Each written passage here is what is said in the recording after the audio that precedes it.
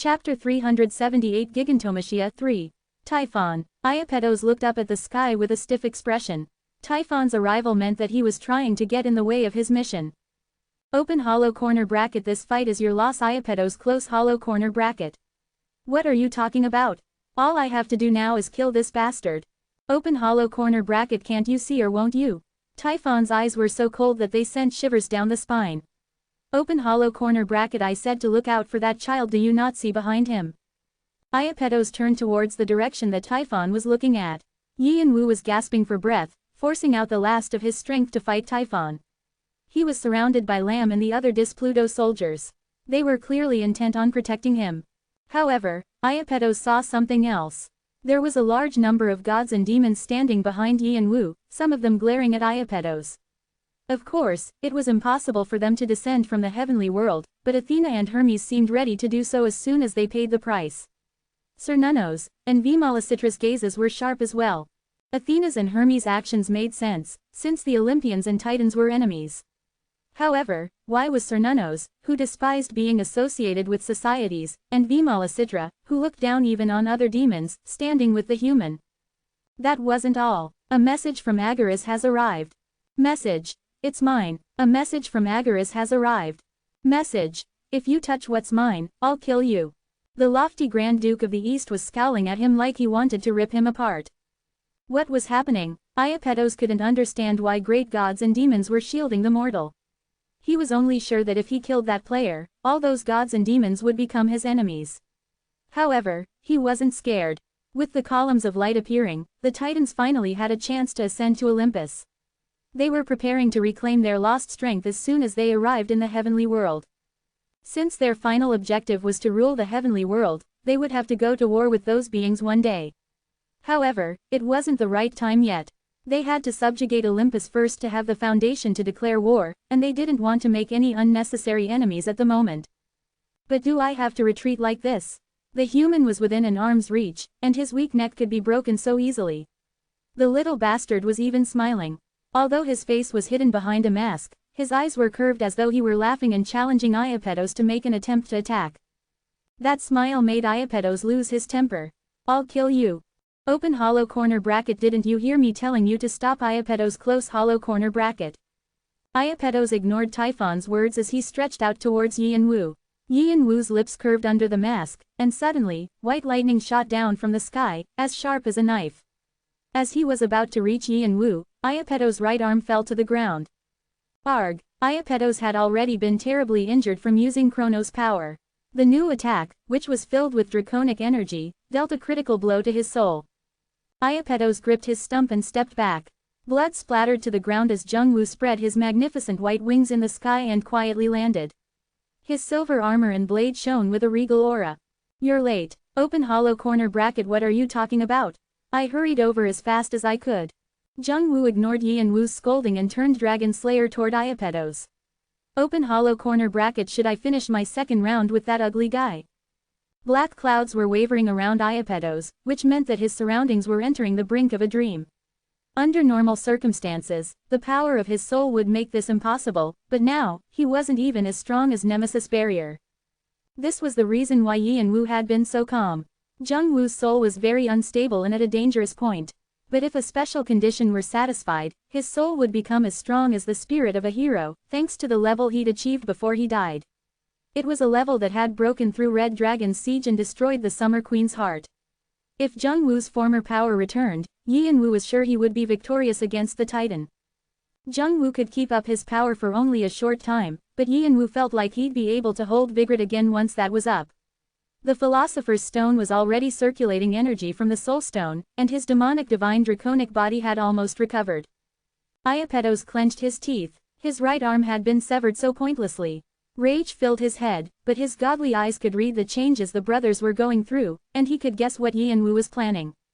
Open hollow corner bracket. I will not allow any more disobedience. Iapetos.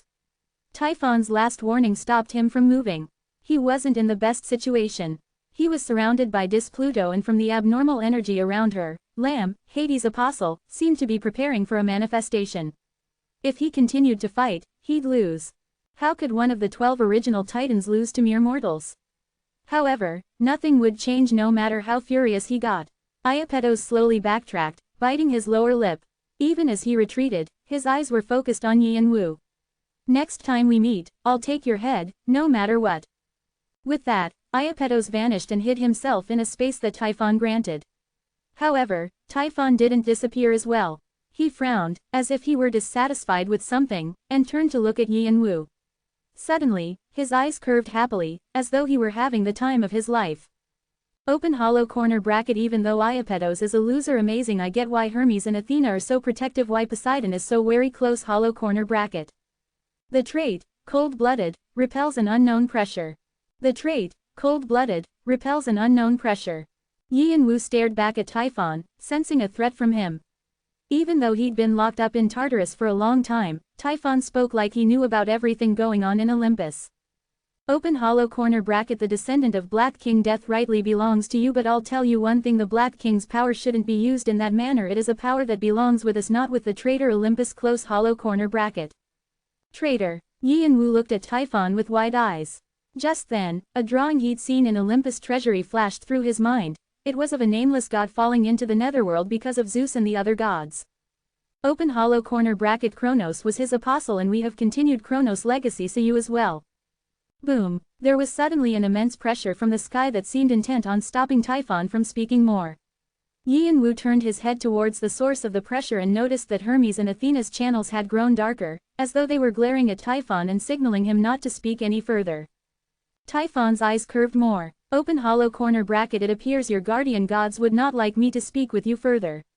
We'll finish our discussion another time. Close hollow corner bracket. The eyes started to fade away. Open hollow corner bracket. That won't be too far in the future, so I'll be waiting for you to come. Close hollow corner bracket. With those words, Typhon finally disappeared.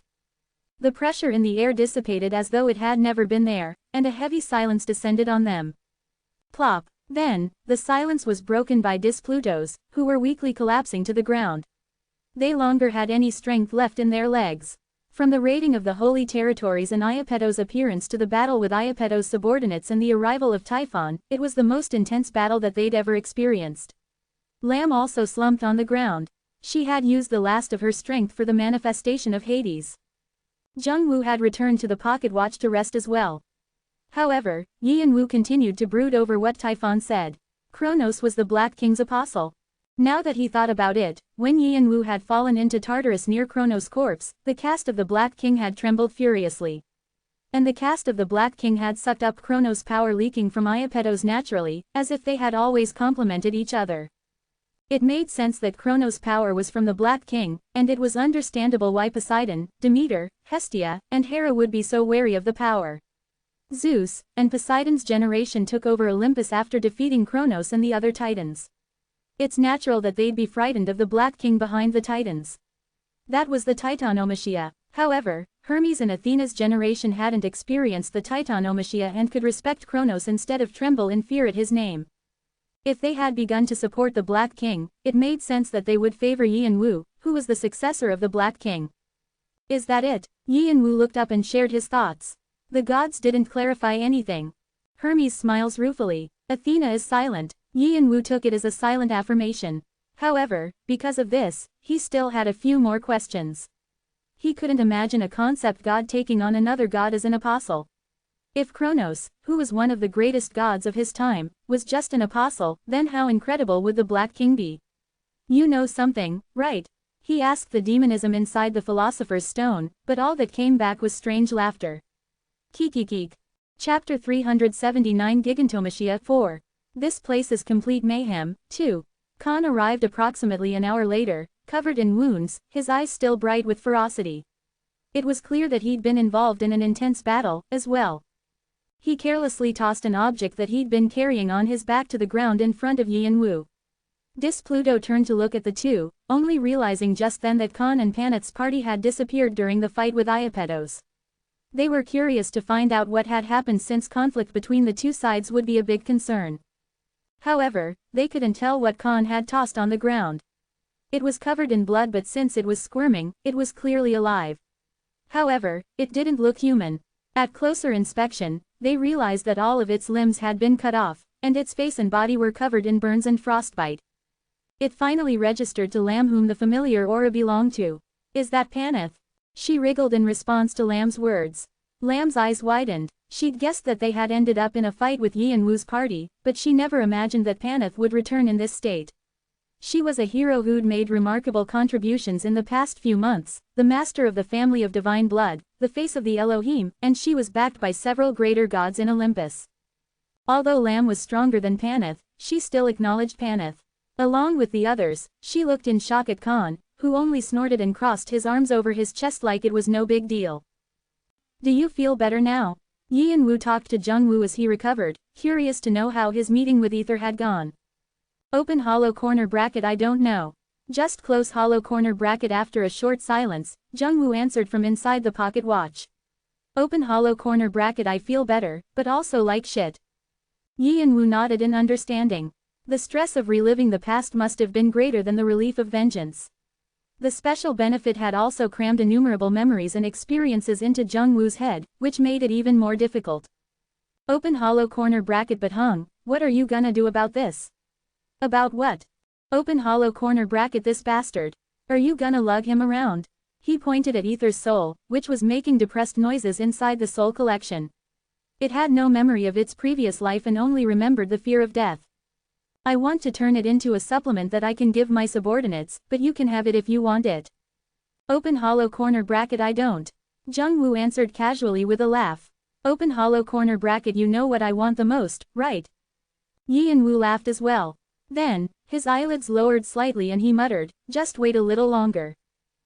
The footsteps of the injured Displuto were heavier when they returned, but the temple of King of the Underworld greeted them heartily. They could finally feel Hades, holy power after the ascension of the 4 columns of light. Along with their defeat of Iapetos, this kept their spirits high even though they had sustained a great deal of damage.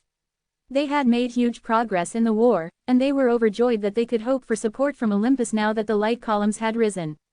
It was possible to see the end of the interminable war. However, the news about Paneth and her party's treachery shocked Displuto. They'd seen them as comrades and heroes, and yet they'd resorted to such cowardly and despicable acts. Everyone knew that there was bad blood between Paneth's party and Yi and Wu's party, but this was simply unacceptable. It was a grave crime to betray a comrade in Displuto, and it was punishable by death, especially if the betrayal happened on a battlefield. It was a relief that most of Paneth's party had died on the spot, but the mastermind was still alive. Although she was on the brink of death, healing magic could still fix her a bit since the divine blood in her kept her breathing. It was a blessing that perhaps seemed more like a curse for Paneth now. What a grotesque state. Hades laughed incredulously after listening to what happened. He'd been expecting some kind of treachery, but it was a pleasant surprise that it had ended in futility. However, what truly stunned him was that Poseidon and the goddesses were pretending not to know anything about the whole thing. As he felt the gazes of his brothers and sisters, Hades clucked his tongue. Those shameless fools. They grew more arrogant in the time that I've been gone. Although they were family, they had a hierarchy. Zeus might be the leader, but Hades was still the oldest among them, and even Zeus listened to him. Besides that, Hades was the king of the underworld, and everything that occurred there was under his jurisdiction. Just 1,000 years ago, Olympus couldn't even interfere in Tartarus, and Olympus had surrendered to him several times. Had too much time passed? Or did they think he would look past their actions since they were the only ones who could help Tartarus? They hadn't said a single word of apology after humiliating Hades. In fact, they stood even taller, as if they had nothing to be ashamed of. It seemed as if they were implying that they would only send support if everyone accepted that only Paneth was to blame, muddying the waters. I apologize. I accept all punishment willingly. Lam bowed in shame to Hades, who was deep in thought. Hades grinned. What do you have to be sorry about? I should have known this would happen. It's fine. You've accomplished great things. You deserve to be rewarded. How can you expect me to punish you? The fault lies with those who planned this. It's not as if you can predict the future. Lam bowed her head even more. The incident had happened because she'd stubbornly pushed for the expedition despite Hades' reluctance. It seemed that he'd been anticipating that something like it would occur. However, she hadn't understood him despite being his apostle. Instead, she had been too eager for a victory. Although the raids were successful, they'd been humiliated by Olympus and lost the advantage in their battle of wits. She felt the injustice of the situation keenly. Olympus was the one at fault, but Tartarus was the one who had to worry about causing offense. And if Olympus sent their support and Tartarus was at peace again, it was obvious who would have the upper hand. Hades, divine level would fall, and this frustrated Lamb. And yet, at the same time, they couldn't reject any support. She felt crushed. However, Hades grinned again. How can you still not know me after serving me for 100 years? Lamb's eyes widened. She didn't understand his meaning, and Hades' smile grew bigger. As usual, it was a lopsided smile that looked cynical, but Lamb could tell that Hades was truly enjoying himself. I'm more offended that a mere player is testing me. What do you mean, sir? Why don't you come in now? Suddenly, the door to the temple burst open, and Yian-Wu slowly walked in looking as though he'd already regained all of his strength. If he'd learned anything from this experience, it was that the demonic divine draconic body was better at recovering than he thought. He could now control his body better after testing its limits. The demonic divine draconic body was full of potential, and even Jung-Woo was amazed after observing Yian-Wu. If Yian-Wu was successful with the 4th and 5th step awakenings and gained the giant factor on top of that, how powerful would he be? To Yian-Wu, completing his body was as important as the Black King's power. It would play an important role in finishing his right wing. I'll leave her disposal to you. You may take her away. Thank you. Yian-Wu bowed. His shadow stretched out like taffy and swallowed Paneth's body. Leaving Paneth to Yian-Wu meant that Hades didn't care at all what happened to her. Poseidon and the goddesses might think that Hades had bent to their will, but Yian-Wu knew different. What an old fox. Hades had caught on to what Yian-Wu was planning to do with Paneth. Hades would never ignore his siblings' impertinence regardless of Tartarus' situation. He was going to return what they did to him and pretend not to know anything. Yian-Wu quietly left the temple. Lamb's eyes narrowed as she watched him. What did Hades mean by saying that Yian-Wu had tested him? There seemed to be a silent agreement between them, but she had no idea what it was. Only one thought ran through Paneth's head. I want to die, please let me die in peace. Her thoughts rushed through her head without a chance of being spoken when suddenly, she felt her body revitalized, and she could see again. Her reason returned as she grew more alert. The first thing she saw was a demon in a black mask. Go away. Traumatic memories made her convulse as she struggled to escape. It was only then that she realized that she no longer had arms and legs. Paneth screamed at her hideous state. It was impossible. She was the leader of the mighty Protogonoi tribe, someone who was going to become a god and enter the heavenly world. There was no way she could be reduced to this state. Yian-Wu blocked her screams with his hand and growled in annoyance. Shut up. Paneth couldn't move after seeing his eyes. She was overwhelmed with fear. She wanted to shake the fear off, but she couldn't. Yian-Wu looked down at her as though she were a bug. It was a look that she had always given others, not one that she ever expected to receive herself. You Protogonoi are always acting like you're the best when you've got nothing to show after your top layer has been peeled off. You're all the same. Paneth couldn't muster the courage to deny it. I wonder what the real gods are like. As he spoke, he pulled up the power of the soulstone and blew it into Paneth. MMMPH. Paneth realized what Yian-Wu was trying to do and thrashed around. If he succeeded, she would never get out alive. She hoped for death, but her soul would be destroyed as well. She didn't want to just vanish like this, but there was nothing she could do. Her body stiffened like a block of wood, and the whites of her eyes showed. A magical energy began to flow out of her burned body, which turned white as her spirit form appeared. It was a familiar sight to Yian-Wu. It was the same thing that occurred when Poseidon descended before Benteke died. However, back then, Poseidon had forced the manifestation. This time, it was Yian-Wu who was pulling it out. He used the data from the channel that had given Paneth blessings and favors and restored the channel. It was nearly impossible for a player to force a god's manifestation, but Paneth's special blood and the traces of the channel made it possible.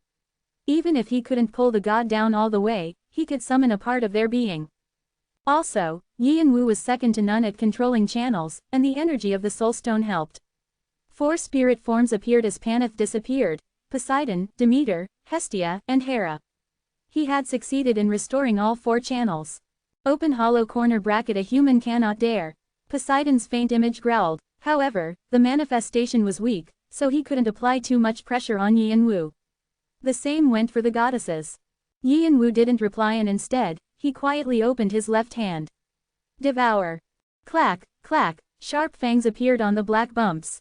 Open hollow corner bracket. Do you think you can get away with this? The rage was evident in Poseidon's voice at being forced to manifest once more after Benteke. He was furious that a little bug would now take his factor twice. Open hollow corner bracket. Soon, the stairs between Olympus and Tartarus will be opened. Do you think you can survive facing me? Yianwu clearly didn't care what Poseidon said. The proficiency of Batory's vampiric sword has dramatically increased.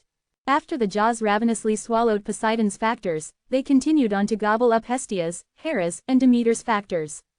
The components of each god's holy power were different. Poseidon's was like a turbulent wave, Hestia's a warm hearth, Hera's sharp, and Demeter's soft. Yianwu could only sense these differences because he had some level of divine factors. The pressure of the factors was so intense so most players would be overwhelmed from being next to them. Open hollow corner bracket. I now understand why Poseidon is so wary of you after seeing it for myself. Unlike Hestia and Hera, who were absorbed without too many words, Demeter spoke up. However, Yianwu couldn't sense any anger from her as he had with Poseidon. Open hollow corner bracket. And I understand why Hermes and Athena protect you so much. The entire heavenly world is in an uproar with rumors about you. I can see why. Her voice was full of mixed feelings. Open hollow corner bracket. But you should be careful. Close hollow corner bracket. Demeter spoke in a whisper. Open hollow corner bracket. The turbulence is just beginning. Even the successor of the Black King cannot avoid close hollow corner bracket. Her voice was cut off because her factor had been completely absorbed. Swoosh. Yianwu felt the divine factors taking their places inside him. The potential of the demonic divine draconic body added a tear. However, Yianwu was frowning at Demeter's words. Turbulence. What did that mean? Demeter was the mother of Persephone, Hades' wife. It was possible that she wasn't entirely on Poseidon's side, and there was clearly some significance to her words. Yianwu was lost in thought when he suddenly felt a gaze on him. Jungwoo had left the pocket watch and was watching him. What? Open hollow corner bracket. It's just that I think it's ridiculous. Yianwu waited for him to continue. Open hollow corner bracket. You're probably the only person in the world who has ever exploited gods. Yianwu avoided Jungwoo's eyes and turned away. Open hollow corner bracket. That temper. Close hollow corner bracket. He heard Jungwoo mutter to himself, but he pretended not to hear. Just then, Shannon's face popped out of the shadows, nodding in agreement. His and Jungwoo's eyes met in deep understanding. After that, time passed quickly. Pluto's next attacks cut through Tartarus like a fire roaring through a dry forest. They suffered losses just as they had in the battle with Iapetos, and the entire corps was nearly annihilated. However, Pluto was accustomed to this kind of damage, and after retreating for the last 100 years, they were fired up by the victory that seemed within their grasp. In the center of them all, boom, swoosh, stood Yianwu. Ares shouts at your performance. Sekhmet rubs her lips greedily. She is pleased with the slaughter. Cernunnos blesses the spirit Rebecca in order to help you. He contemplates taking a new apostle. For Yianwu, Tartarus was the greatest stage. The sky wings were still incomplete, and he needed to take part in more dangerous battles to finish them. However, there weren't many places on the ordinary floors that were risky enough for Yianwu. Perhaps the ones above the 60th floor might pose some danger and make Yianwu more cautious, but even still, the focus was on completing trials, and he wouldn't get the same number of battle experiences. It was a different story in Tartarus. This was a battlefield where divine beings clashed with each other. Even the foot soldiers were stronger than the players on the higher floors.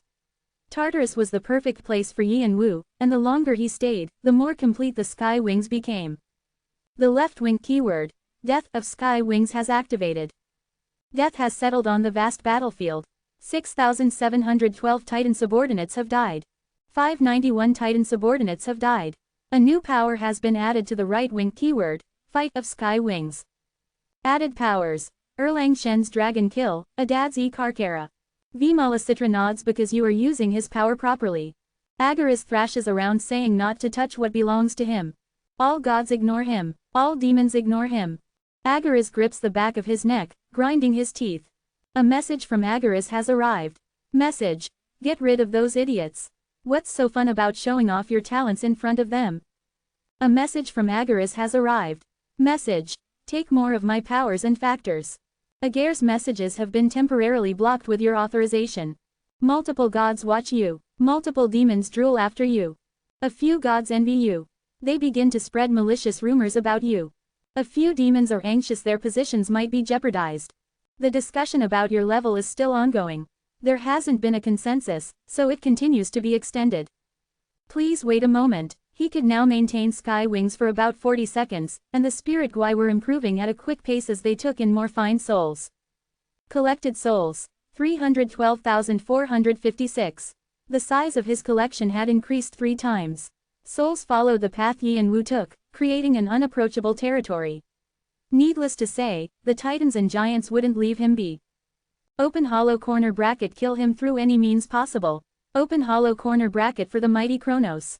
Giant gods, including the 12 original titans, set up their defenses and fought close battles.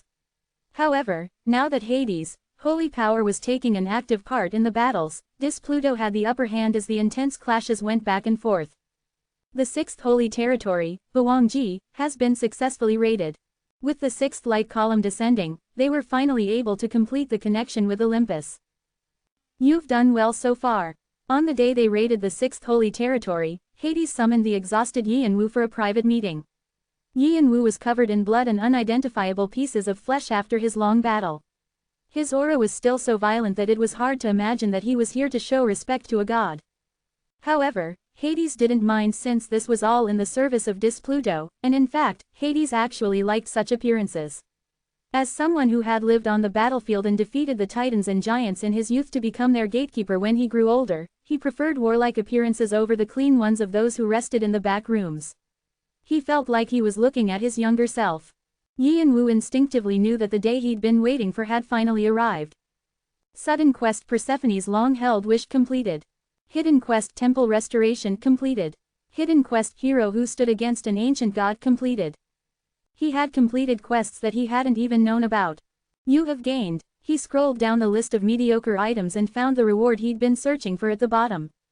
You have gained Hades, Great Holy Artifact, Kaini, as a reward. As I promised you at the start, I will give this to you. Hades slowly descended from his throne and gave Yi and Wu a black helm. It looked like a common bronze helm, but Yi and Wu had seen what Hades appeared like when he wore it. The battle to raid Bawangji, the 6th holy territory, had been a rough one that Pluto had bet the entire house on. 7 of the 12 titans had shown up, and so many of their subordinates rained down that it seemed they would swallow up the world. It would end up being one of the most memorable battles Pluto had fought in 100 years. In the middle of the pandemonium, Hades stepped into the battlefield wearing Kaini for the first time.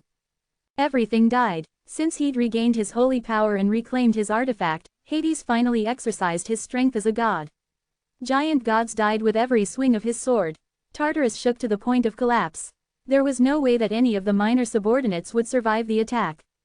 It was a show of power that demonstrated Hades' status as the oldest of the Olympus and explained how he managed to take Tartarus by himself, and with Kaini on, Hades grew even more frightening.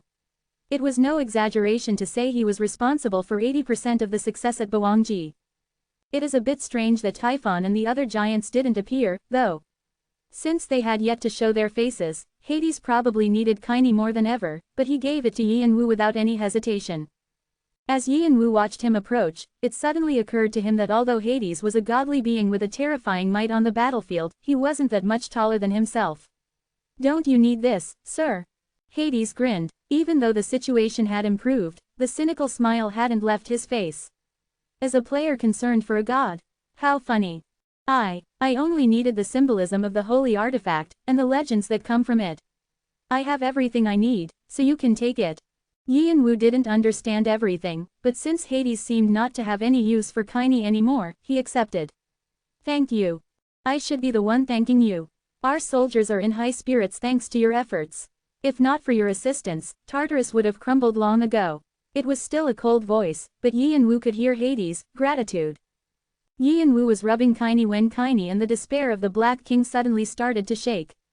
Hades looked at the 2 items with rueful eyes for a brief moment and silently returned to his throne. Since you have what you want, you will be returning to the stage, correct? Tartarus would change to the battlefield of legends once it was successfully connected to Olympus. Hades and the others would probably search for the hidden titans and giants. Yi and Wu's party didn't have any further roles to play since they were little more than shrimp in a battle among whales. Moreover, Olympus wasn't entirely friendly to Yi and Wu. Anyway, that bastard Poseidon is probably furiously searching for you. He's just a sore loser. Hades judged his little brother with disapproval and waved his hand at Yi and Wu, allowing him to leave. Yi and Wu bowed and stepped back. Suddenly, for some reason, it felt like he was saying his last goodbyes to Hades. Cain, is this? Yes, it's Kaini. Yi and Wu returned to the temple square where his party was resting. They had been celebrating their grand victory with drinks, and their faces were all red. Khan saw Kaini in Yi and Wu's hand and his eyes widened. He was surprised to see Yi and Wu finally get hold of the item he had been longing for all this time. This meant they were done with this dreary war and could return to the stage. It looks quite different like that. Kreutz looked at Kaini with a curious expression. Now that he'd been through several life or death situations with the party, he was now regarded as a comrade. The master blacksmiths Victoria and Brahm sat down, and Doyle and Galliard returned from socializing with the other soldiers. The pocket watch inside Yi and Wu's breast pocket shook like it was excited. Yi and Wu was a bit uncomfortable at the attention he was receiving, but he took a deep breath and looked at Kaini. The despair and grief of the Black King trembled as one. Swoosh. Then, Kaini scattered into fine particles and whirled around to gather at Yi and Wu's neck. Clank, clank. The chains grew into a black band around Yi and Wu's neck, thick enough to appear like a pillory although it was more like a necklace. You have earned the fury of the Black King. Yi and Wu could feel the heavy weight as he checked the information window. Fury of the Black King. Category: Armor. Rank. Description: ***. This is a unique artifact. No other artifact like this exists in the tower, and it will be bound to its owner. It cannot be transferred or traded between players. All information is sealed. You must meet the qualifications or conditions in order to view the information. Just as I thought. It was just like the time he'd received the grief of the Black King. He hadn't satisfied the conditions and couldn't read anything about it. He had managed to unlock the grief in the span of a day, but there was no guarantee he would be that lucky again this time. This is Kaini. Heneva walked over with a pipe in his mouth and tapped lightly on Yi and Wu's pillory. Clink. Heneva's eyes narrowed at the clear, ringing sound. He was one of the best blacksmiths in the tower, and he immediately recognized that the pillory wasn't made of any common metal. He breathed out smoke and turned his head. Cyclops, this is. Open hollow corner bracket divine iron. Open hollow corner bracket. It's an item made to bind an extraordinarily strong criminal. But why is this so familiar? Heneva's shadow stretched out, and the Cyclops Brontes and Sterapis appeared, looking at the pillory thoughtfully. For the past few days, they had been following Heneva around to fix Displutos weapons and share their knowledge with him. Right now, it's called Fury of the Black King. Fury. Heneva's eyes widened and he clucked his tongue. Despair, grief, and now fury. Seems the original owner went through a lot. This isn't your everyday. Heneva trailed off at the stiff expression on Brontes and Sterapis' faces. Open hollow corner bracket Black King. Open hollow corner bracket I see. That's why. They trembled as though they were frightened but also relieved and joyful to have found the answer to a difficult puzzle. But when they turned back to Yi and Wu, their eyes were solemn. Open hollow corner bracket. If you're his descendant, then it makes sense that you managed to bind us, even though we were once divine beings. So that's why close hollow corner bracket. Open hollow corner bracket. The sins we committed in the past have returned to chain us up like this. Open hollow corner bracket. It appears so.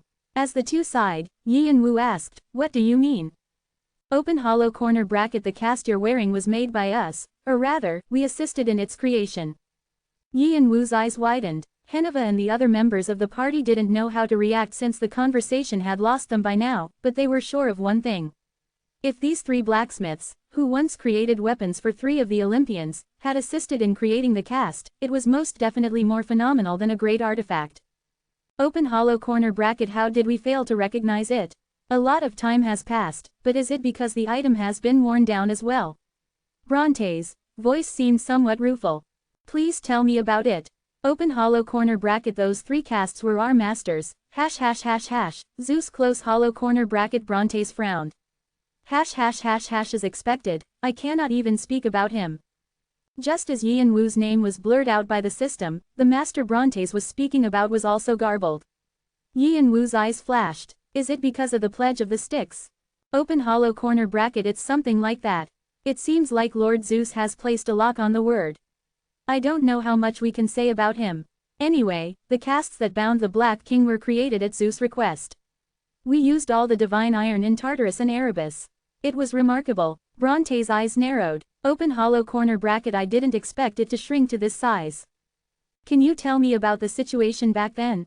The pocket watch trembled. The more secrets Yi and Wu uncovered about the Black King, the closer he would get to resurrecting Jungwoo. Open hollow corner bracket. You know very well that a pledge of the sticks cannot be broken easily. Yi and Wu clenched his fist. The Black King's power was always above the features of the system, but it seemed there were limits to its abilities. Did he have to give up here? Open hollow corner bracket. However, Yi and Wu waited. Open hollow corner bracket. I can tell you this much. After the Black King was confined to the void, the ranking in Olympus shifted. You'll be able to learn more if you look into the reasons behind the Protogonoi's fall and the banishment of the Titans and Giants. Suddenly, sparks exploded from Bronte's body. Open hollow corner bracket. I see even the system limits even this much. Bronte's forehead wrinkled as his body began fading. If he spoke any further about the subject, his soul would most likely be crushed by the pledge of the sticks. However, the information was shocking enough for Yi and Wu. It meant the Titanomachia and Gigantomachia was related to the Black King. And it's related to the Protogonoi, too. He was flustered that traces of the Black King could be connected to the Elohim and the descendants of the former divine species like Ether and Panath. Do you know anything about this? Yi and Wu rubbed the pocket watch and Jungwoo's thoughts were delivered through his fingertips. Open hollow corner bracket. Not really.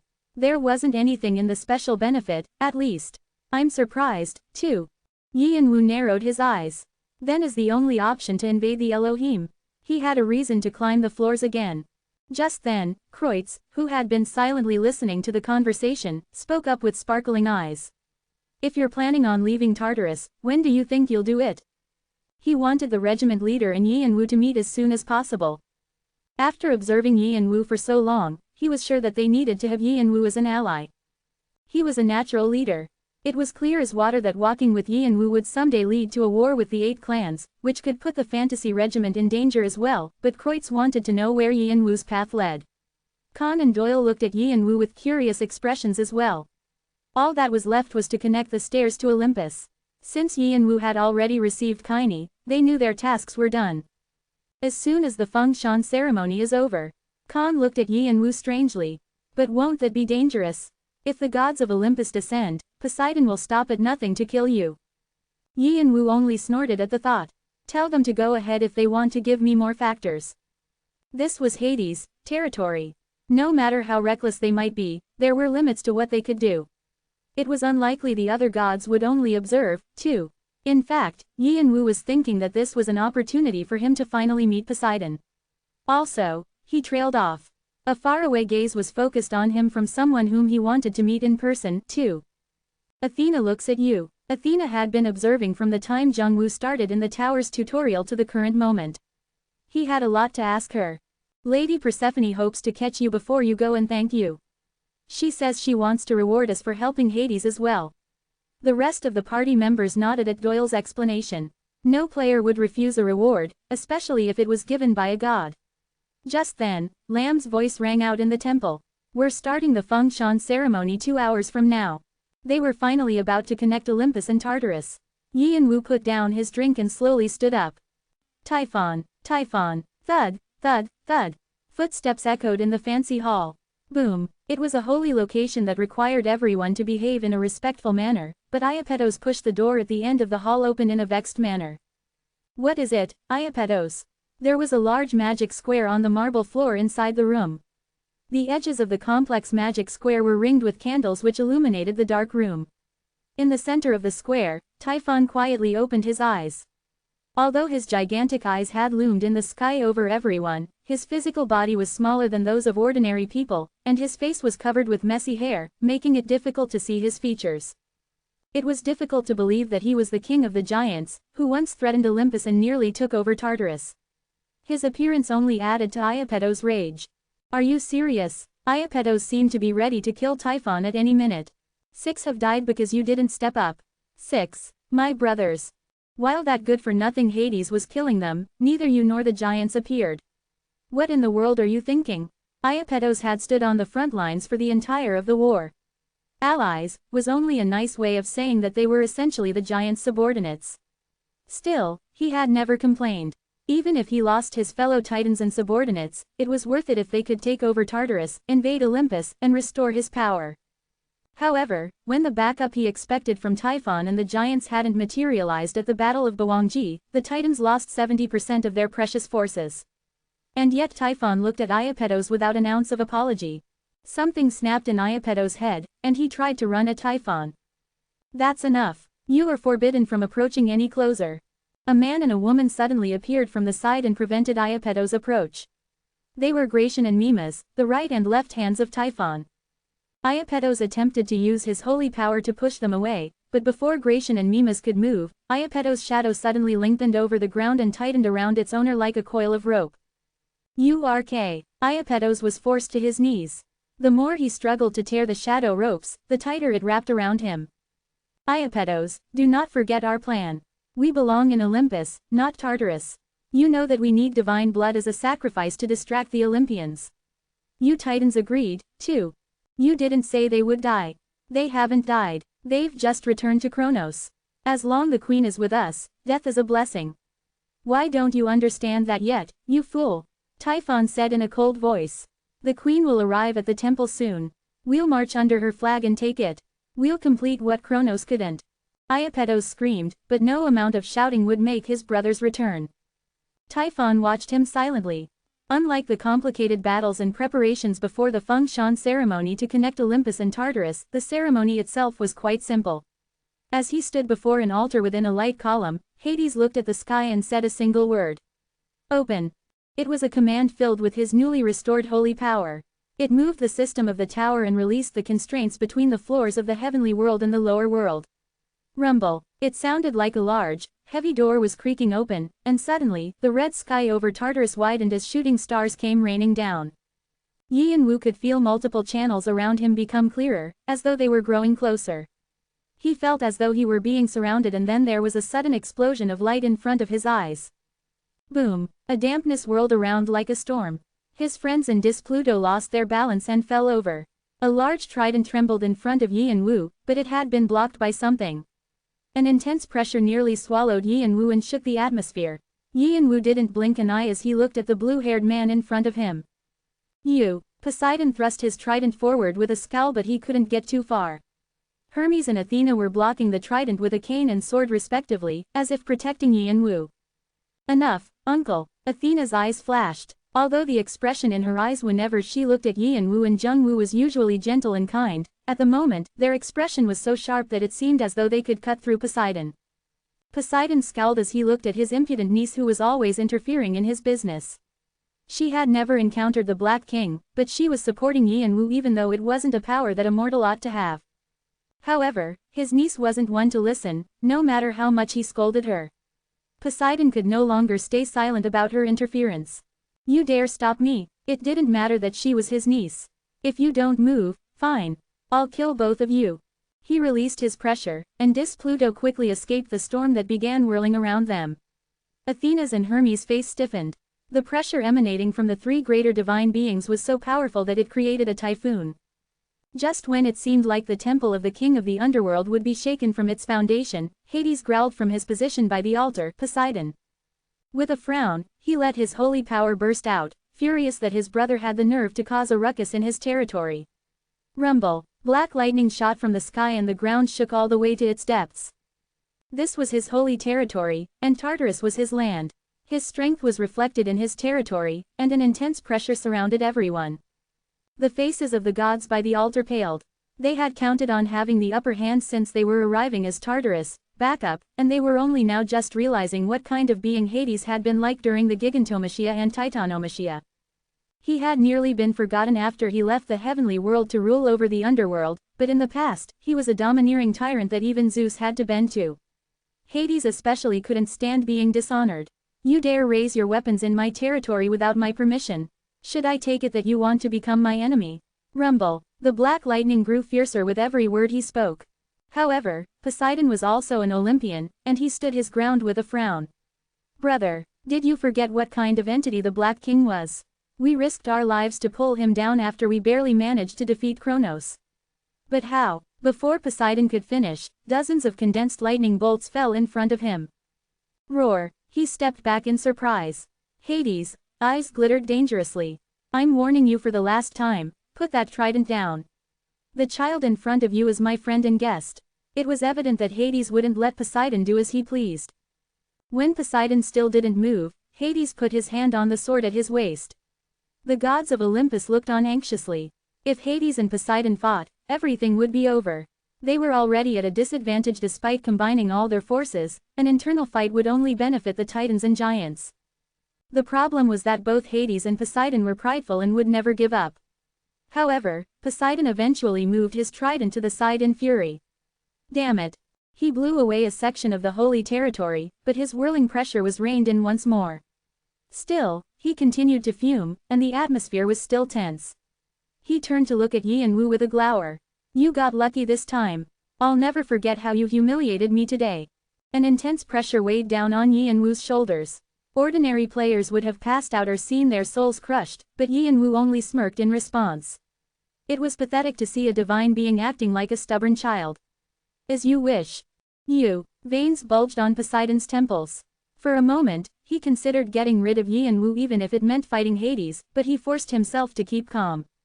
If he used all his power, he could easily kill Yi and Wu, but Yi and Wu wouldn't go down without a fight. He was a player who had killed a god before, and the process wouldn't be that easy. In the end, Poseidon managed to hold himself back with preternatural effort and turned around. The gods following him hesitated and left after bowing to Hermes and Athena, then glaring at Yi and Wu, Hestia, Hera, and Demeter among them. Athena only put her sword away after Poseidon and the others were completely out of sight. However, the sharp combative aura around her remained. Hermes chuckled at his sister. Do you know something, sister? What? Athena wondered what her mischievous brother was trying to pull this time and narrowed her eyes. Hermes continued to smile playfully despite her sharp gaze. If you only ever show this violent side, any guys interested in you will be scared away. Belatedly realizing her mistake, Athena quickly regained her composure, but it was too late. Yi and Wu was already staring at her. Thank you for helping me. Athena nodded in a slightly flustered manner. Open hollow corner bracket. You acted like you had a lot to say when you finally met him. See, I was right, Hermes' voice suddenly rang in her ear. She recalled how Hermes had giggled at her as she anxiously watched Yi and Wu's reunion with Jung-woo. What did he say back then?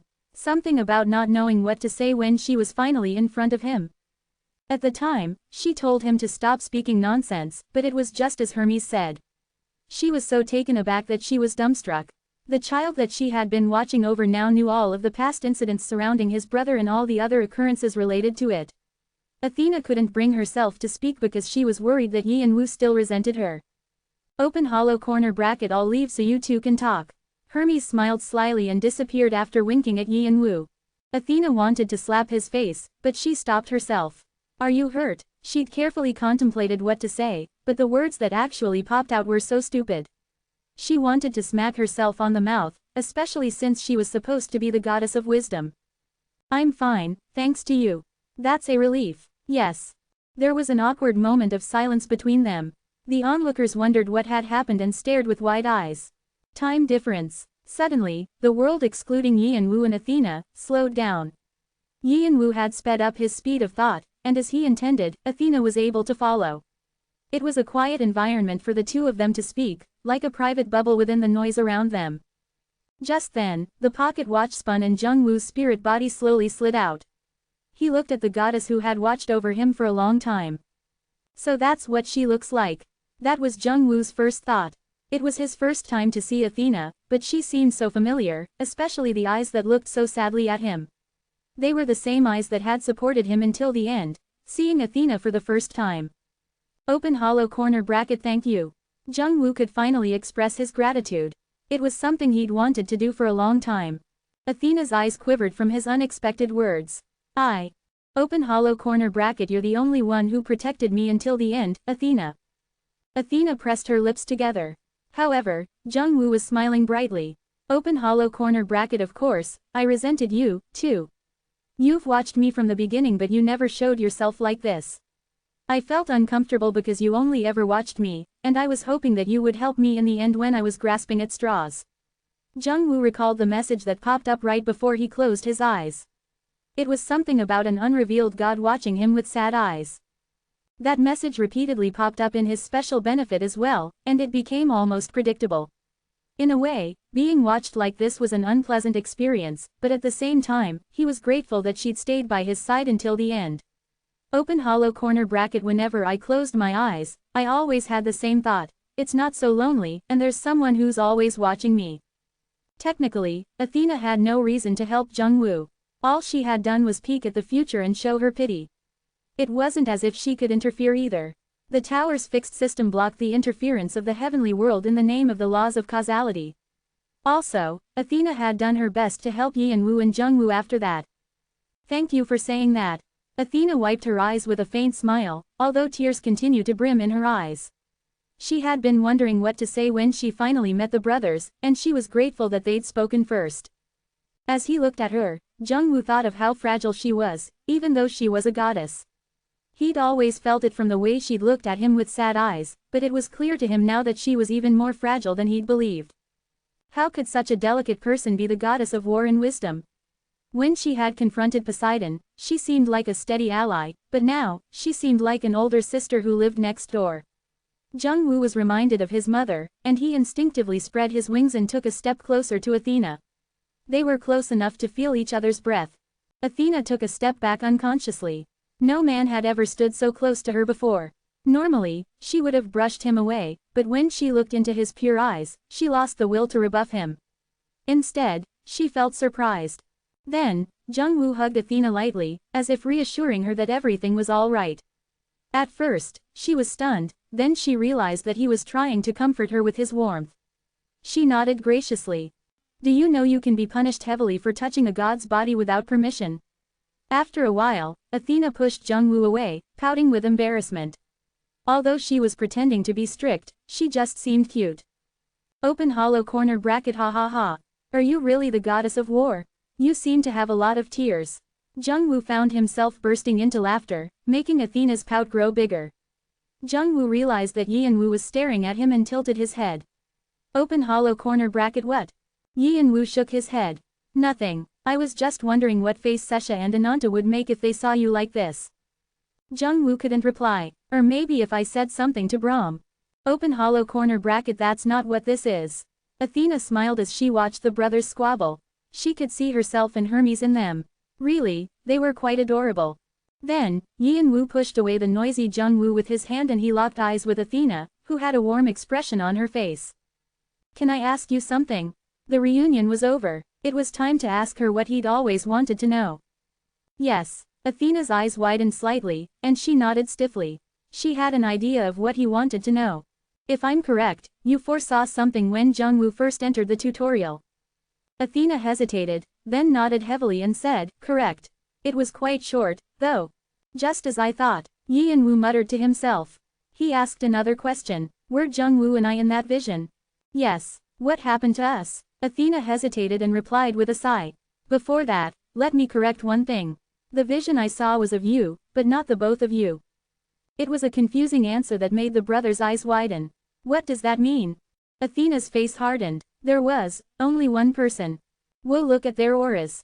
They're truly warlike. The Titans were one thing, but Olympus is another. I suppose gods are gods. Only when the gods of Olympus stepped away did Khan and the others manage to catch their breaths. Khan was slightly exaggerating, but the others still nodded. Olympus is a pantheon of many, so they're one of the largest societies along with Diva, Chansect, and Asgard. Since they're the heads of a society like that, it's natural for their auras to be so impressive. Brahm grinned, reminiscing about his time in the heavenly world. Olympus was considered one of the most troublesome places in the heavenly world. They interfered in the lower world the most frequently and saw the most incidents. It was also the place where the biggest shift in generations had occurred. It seemed like their tradition was still being passed down. It had only been a short while, but the gods of Olympus clearly moved in two rival groups, the old gods with Poseidon and Hera versus the young gods centered around Hermes. A few of them wandered around trying not to take sides, but most gods associated with one group were hesitant to approach those in the other group. Even more telling, the gods who were more powerful didn't even glance at the other group. It clearly meant that the conflict between the generations had gone past the point of no return. I heard it became more extreme after Zeus fell into a slumber. I guess the rumors were true. Brahm was sick of the heavenly world, but he sometimes took an interest in noisy Olympus. One thing hadn't changed throughout the years: Their arrogance. They had some interest in Yi and Wu, who had caused an uproar in the heavenly world, but they didn't even look at the other players. Some openly frowned as though they found it distressing to even breathe the same air. To this day, the ones at the top haven't changed. Brahm snorted at the gods of Olympus and glanced at Yi and Wu. Most people hadn't noticed it, but Brahm knew through his connection with Yi and Wu that he and Athena had conversed about something. Although he didn't eavesdrop because it was a private conversation, something kept nagging at him. It's a bit weird. Numerous gods and demons had lavished attention on Yi and Wu, but he'd had the most contact with Olympus, from the Black King, who likely had a connection to Olympus, the blessings of Hermes and Athena, and his bad blood with Poseidon to the two legendary beasts named after gods in Olympus and the battle in Tartarus. Since a player's worth was determined by the accomplishments registered in the system, it wasn't wise to keep such a close connection with one place like this unless you were an apostle. Brahm was concerned that Yi and Wu would be swept up in the disorder of Olympus. Yi and Wu had told everyone to get ready to leave because they would depart Tartarus after his business with Athena was finished, but the laws of causality couldn't be brushed away that easily. Smack! Brahm shut the book he had been reading and pulled out a bamboo container from within his breast pocket. He hadn't wanted to use it unless as a last resort, but he was feeling too frustrated. At the noise, Galliard, who was next to him, tilted his head. What's that? I've never seen it before. Tools of divination. Divination? You don't believe in that stuff. I don't discount it either. What do you want to see? Events in the future. With that reply, Brahm silently pulled out a bamboo stick. There was a mysterious letter at the end of it that only Brahm could read. Inauspicious. In fact, it wasn't just inauspicious, it was greatly inauspicious. What does it say? Nothing, nothing. Brahm put the bamboo stick back, controlling his facial expression to the best of his abilities. However, he felt like his heart had dropped to the soles of his feet. It was a rarely seen ill omen. What happened? Were Yi and Wu and Olympus not suited to each other? He shook the container several times and pulled out more sticks, but the same results appeared: great inauspiciousness. Nothing good would come from associating with Olympus. I should tell Yi and Wu that we need to leave quickly. Staying here would only bring misfortune. Just then, Yi and Wu appeared, on his way back to them. Brahm started to move forward, then he suddenly paused. Although Yi and Wu's expression was hidden behind his mask, Brahm had a feeling that Yi and Wu's face was tense. Their connection shook from Yi and Wu's intense emotions. What's wrong? Did something happen? Brahm, Yi and Wu said hesitantly, how likely do the visions of gods become reality?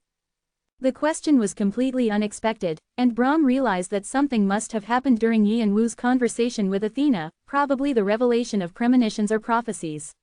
Those didn't always bring good results for gods and demons. If it's not someone who has precognition as their domain, they can sometimes be inaccurate. Precognition doesn't come from one solid outcome, it's a result of multiple processes. It's not unusual for people to force different bits together to make sense of it all.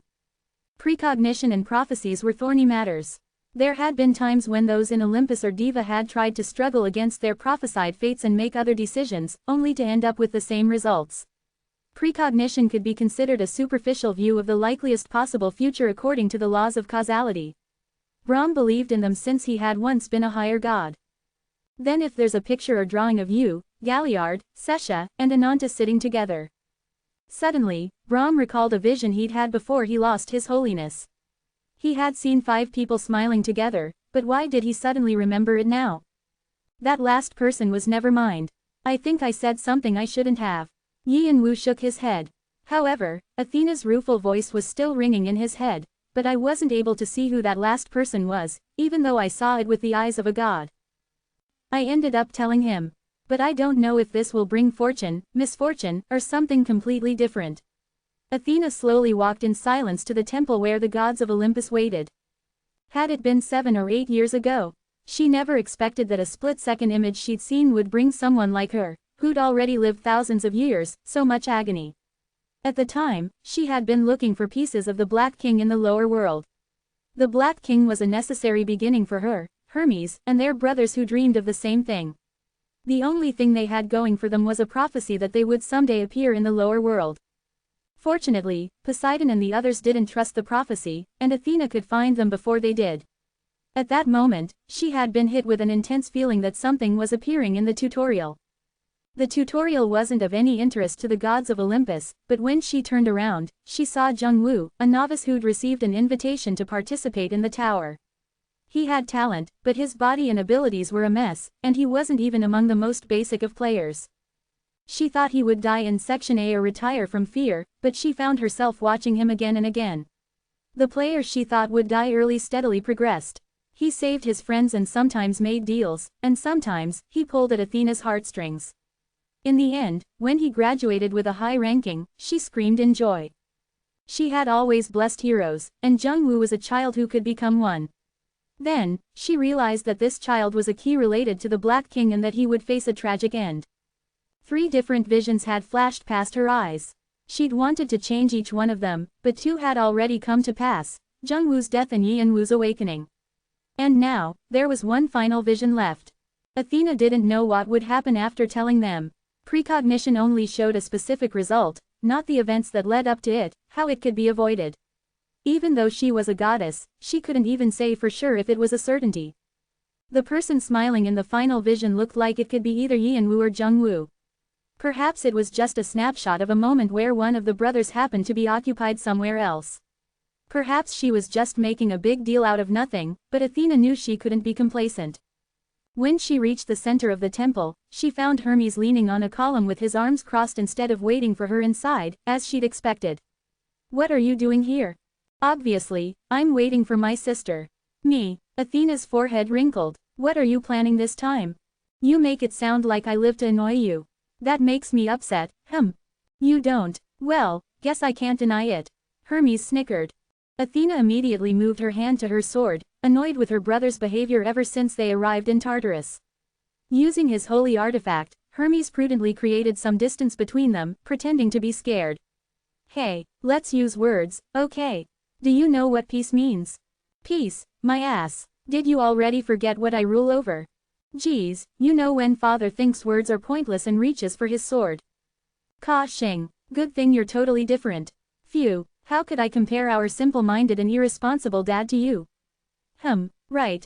Clank. Athena pushed her sword back into its sheath. With ###. "From your expression, it looks like things went well. Need I ask?" "Then what?" "Because of that." Hermes pointed at the temple. Its door and windows were wide open, revealing what was going on inside. Although there was the possibility that important information might be leaked as the gods spoke, no one had the courage to approach the gods of Olympus. However, thanks to the view, Athena could observe the loud arguments inside the temple. "Are you going to give the power of the Black King to a mortal? You know better than anyone else what kind of power it is. It can't be done," Poseidon shouted as he burst up from his seat, his face as red as a tomato. Hades merely smiled coldly, still seated. "I already gave him kine. I believe that's enough of an answer." Hades. Boom. Poseidon punched the table, losing his temper.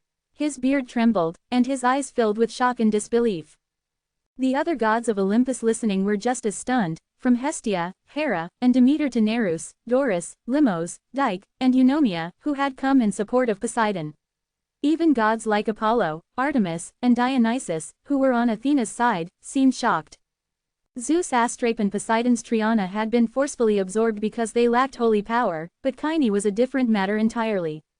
Giving a great holy artifact like kine meant that Hades had betrayed the pledge of the past and sided with the player Yeonwoo. From a certain perspective, it meant that Yeonwoo was closer to him than Lam was. The issue was complicated further by the fact that it was an item that had been recreated with much difficulty after already being destroyed once. A holy artifact was the symbol of the legend of a divine being. Hades had given his future to Yeonwoo. "You mean you're already surprised by something like this?" Hades crossed his legs, resting his chin in his palm. A corner of his mouth lifted in a cynical manner. "If I say I plan on giving that child the cumbersome title of King of the Underworld, once he attains a divine level, that will completely appall you then." The others froze at Hades' sudden bombshell. "Are you serious?" Poseidon was the first to collect his wits. His face had not only turned red, but he was trembling in rage from head to toe. He had been trying to keep his composure since he was in Hades' territory, but he had reached the end of his patience. Of course, Hades wasn't one to care. "Don't shout, Poseidon. No one here is deaf." Hades' smile deepened. "Didn't you say he's a mere mortal? How ironic. Since you've been bested by that mere mortal several times, what does it make you? A loser, idiot, something along those lines. Don't mock me, mock. If speaking the truth is mocking you, I'll do it to no end. Hades dropped his right hand from under his chin and straightened his back. The same goes for the rest of you. His eyes swept over the rest of the gods, which included Hestia, Hera, Demeter, and their subdeities. It was pathetic that an internal conflict had risen within Olympus all because of the Black King. A lot of time has already passed. Why can't you fools let it go? The past is already the past. You don't have to pay attention to it. Why are you so obsessed? Because the past is not simply the past. Hera shot up from her seat to defend their position. As Zeus, wife and the queen of Olympus, she had the right to speak as much as the three brothers, since she had been ruling over Olympus in their stead.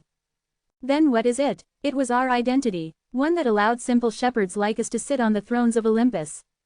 After Kronos had been brought down, the Black King was trapped in the void, stripped of his power. Not long after, they managed to gain Olympus. But if the Black King rose once more, it would mean that the ember that they believed had already died would ignite again. It was a root that needed to be pulled up before it could grow. However, Hades snorted as though they were being unreasonable.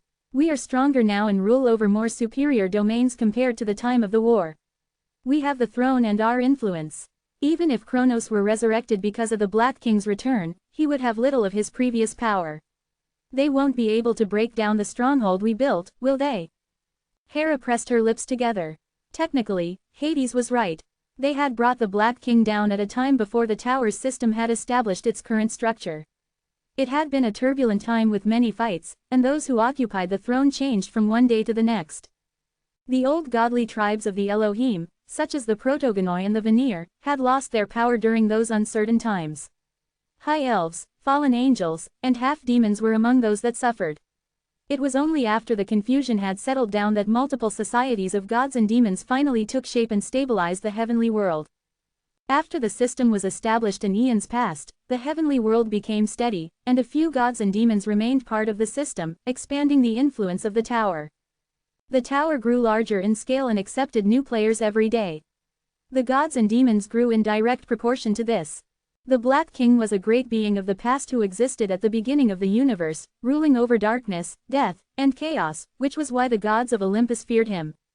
But now that the order of the universe had been settled, Hades believed that Olympus no longer had any reason to fear him.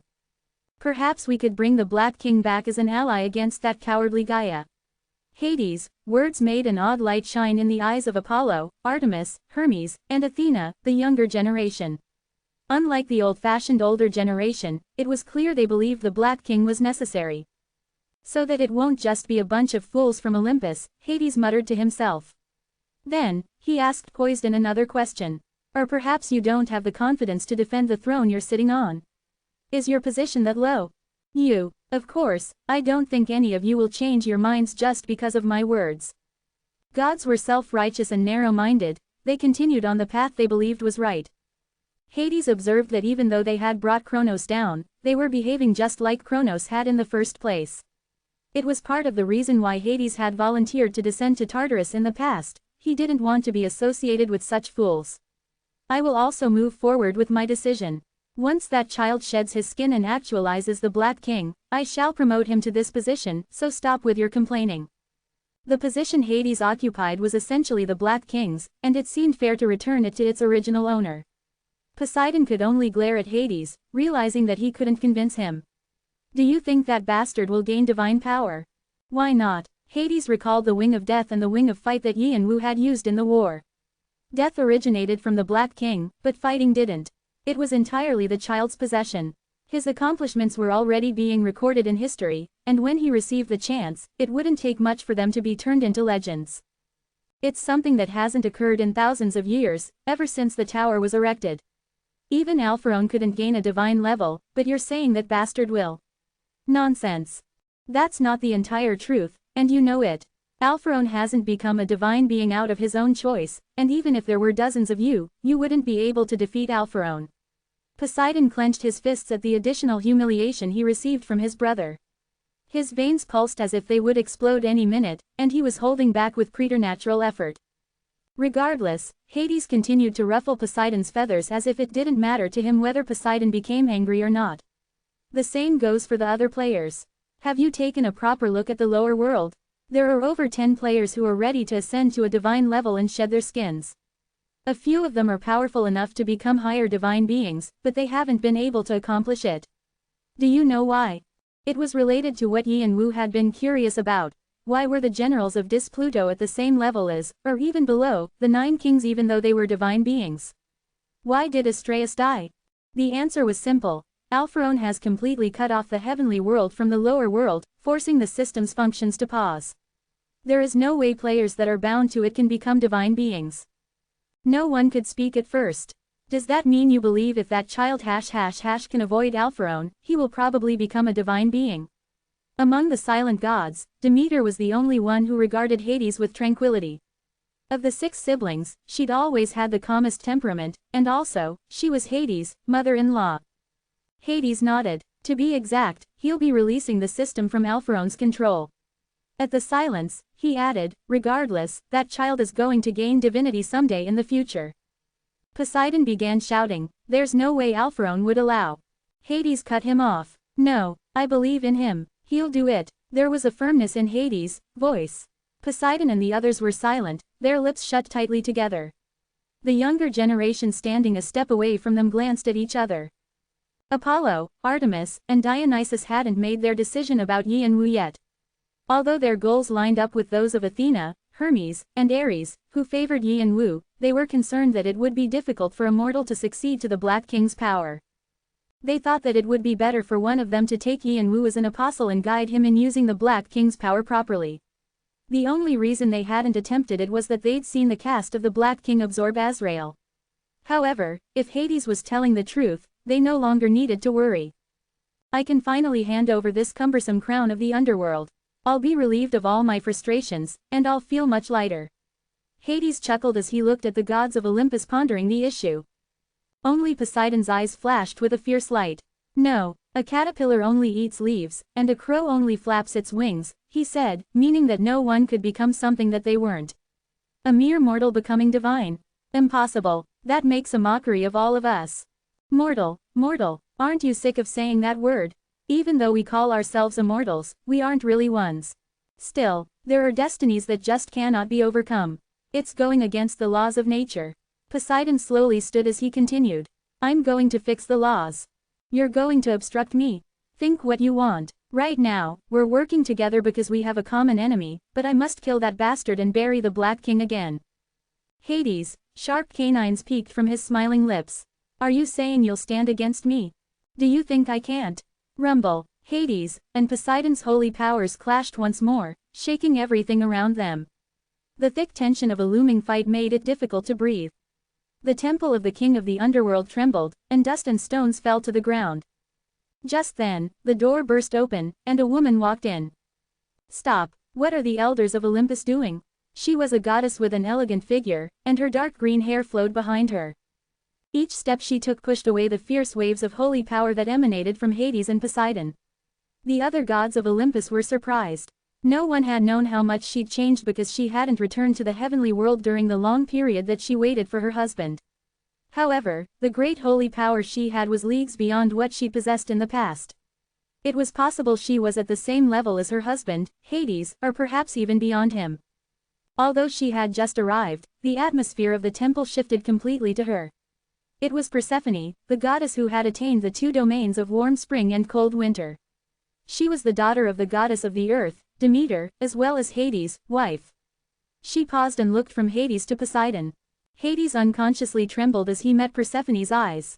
His wife had returned. He had been avoiding her for hundreds of years by pretending to have gone missing so that he could dedicate himself to Tartarus. He knew that they would see each other again after the function ceremony. At the sight of her, his heart began to pound quickly. Like a frozen stream slowly melting in the warm spring sunshine, the cold king of the underworld seemed to return to the time when he'd experienced the first stirrings of love.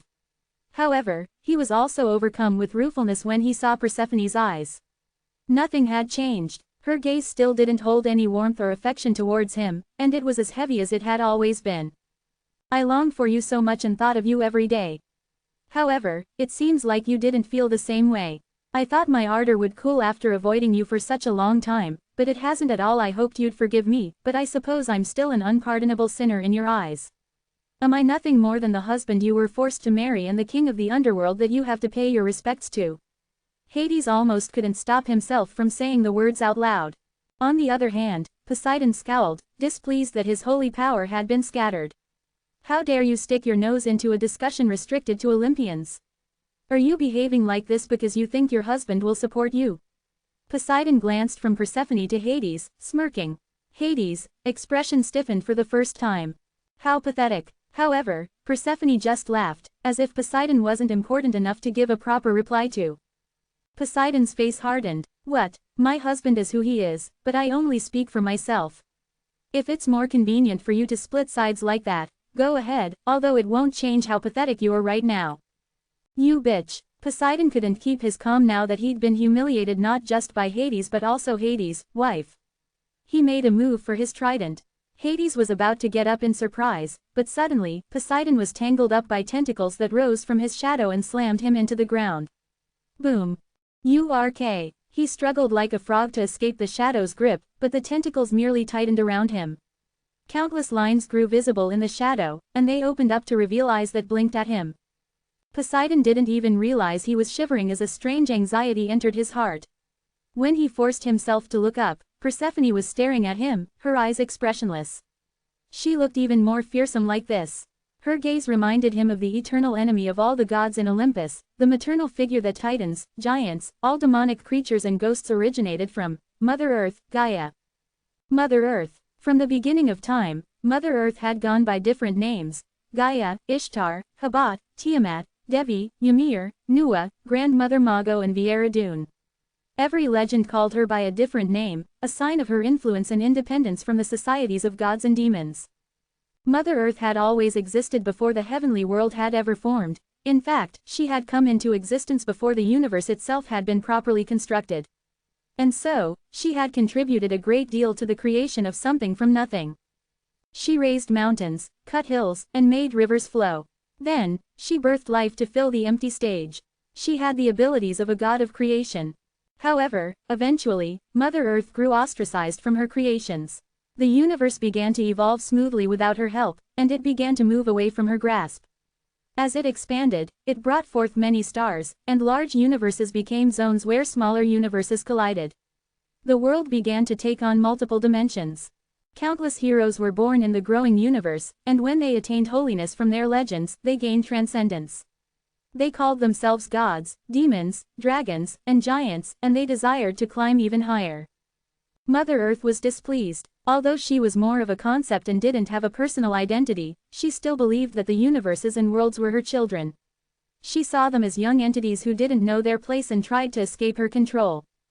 She encompassed everything, but freedom wasn't in her vocabulary. However, Mother Earth couldn't act on her desire because of her lack of self. She ended up creating manifestations of herself to punish her misbehaving children, and these took the form of monsters and ghosts that fought bitter wars with the Transcendents, the war against great beings immortalized in legends. Olympus fought a war against giants from Gaia, Asgard created mountains and hills from the death of the giant Ymir, Dilmun hunted the vicious dragon Tiamat, the Chan and Jia sects worked together for the first time to seal Nuwa, L'Infernal gained powers by stealing them from Mother Earth, and so on. Each universe and world fought with Mother Earth on different fronts at the same time, and the great legends that followed them led to the creation of a single system. Unable to fight multiple battles at the same time, Mother Earth was chased out, and several universes and worlds gained their freedom from her. The Transcendents organized the groups that had formed to fight in the war and ruled over their worlds, although a damned being later trapped them in the heavenly world soon after. Still, Poseidon remembered the glory of the past, when the endless world had been in his hands. Of course, Mother Earth hadn't been completely annihilated, and wars erupted regularly. When Poseidon saw a reflection of Mother Earth in Persephone's eyes, a chill ran down his spine even though the look had only appeared for a split second, making him think he'd been mistaken. He hadn't felt this kind of terror since they'd defeated his apostle, Kronos. Clap. However, his thoughts were interrupted by Demeter, who clapped her hands together. All right, that's enough. Demeter inserted herself between the two gods. Persephone, why don't you stop here? Yes, Mother. Persephone hadn't seen her mother in a long time and couldn't deny her request. She also believed that Poseidon had gotten the message, so she took a step back. The shadows that had wrapped around Poseidon silently withdrew. Plop! Poseidon collapsed on the floor, gasping for air as he glared at Persephone. Demeter clapped her hands once more to ease the tense atmosphere. This couple is meeting for the first time in hundreds of years, so they must have a lot to talk about. Why don't we give them some time to speak in private? After all, tomorrow will be the start of a new gigantomachia. Demeter silently sent Hades signals with her eyes before she left, but Hades' expression was still clouded. After the chaotic conference ended, Hades and Persephone were left alone in silence. The fancy beverages and food on the table looked abandoned. Persephone walked around the temple in a leisurely manner and smiled brightly. Nothing has changed, as expected of you. However, Hades just silently watched her from his seat, not uttering a word. Persephone pouted, looking hurt. You're seeing your wife for the first time in such a long while and you don't have anything to say. Hades' eyelids quivered at the voice he'd thought of every day for the past hundreds of years, the voice that had taught him what love was. Have you been well? His voice shook. Do you think I was well? How many wives would be at ease if their husbands don't return home? He wanted to ask if it was the truth but forced himself not to. Is that so? I apologize. His eyes drooped sadly, and another heavy silence descended between them. Persephone laughed softly. Her taciturn husband was the same as ever. She looked at him with a composed expression, the smile as warm as spring's sunlight fading from her face and leaving the coldness of winter behind. Did you see what I was doing that day? Hades pressed his lips together and kept his silence. However, the incident she mentioned replayed in his mind once more. That was the day that he'd left for Tartarus from the underworld. Everything will be as Great Mother wishes. He had seen it purely by accident. He had rushed down to Tartarus after hearing that there was trouble there, and he'd been mired in the battles to defend his holy territories. He returned to the underworld to clear his head and happened to see Persephone praying alone in their bedroom, kneeling quietly on the floor. At first, he'd been moved, thinking that his wife had finally opened up her heart to him and prayed for his safe return. But he quickly realized that it was a prayer of worship to another being.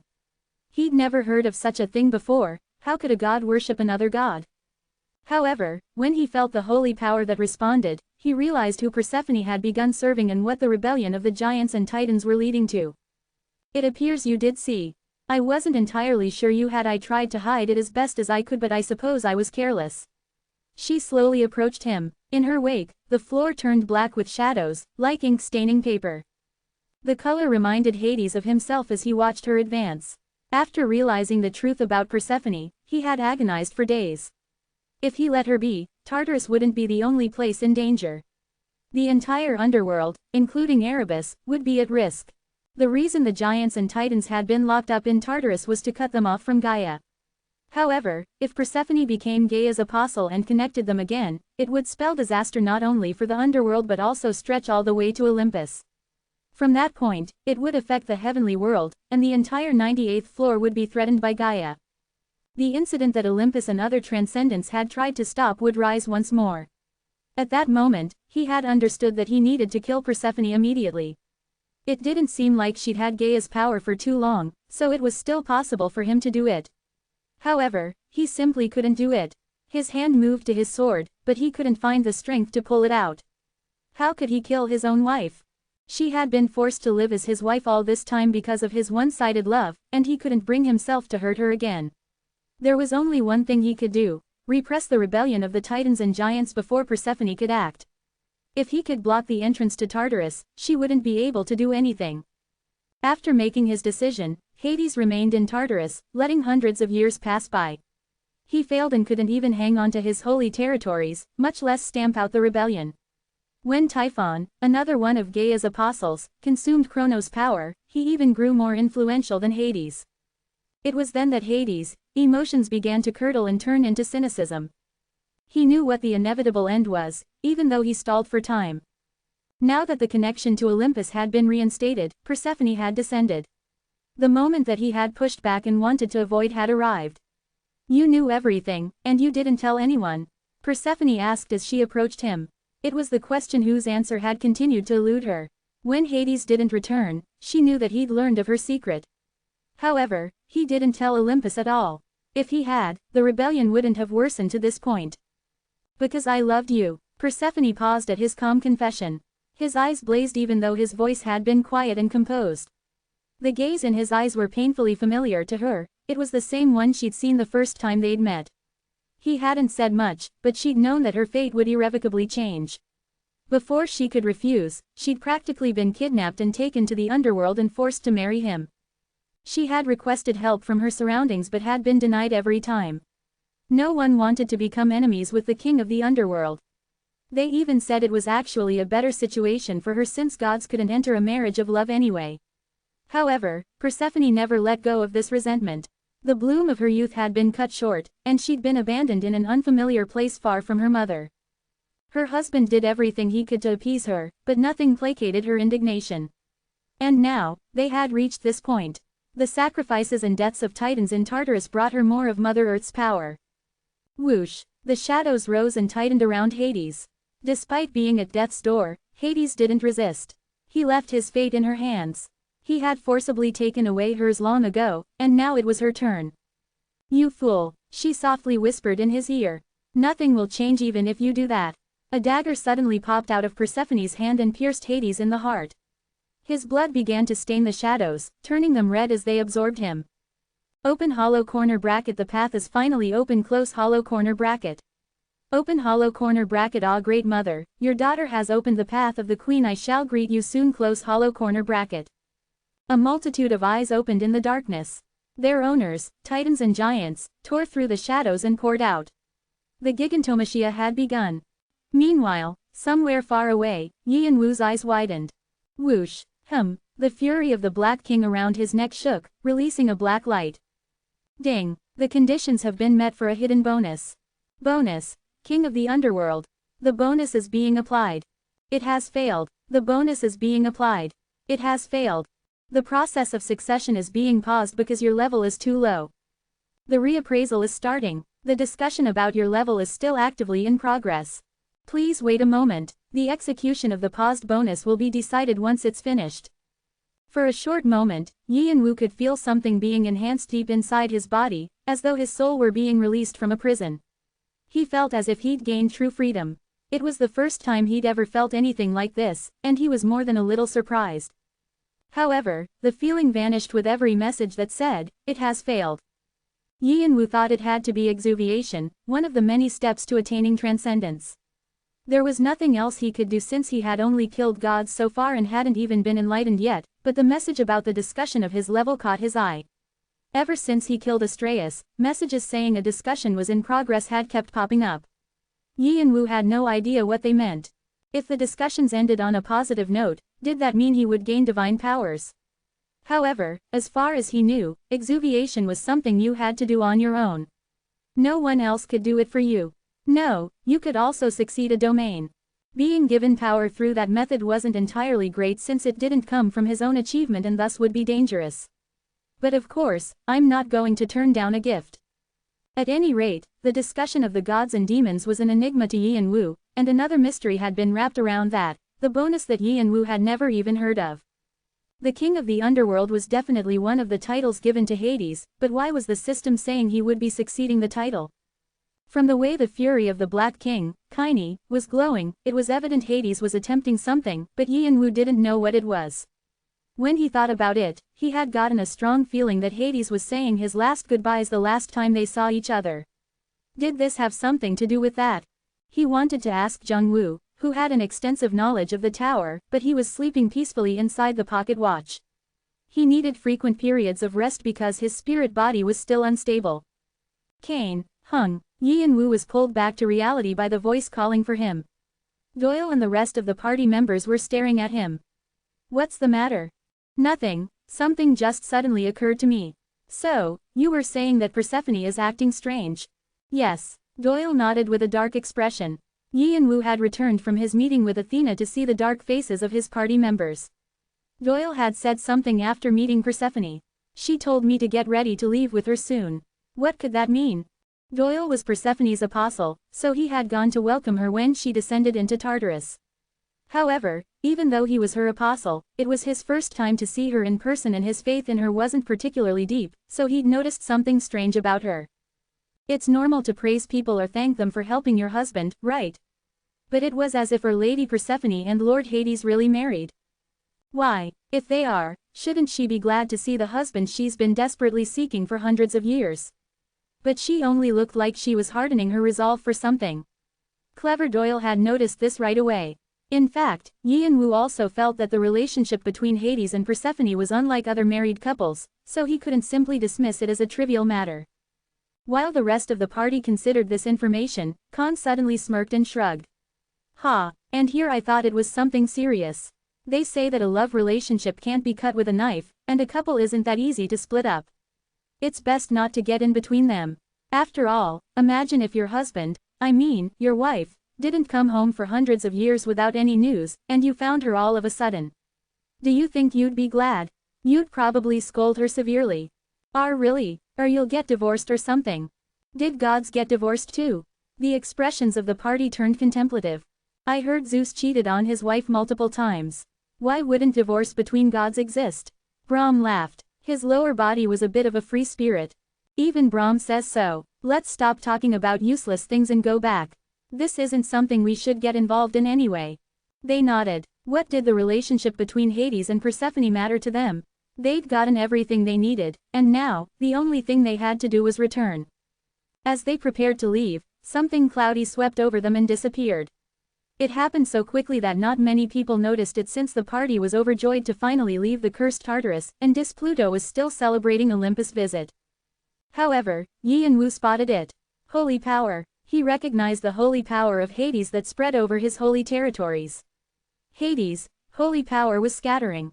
Yi and Wu turned to Brahm in surprise, and Brahm met his eyes with a stiff expression. They were about to warn the others when a black shadow suddenly spread along the ground and a multitude of eyes opened above it. Doyle suddenly became unhinged. He attacked Khan, who was next to him, like a beast that had met its mortal enemy.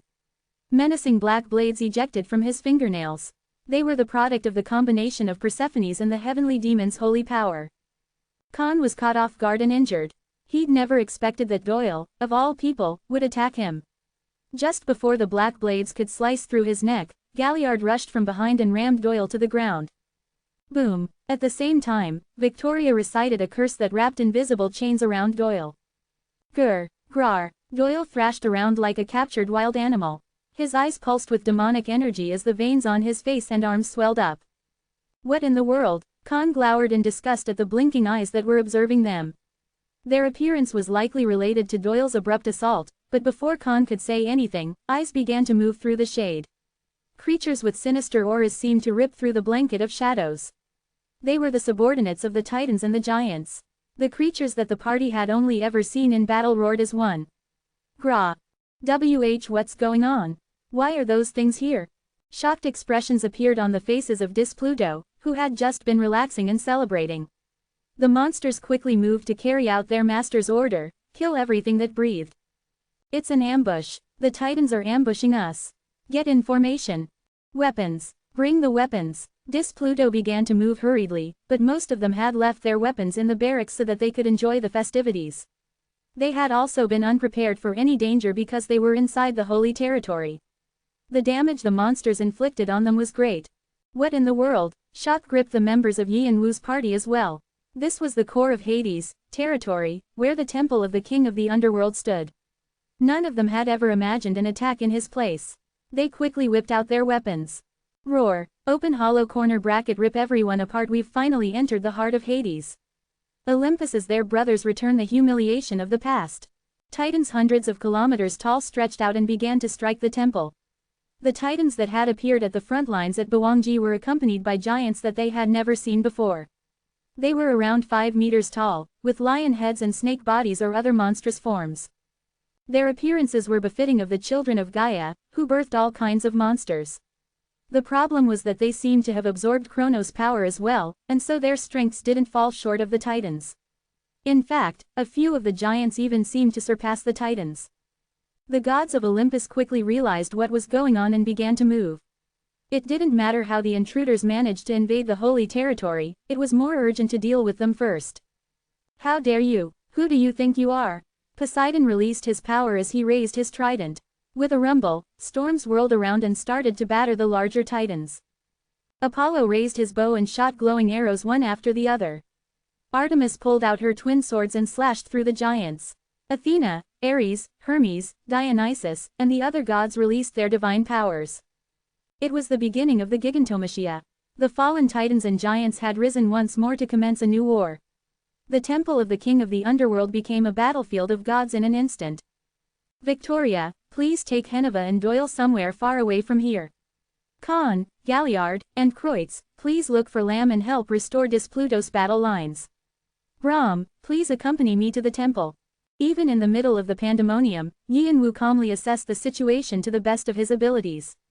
It was apparent that all escape routes had been blocked, so it was crucial that they set up the battle lines and end the confusion first. The energy I feel from them is familiar. The energy that the giants were exuding wasn't strange at all, but it was clear that it had something more than just Chronos' power. He needed to find out what it was. No one argued against his orders, and everyone quickly moved to carry them out as Yian-Wu and Brahm rushed to the temple of the king of the underworld. It was where the most intense battles were taking place, and any mortals who stepped in risked being killed. However, neither Yian-Wu nor Brahm cared. Open hollow corner bracket hung, this is close hollow corner bracket. Yeah, you're right. Jung-Woo was thinking the same thing as Yian-Wu, and so he was outside the pocket watch with a grim expression. Infected Mother Earth looks at you fixedly. He bit his lower lip at the message popping up only for him. It had followed him around ever since he'd killed Ether, but he hadn't been able to tell Yian-Wu about it. Yian-Wu just read the remnants of the energy and nodded heavily. Viera-Dune, it's her energy. What did she do? It was technically the holy power of Mother Earth, but Mother Earth had been infected by Viera-Dune, so it was the same thing. They didn't know how she'd managed to pull the attack off. Mother Earth's holy power was oozing thickly out of the shadow that fell across Hades, holy territory.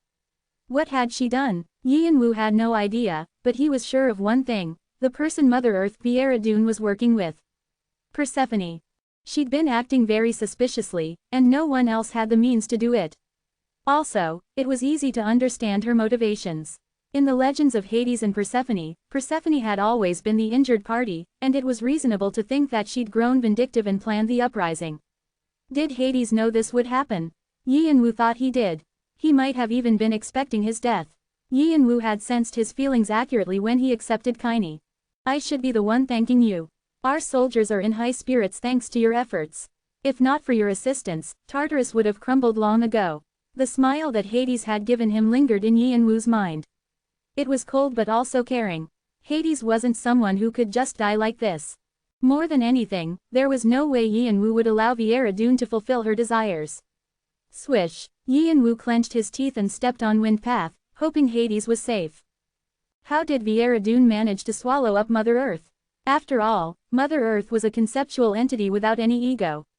She was an amalgam of data, like a cloud server. However, that meant that it was possible to infect her if Viera-Dune infiltrated her mind like a virus and continued to grow inside it. Lucille's soulstone would make the process even more likely. Many of the gods and demons of the heavenly world had set aside all their differences and cooperated just to catch Lucille. Some even compared him to the heavenly demon. Even a remnant of a being like this would be an incredible help to Viera-Dune, who was already on the edge of exuviation. But it's strange. Although Lucille's soulstone was a priceless treasure, Mother Earth was as powerful as Lucille, if not stronger. Even if she had no sense of self, she had desire. Didn't she realize that she was in danger? She must have had some kind of defense mechanism. But if that were so, that meant that there was only one reason Viera-Dune and Mother Earth had united. Mother Earth wished for it as well. Of course, this was only Yian-Wu's guess. It was also entirely possible that Viera-Dune simply swallowed up her mother, or Mother Earth welcomed her because she had a scheme of her own. Only the parties involved knew the truth. There was only one thing Yian-Wu could be sure of, they were meeting as enemies. His eyes grew cold and flinty. On the way to the temple, Yian-Wu had a feeling that a path was opening just for him. Considering the violence of the battle between the gods of Olympus and the titans and giants, it would be impossible for someone to find a way through the storms, lightning, and fire that wreaked havoc across the holy territory. The fighting was so bloody that anyone who was swept up in it would instantly die. It was like an apocalypse. Yian-Wu had been ready to use his awakened dragon body and sky wings to clear a path, but it turned out he didn't even have to. As he walked down the path to the temple of the king of the underworld, the battles around him seemed to veer away, and none of the Titan subordinates made any attempt to attack him. Yi and Wu instantly realized that this was an invitation from Persephone. She had ordered her subordinates to clear the way so he could reach her easily. He gritted his teeth. It was clear she wanted something from him, and the likelihood that his worst fears would be realized was becoming greater.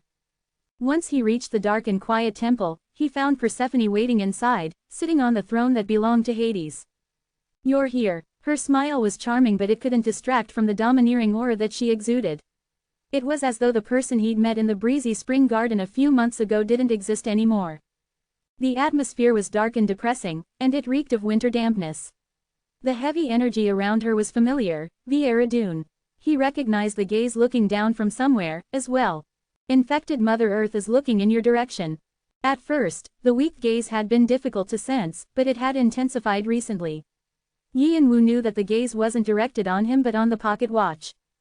Persephone crossed her legs, at ease now that a great entity was supporting her. The great cocoons hanging from the ceiling shook. There were 6 of them hanging over the throne incubating some kind of creature, and each one was draped in thin strings of shadows. He sensed a dense holy power leaking from one of them. What happened to Hades? He could guess what had happened, but he still wanted to confirm. A corner of Persephone's lips rose, and she jerked her head up to indicate the cocoons. The largest cocoon shook. "My husband's doing well, as you can see. I would wake him to receive our visitor, but he's in a deep sleep. Unfortunately, you'll have to find a chance to greet him next time." Her smile was as cold as the ones that Hades had often shown. Persephone touched the cocoon with her fingertips and turned back to Yi and Wu again. "Anyway, I invited you here to talk about something more useful." "What is it? Before we begin discussing the details, why don't you sit down?" She clapped lightly, and as the lanterns flickered, a large table groaning under a sumptuous feast appeared. Persephone slowly descended from the throne and took a seat, waving her hand to invite Yi and Wu to sit down. However, he only looked at her and asked, "What do you plan to do?" "The meat is delicious, it's a shame I'm the only one enjoying it." Persephone grinned, slicing into a steak. Then, she lifted her wine glass and took a sip as she continued. "I only have one thing to say, I want you to switch sides." Yi and Wu's eyebrow twitched. The pocket watch became quiet as well. "Are you asking me to work for you?" "No, you might not realize this, but I don't like having subordinates. I'm not interested in leading others, guiding them, or taking responsibility. I'm asking to work together." It was almost unbelievable that a transcendent who saw players as little more than bugs was asking him to partner with her. "I think highly of you, ###. Although you're only a player, all of your accomplishments have been surprising, from the Philosopher's Stone, an item from another universe, to the Black King's power. I see why the heavenly world is in such an uproar. The last persons to cause such a commotion." She dabbed at the sauce on her lips with a napkin and smiled. "Batory, Faust, and more recently, Nayu. It's already an achievement to be compared to them." Yi and Wu didn't reply. "And I think my husband is right that if any player gains divinity, it'll be you." Persephone put down her fork and knife quietly. "I have a very high opinion of you, and I don't think it's a bad thing to work with you. You'll succeed the Black King someday, after all. So, what do you think? Would you like to work together?" She extended her hand to Yi and Wu, as if telling him to grab hold of it. He looked at her hand wordlessly for a while and asked, "Is that your will, or the will of the one behind you?" "Infected Mother Earth looks in your direction. Is that important?" "Yes, I am her manifestation and spiritual body. Her will is mine, and my will is hers." "Is that so? This must be the present that Doyle was talking about." "Correct. What do you think? I'm sure it's not a bad idea for you, either." Persephone smiled brightly, as if she couldn't imagine that he would refuse. Mother Earth's blessing, an alliance with the giants who will capture Olympus soon, and a guarantee of divinity. Aren't these already huge advantages for your growth? Even after you gain transcendence, you'll be able to progress smoothly. The heavenly world will be at your feet." As he listened to her, he looked up, glaring at the presence behind Persephone. "You said you no longer had any interest in the lower world, and you acted like you've already become a real god. Is this all that you've been plotting behind the scenes, Viera?" Persephone's face hardened because she knew who Yi and Wu was talking about. ###, stop. I thought you were planning something amazing, but nothing has changed." Yi and Wu's smile was twisted. He truly wondered if Persephone had a grand ideology in mind when she asked him to work together, but it turned out that Viera simply hadn't let go of her greed despite ascending to the heavenly world. Persephone was just a laughable, insignificant marionette. She knew about the relationship between Jungwoo and Viera but she had the nerve to suggest this. Yeonwoo and Jungwoo were nothing more than a joke to her. Everything she'd said about working together, her high assessment of him, and his bright future had all been bullshit. It was more likely that she only wanted the cast of the Black King and the throne of the underworld that Hades had left behind. Infected Mother Earth looks in your direction. Fine, you should continue living like that and ascend to a higher place. Yeonwoo's smile deepened. It'll be a lot more rewarding when I pull you down, then. Hash hash hash. Persephone slammed her hand on the table and shouted. However, Yeonwoo moved more quickly than she did. Even before she stood up, he already began to awaken his dragon body. Crunch. Draconic pressure began to flurry around him. Thanks to its large amounts of divine and demonic factors, the storm of draconic pressure crushed the table and shook the temple, whipping the food and drink into the air. His skin flipped over to reveal dark dragon scales that seemed to be infused with the void. They were sharper and tougher than before. The fourth step power is being released. Power.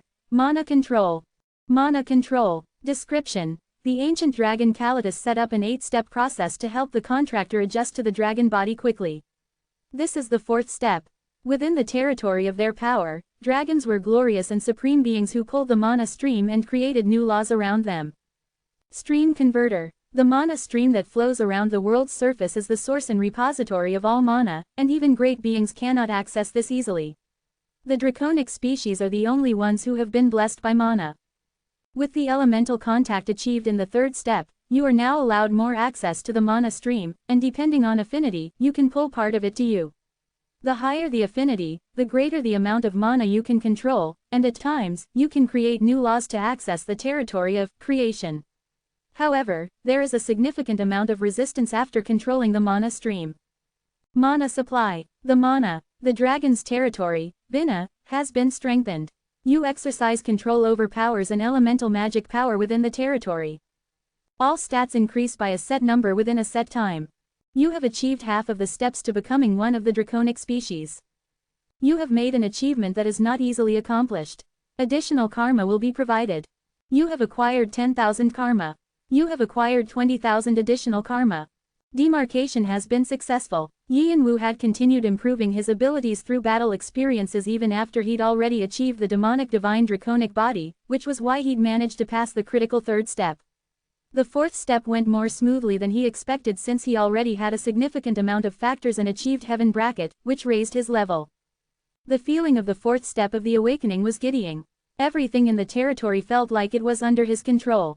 His senses had already been honed before, but now he'd finally made contact with the surface of the base element that made up the world, ideas, the composition of truths. He could now sense the alternative surface of items and control them. You dare to threaten me? Persephone scowled. Not only had a mortal rejected her offer and mocked the god she served, it seemed like he was even threatening her now. Her murderous aura grew into a windy storm that whirled around her. As though it were mixed with draconic pressure, it shook the temple until it seemed that everything would crumble around them. Still, there was no way Yeonwoo's draconic pressure could handle Persephone's energy. Objects that looked like thorns shot out of the shadows on the ground to invade Yeonwoo's territory. As he stood surrounded by them, Yeonwoo looked as though he were in great danger. However, Yeonwoo just smiled coldly, not surprised.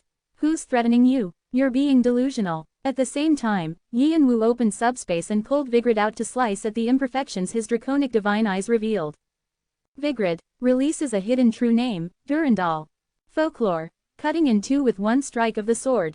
Durandal was one of the sharpest of the holy swords, and there was even a legend about how it cut an opponent's horse in half as it rushed to the opponent's helm. Vigrid's sharpness slid past the shadow thorns next to Persephone's face, and by the time she realized that Yeonwoo wasn't aiming for her but the cocoon behind her, it was too late. Rip. The shadowy strands split to reveal Hades. He didn't move, as though he were in a deep sleep. The cocoon was a mechanism to squeeze out all of the holy power in his body and even his soul. If Hades were lost to it, the authority of the underworld would be lost as well. The shadow moved to the cocoon once more, but Yeonwoo clenched his fist and raised it. A shadow that belonged to him had finished its battle and was now covering Hades. It was a spirit guai. By the time Persephone's shadow reached the cocoon, the spirit guai was already retreating after swallowing Hades whole. How dare you? Her face twisted in fury, revealing her cruelty. Not only had Yanwu rejected her, he'd even stolen Hades away after all the trouble she'd gone through to capture her husband. It was an unforgivable threat, especially since she hadn't yet absorbed all the holy power within the territory. Persephone waved her hand, and shadows twisted around her in a tornado-like flurry. However, Yanwu managed to intercept her move once more. Sky wings temporary. He spread both wings open simultaneously, blowing away the rushing shadows between him and Persephone. Boom! Although the power only lasted for a short while, whenever Yanwu spread both his wings, he was confident he wouldn't fall short of most gods. The explosion ruptured through the temple and crushed the marble floors and columns, forcing the building to collapse. The shadow that expanded from inside the temple threw off the rubble, but Yanwu had already escaped. Persephone roared hysterically, "Catch him! Catch him!"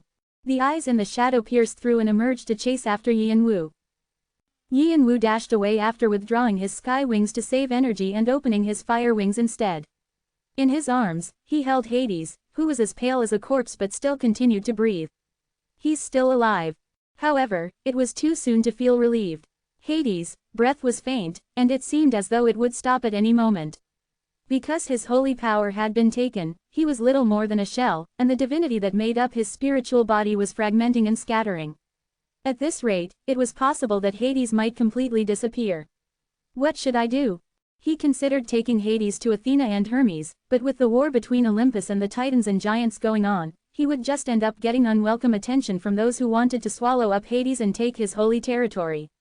And they most likely want to take the columns of light, the stairs to Olympus. The Titans and Giants had always desired to escape Tartarus and ascend to Olympus.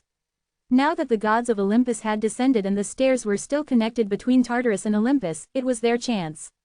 It was all the more reason Yanwu had to protect Hades, stop his divinity from disappearing, and help him recover his holy power. The problem was that Yanwu had no idea how to do any of these things. Neither did Jungwoo. Even though he'd repeated the special benefit multiple times, it was rare to make close connections with gods or demons. Hardly anything was known about transcendence in the first place. Yanwu looked around in hopes of an answer, but none of the gods or demons attempted to help him. Agaras licks his lips as he looks at your arms. The king of seven hells watches you with close attention.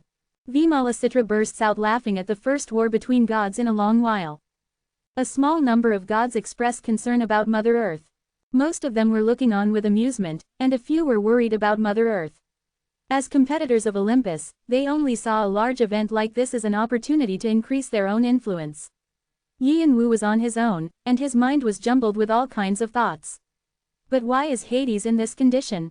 He couldn't understand it. Hades was one of the higher gods of Olympus. Even if Persephone was Gaia's apostle, there was no way they could defeat him like this. He'd been powerful enough to keep Typhon, the Titans, and the Giants at bay for centuries all by himself. Also, it wasn't as though he didn't know what Persephone was plotting and had been taken by surprise. Is it possible? Just as a thought occurred to Yanwu, Hades' eyelids quivered. He opened his eyes with a grimace, as though he were feeling dizzy. However, he grinned when he saw Yanwu's face. So we meet like this. He clucked his tongue and looked behind Yanwu at a colossal shadow hot on their heels. Ahead of them, he could see the monstrous giants Hippolytus and Polybotes. Did you rescue me? Hades shook his head as he understood the situation. He didn't think he would ever open his eyes again. Was it fortune or misfortune? Regardless of what it was, he was in this situation now. I see. It failed. He realized that he hadn't successfully passed down the throne of the underworld to Yanwu. It seemed as if the gods and demons of death whose attention was focused on Yanwu were still discussing something about him and affecting the system of the tower to postpone the succession to the throne. Also, that damned Alpharon had a hand in it as well. With Alpharon was blocking Yanwu's ascension to divinity, there was no way Yanwu could succeed Hades, and all Hades' plans had been thwarted.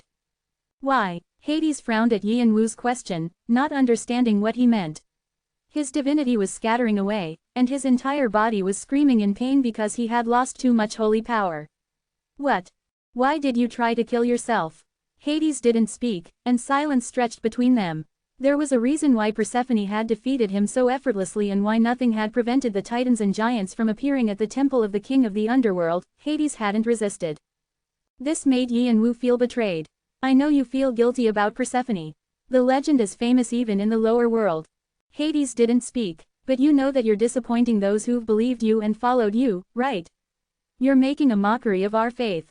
Hades' attempt to unburden himself had pushed others into the path of misfortune. Even though they bickered among themselves, Olympus had descended to help him. Pluto fought for hundreds of years because they trusted him. The residents of the underworld relied on him. Yi and Wu had opened up to him. Everyone who put their faith in Hades had been hit by a sudden bolt. Was giving me the bonus of the throne of the underworld a consolation for those you would leave behind? Of course, Hades hadn't tried to die without making arrangements for Yi and Wu to succeed as the king of the underworld. Hades had likely believed that with this position, Yi and Wu would be able to help Pluto and escape Tartarus. He'd left the titans and giants alone to keep Olympus on their toes, assuming that Hermes and Athena would be able to stop them. It was also probably that he'd made arrangements for his subordinates so that they could rise again without him. However, no matter what, it was still a betrayal of trust. From the start, the only thing I've ever done was run away, Hades spoke with a bitter smile.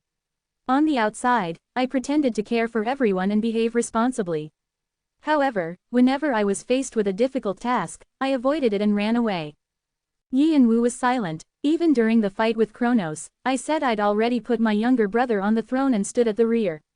I didn't want to be bothered to help establish Olympus, so I turned my back and said I'd take care of the underworld. Although others might have seen him as a king with incredible power and status, he was only an observer who watched the events of the world go past. He had done the same thing with Persephone. After he'd fallen in love with her beauty, he'd forced her to marry him even though he knew she'd be miserable in an unfamiliar place. He pretended not to see her suffering, hoping she'd reciprocate his love one day even though he didn't make any special effort to win it. When he learned Persephone was working with Gaia, he'd run away again without even trying to convince her to stop. He'd headed to Tartarus to deal with the titans and giants, although he knew it wasn't the reason why Persephone turned her back on him. And even now, although Hades said he loved Persephone, he was still trying to escape because he didn't like being involved in complicated matters. You're saying you don't want to be responsible for your mistakes? Yi and Wu said in a cold voice after listening to Hades. Hades' smile grew darker. In a way, are you still planning on turning your back on everyone who believes in you? Hades was silent for a while. He saw the distance between Yi and Wu and the giants grow smaller. Rumble. He saw Pluto and the gods of Olympus fighting desperately beyond the collapsed temple. A contemplative expression appeared on his face for a moment, followed by a mixture of emotions. He bit his lip and looked down at his hand, which was already half transparent. His divinity was disappearing, and his holy power was leaking out like water. He wasn't going to last long. Yi and Wu looked at Hades with a complex expression on his face.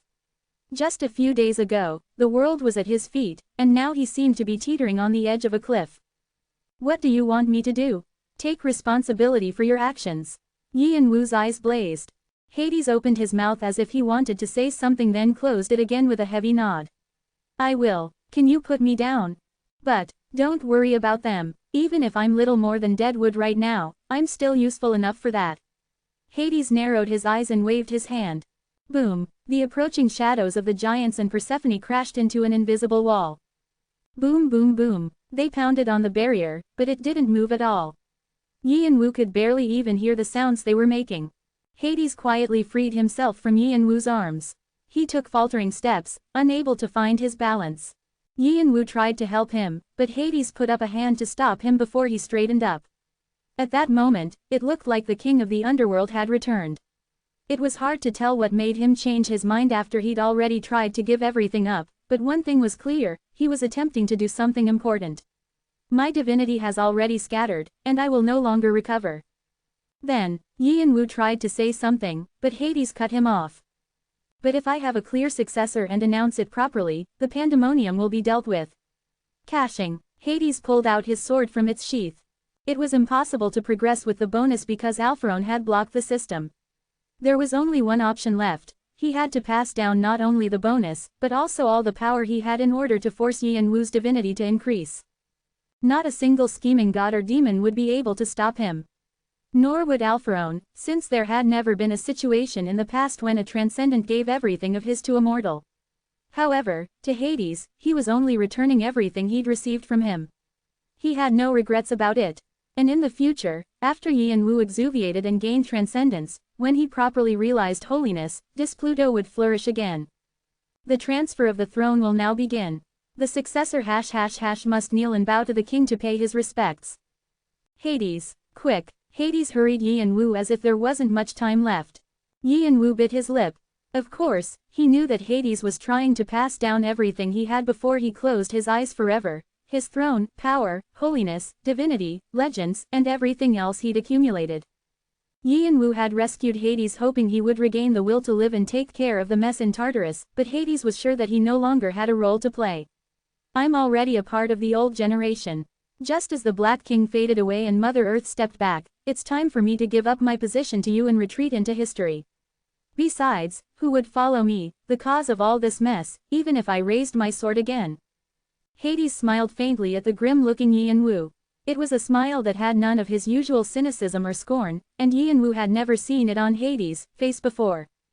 However, it suited Hades, as though revealing that he wasn't only the cold king of the underworld Yin Wu had seen. Did he once smile like this in the past?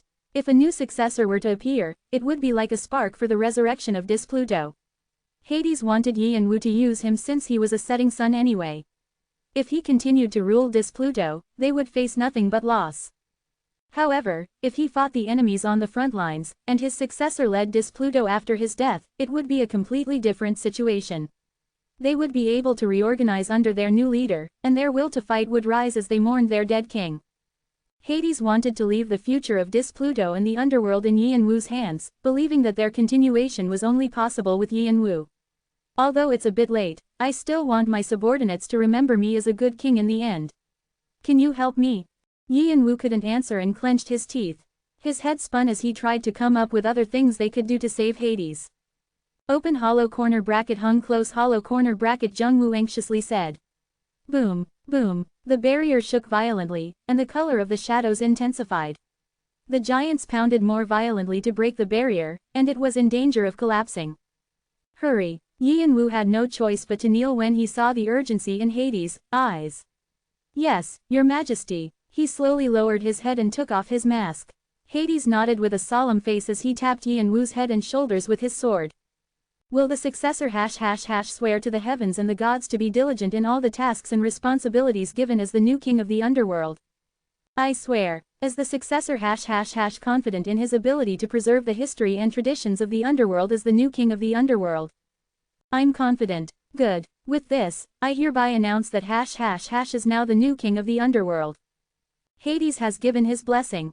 Hades has given his grace. The incomplete succession process has been completed with Hades' authorization. Congratulations. You have achieved the domain of the King of the Underworld. You have gained the title, King of the Underworld. You have gained the title, Owner of Kine. You have gained the title, Higher God of Olympus. All stats have increased by 30. You have gained a piece of holiness. You have gained a clue about transcendence. You have made an achievement that is not easily accomplished. Additional karma will be provided. You have acquired 100,000 karma. You have acquired 200,000 additional karma. The enthronement of the new king of the underworld has been formally announced to all residents of the tower. Will you reveal your name? You have refused to reveal your face. Nothing has been disclosed about your identity. All residents of the tower are now aware of the new king of the underworld. All praise or criticism of your great achievements will be directed to the new king of the underworld. You have succeeded in acquiring the domain as a mortal, but you still lack many qualifications to assimilate it. The domain is being adjusted to match your current level. The power, Underworld Domain Declaration, has been temporarily sealed. The power, Eyes Within Darkness, has been temporarily sealed. Gain the qualifications to be worthy of your domain. When your level increases, your sealed powers and holy power will be unlocked. Your current situation is pro-temporary king of the underworld. Your throne is coveted by many gods and demons. Many rivals will attempt to usurp your position. Be victorious in battle and continue to grow while protecting your throne. The more unshakable your throne, the greater the legends you will create. You will have an indomitable reputation. All gods of death nod at your achievement. All demons of death smile viciously at your new position. The left wing death of sky wings has been strengthened. A few gods believe that you are not fit for your position. Many demons lick their lips. Rip, clack, clack. Yin Wu felt something deep within his body expanding. His soul was growing. The bonds around his soul were stretching and snapping off. He felt a sudden sense of freedom. The unfamiliar energy that came creeping out of his soul was absorbed into his body and mixed with his magic power. The dark element has been added to the nature of your magic power. After taking in holy fire, his magic power had been composed of the fire element. The drastic changes he was experiencing were proof of the power of the king of the underworld. The thick scent of darkness swelled before his nose. Ding! The sudden quest, Exodus, has been created. Sudden quest Exodus. Description: Tartarus is currently facing a danger that it has never encountered before. The imprisoned titans and giants under Gaia's protection have risen up, and all the gods from Olympus who descended to support Tartarus are in danger of losing the stairs to Olympus. A gigantomachia, which was once only heard of in legends, has erupted once more.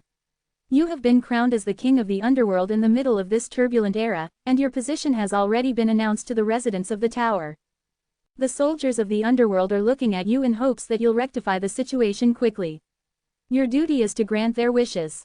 Escape safely from the battlefield of the gods, Tartarus, and from the threat of the titans and giants. Find a new location where you can regroup. Time limit. Condition for participation: King of the Underworld.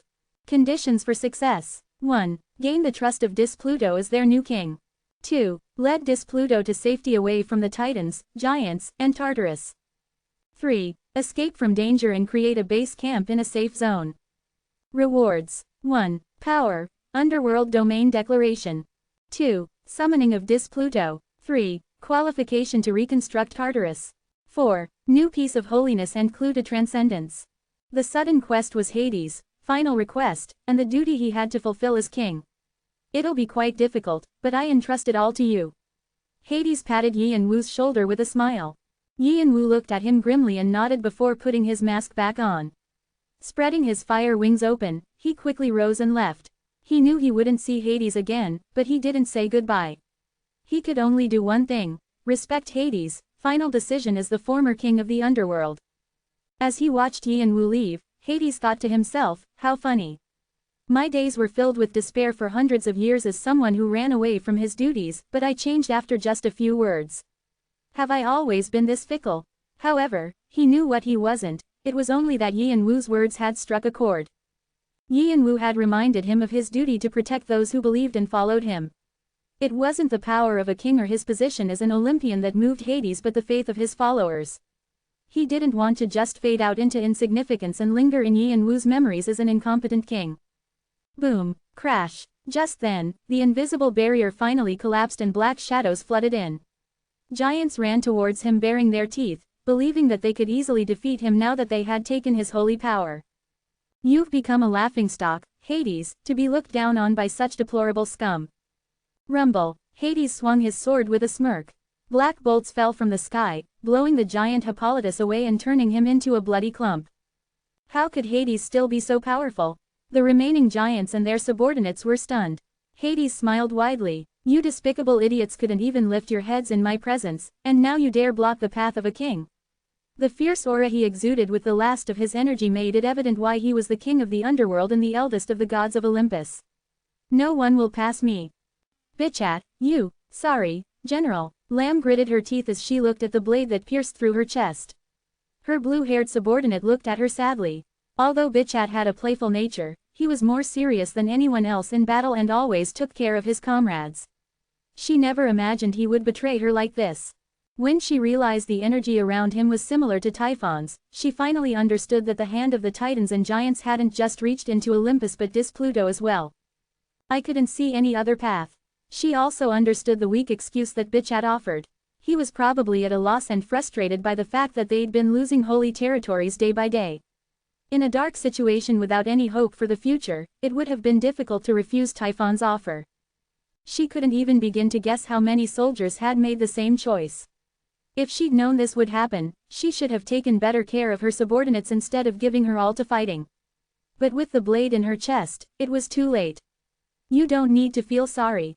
Even so, there was a line one shouldn't cross. Because I'll do the same to you.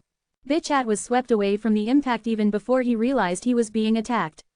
He likely hadn't expected that Lamb could muster this much strength after being so severely injured. Gasp, gasp. Lamb breathed out roughly and looked around the chaotic battlefield. On the ground, Pluto and the enemy's subordinates were engaged in violent combat, and in the sky, the battle between the gods of Olympus and the titans and giants was still ongoing. Lightning struck, wind blew, fires burned, darkness shrouded everything. It was a battle that mortals or even lesser divine beings couldn't even imagine in its bloodiness and fury. Pluto, who was already at a disadvantage because of their small number, crumbled when the traitors revealed themselves. The red sky suddenly opened as Typhon's eyes revealed themselves. The battle that had seemed evenly matched was suddenly flipped over.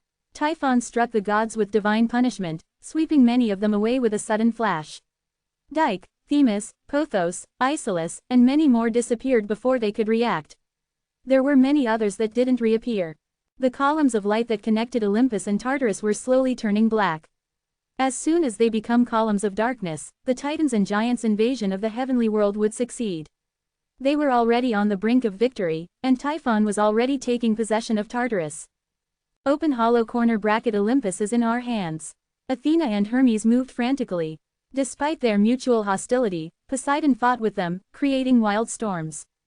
We have to stop them from reaching the columns, no matter what. Damn it, Hades, what are you doing? The gods of Olympus tried to protect the columns of light from the Titans and Giants. However, as the columns grew darker, the Titans and Giants began to regain their lost divinity. The constraints that had been placed on them after being sealed in Tartarus were slowly fading away. Gaia's influence grew more powerful. Open hollow corner bracket now the sky will open mother great mother watch your children. Typhon burst out laughing. The invasion of Olympus seemed imminent. Lamb couldn't let herself collapse as she watched. She should have already died from her injury, but her rage and resentment kept life burning inside her body. She couldn't allow herself to fall, she had to protect Pluto somehow. But how? Now that her channel with Hades had been disconnected, she had lost all her powers and holy power. The only thing left to her was her physical strength, but it wasn't enough to help her turn the tide. Pluto was dying, and soon, they would be totally annihilated. And so, Lamb forced herself to walk, hoping that she could protect even just one subordinate and comrade. However, she found no miracles, and the world spun around her as she collapsed. When she came to, she was already on the ground, barely able to lift her upper body up. She tried to support herself with her spear, but her head was too heavy. Was this really the end? Would all her past efforts go up in smoke? Those days she'd spent laughing and crying with her comrades would end in nothing. Had it all been in vain? Lord Hades, please. Just as she was about to fall into a deep sleep, unable to stop her eyes from closing, the miracle she hoped for appeared. Open hollow corner bracket dreams fade away.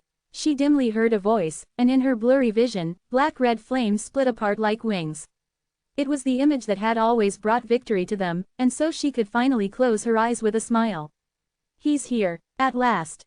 The battlefield that met Yi and Wu's eyes was pure bedlam. Gods were entangled with each other, and the soldiers clashing with the subordinates made him catch his breath. When he saw the black stains growing on the columns of light, he realized that Viera Dune had pulled off her scheme successfully.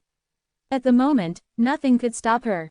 Although he received the throne from Hades, he still hadn't exuviated and transcended. Without divinity, there were limits to his strength and how much he could help Olympus. Since Hades knew this, as well, his quest for Yi and Wu was focused on escape.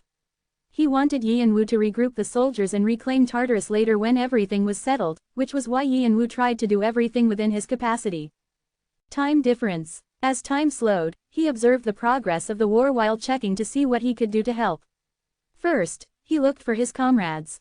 Kreutz, we're holding our position for now but we won't last much longer. We'll have to retreat soon. Shit, where are these damn things coming from?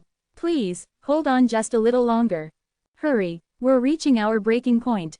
Kreutz was reciting a prayer, his holy sword Zulfikar planted in the ground. The stone at the center of the holy sword turned to topaz, created a huge barrier around them.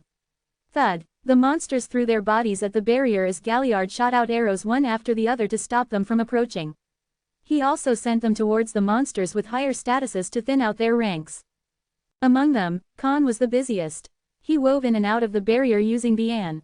Lightning battered down, and whirlwinds blew, monsters dying with each strike, their blood strengthening the blood sword at the same time. Khan was covered in the blood and gore of his enemies, and he emanated a bleak ghostly energy. However, his appearance was like a light at the end of a dark tunnel for his allies. Now that the chain of command was broken, Pluto had splintered into islands of soldiers buffeted by the raging waves of the subordinates. They could barely fend the monsters off and were in danger of being overwhelmed at any time. However, Khan appeared at the most endangered locations. Khan, this isn't the time. Follow me, hurry. He secured an escape route through the monsters and led them to Kreutz's barrier. As he gathered the Pluto members one by one, they began to look more like an organized troop, and holding their shields and spears out, they began to push back the monsters. Just as Yanwu had ordered, they focused on gathering the Pluto members in one place. However, there was a disadvantage to this because the bigger the group grew, the more they would catch their enemy's attention. Lamb is dead. The 1st, 3rd, and 4th Corps have been decimated. We've lost contact with the 10th Corps. They were at the location of Hyperion's descent. I told them so many times not to go. Shit. Krios is coming this way. The right section of the barrier is about to crack. Support it. The reports came in about Lamb, who had been their psychological pillar, and the situation of the other corps. Most of them had been trying to protect the columns of light only to be defeated by the Titans. Kreutz's barrier also had its limits. No matter how much he expanded it, it could only hold a certain capacity, and its durability was decreasing as the monsters battered it. The color of Zulfikar's stone grew fainter, and it seemed to be on the brink of cracking. It was a dangerous situation, and no one knew how long they could endure. The longer the fight continued, the harder Galliard and Khan worked to save just even one more person. After fighting with Pluto for the past few months, they had become their precious comrades, and there were still too many of them in dangerous positions. The gravest danger that they were facing came from the Titan Krios, who was rampaging towards them. He was one of the 12 Titan gods leading the charge, and rage burned in his eyes as he prepared to finally return the humiliation they received at Bawangji. Open hollow corner bracket. I will crush each one of you. The monsters around Krios multiplied as he grew close, and so many surrounded the barrier that it was impossible to see through them. Just as Krios' gigantic shadow fell over Khan's head, Yanwu released time difference and appeared. Crash. Sky wings, death. His left wing expanded and shot up so high that it seemed to pierce the sky. As he added more firepower, the wing turned black and split into 3 layers. At that moment, death descended. The monsters surrounding the barrier toppled like dominoes before they even realized what was happening. Their corpses looked nothing like the growling beasts they'd been when they were alive. Kreutz's eyes widened when he realized it was Yanwu. Kane is here. Kane is here. We can win. The color returned to the faces of Pluto's members when they saw Yanwu. He represented victory to them, and his arrival at a moment where they felt hopeless and at the end of their rope made their will to fight burst out once more. Yanwu grinned at Pluto and turned back to Krios, who stood as tall as a mountain. Open hollow corner bracket gra. What is this? Formless powers crept up Krios' legs like a spreading disease, making it impossible for him to approach. Open hollow corner bracket. How are you here? The wing of death had the significance of the powers of 666 different deaths. Just as the Titan Toei had struggled against the fear of death descending on him, Krios could feel the 666 gods and demons reaching out to grasp his neck. Yanwu's powers of death had been strengthened with the 4th step awakening. However, Krios didn't go down as easily as Toei. He kicked and struggled, withstanding the gods and demons of death like a true leader of the Titans. This was only possible because more of his divinity had returned with the darkened columns of light. Roar! Krios made another thunderous bellow that practically shook the earth. However, Yanwu was satisfied. He only needed time, and with all the magic power he could muster, he released open speaking. Open hollow corner bracket. Everyone run.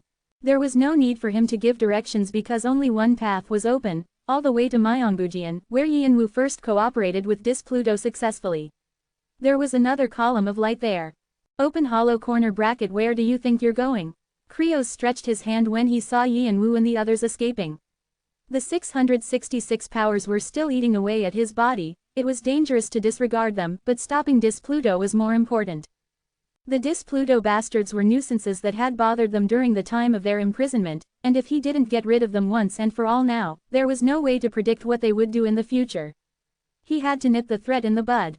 Yi and Wu attempted to stand against Krios, gripping Vigrid in one hand. Even if he could keep it open longer because of the fourth step awakening, the death wing wouldn't last too long. He had to furl his wing to buy some time. At that moment, something powerful crashed into Krios' neck. Boom! Krios lost his balance and fell to the ground, his throat halfway through. Black smoke spurted out. Open hollow corner bracket gra.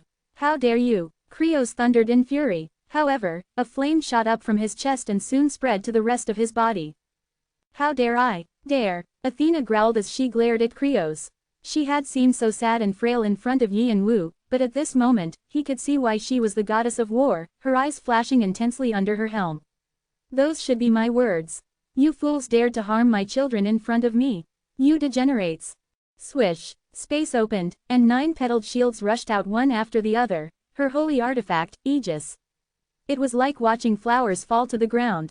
Athena held one of the Aegis in her left hand and raised a massive lance in her right as she leapt up like a ray of light splitting through air.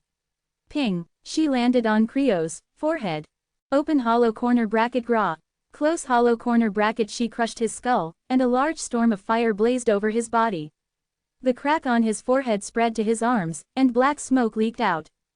Hermes appeared as though to assist her, tapping Caduceus on the ground lightly. However, those easy movements caused a great tremor to shake through the earth. Mounds of dirt tossed over as 6 mammoth boa constrictors rushed out towards Krios. The largest of them wrapped around Krios' body like rope, and the others tore at his limbs. One of Krios' arms was thrown in the air as black smoke poured out like a fountain, obscuring the ground. The boa constrictors ate through Krios' body, filling their stomachs. Open hollow corner bracket gra. Close hollow corner bracket. As Krios floundered in pain, Hermes smiled and signaled at Yi and Wu to leave, his eyes full of affection. Yi and Wu felt apologetic and grateful at their help. He bowed and turned in the opposite direction. His right wing unfolded. Sky wings, fight. Red flames that seemed to burn the sky spurted from the blackened embers. Black Gubatera, philosopher's eyes. Draconic divine eyes. Fiery golden eyes. As his eyes grew tinted with gold, he saw Titans and their subordinates arriving to stop the escaping Displuto members. His philosopher's stone world, overheating. With time difference, he quickly chose his target and made a powerful swing with Vigrid. The hidden true name of Vigrid, Durandal, is released. Folklore. Gust of wind. The wings condensed inside Vigrid and released a tornado that swept away countless enemies with the strength of heaven bracket and holy fire. Yi and Wu was now stronger than when he first arrived in Tartarus. Boom, boom, boom, rumble, smash. Yi and Wu rolled out his fire wings and stepped on wind path, blasting everything away and clearing a path for Displuto. It was the beginning of the exodus. Open corner bracket ha ha ha. Die, die. Open corner bracket. There's too many. Open corner bracket. Sure, but where else will you find a place like this? Shannon and Hanryong dashed around, brandishing their swords. Yi and Wu wasn't the only one who'd become stronger on the battlefields of Tartarus, so had they. Since it was the territory of the underworld, there wasn't a better location for Shannon and Hanryong to regain their abilities. What was more, they managed to collect souls that were of finer quality than the ones from the floors of the tower.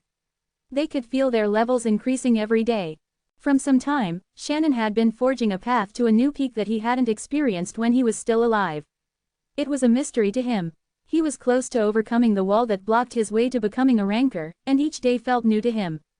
More than once, he wondered whether he was only having a final hallucination before death. However, he really was here, and this overflowing strength belonged to him. Shannon wasn't satisfied with that and put in more effort to truly master his skills so he could catch up with Yi and Wu, who continued advancing rapidly. He'd been quiet recently because he was busy analyzing heaven bracket from different angles. He focused on 2 areas as he trained, Shinmokryung and Flame Wheel.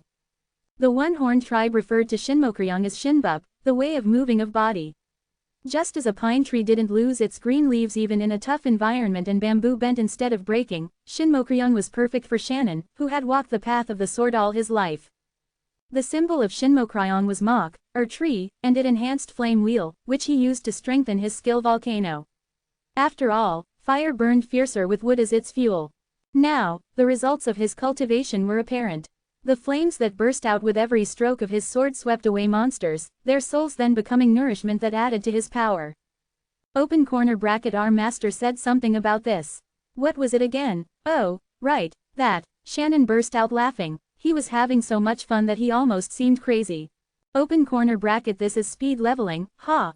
Hanryong was feeling the same exhilaration. You have absorbed souls. A part of your sealed level has been released. You have absorbed souls. A part of your sealed level has been released. You have absorbed an immeasurable amount of souls. Along with the acquisition of great knowledge, your sealed level has been completely released. Continue your achievements from your previous life as Hanryong. All the paths you walk will increase the Saber God's accomplishments. Whoosh! A bright light wrapped around Hanryong. It wasn't easy to see what was going on because of the explosions on the battlefield, but he was experiencing a profound change. He felt as though he were being freed from chains, and when he realized that his level was being released, he smiled widely for the first time in a long while. Open corner bracket finally. It was the moment he'd been waiting for, regaining his power as the Saber God and recovering his past. Hanryong didn't brush over the moment and savored it to the fullest. He pulled his 9 swords out, swung them around as he danced, practicing moves with them.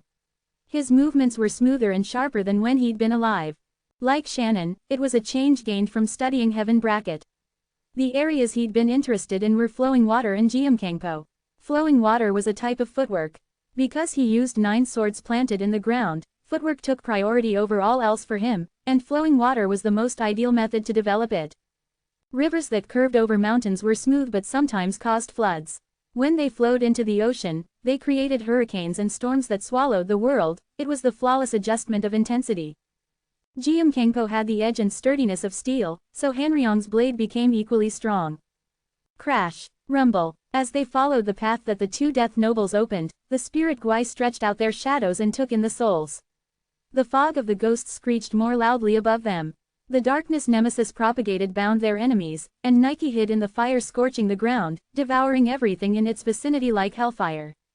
Open corner bracket all death to master. At Bu's command, a new wave of death crashed into a land already rampant with death. Kikikik, kya. The exodus of Pluto drew the attention of different parties for different reasons.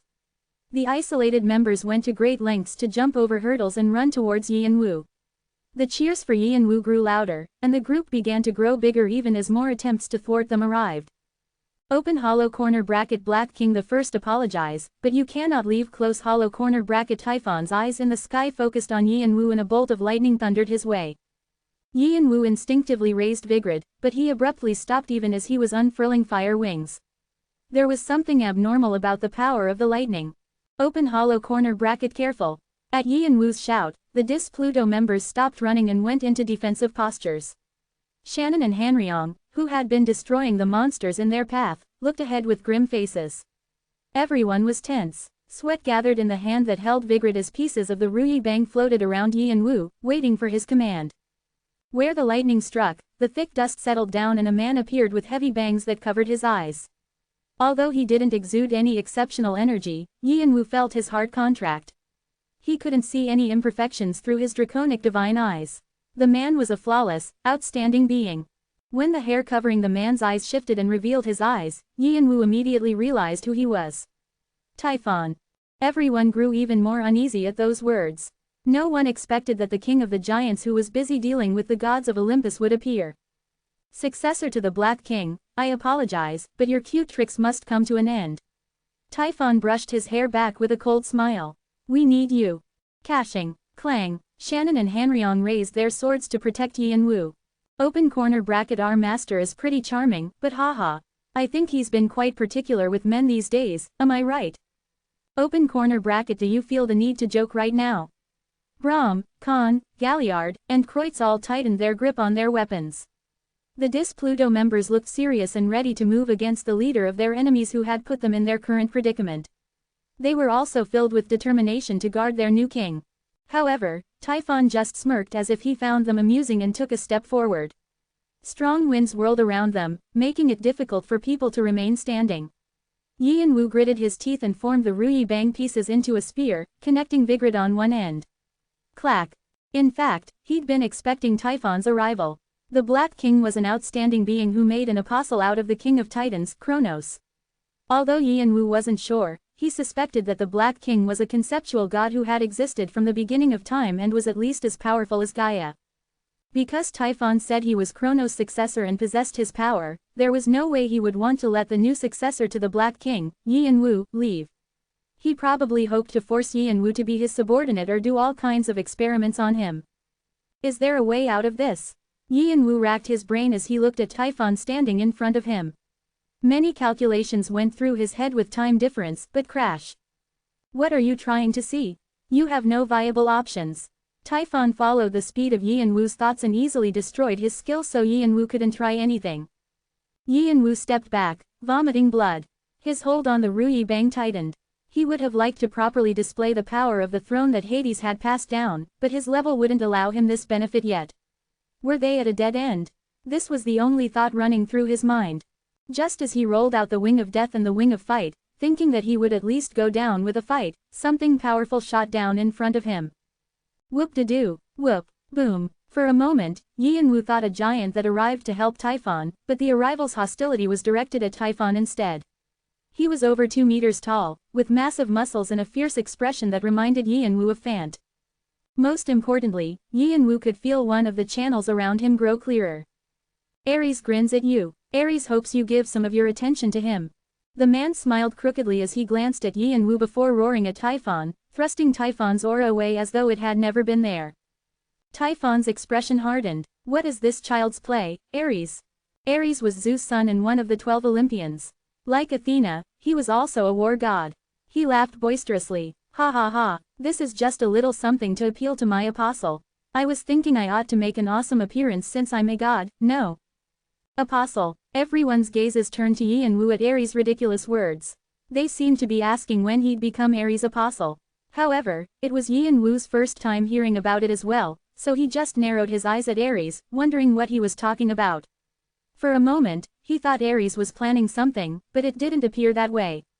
Typhon frowned. Apostle, are you saying the successor to the Black King is your apostle?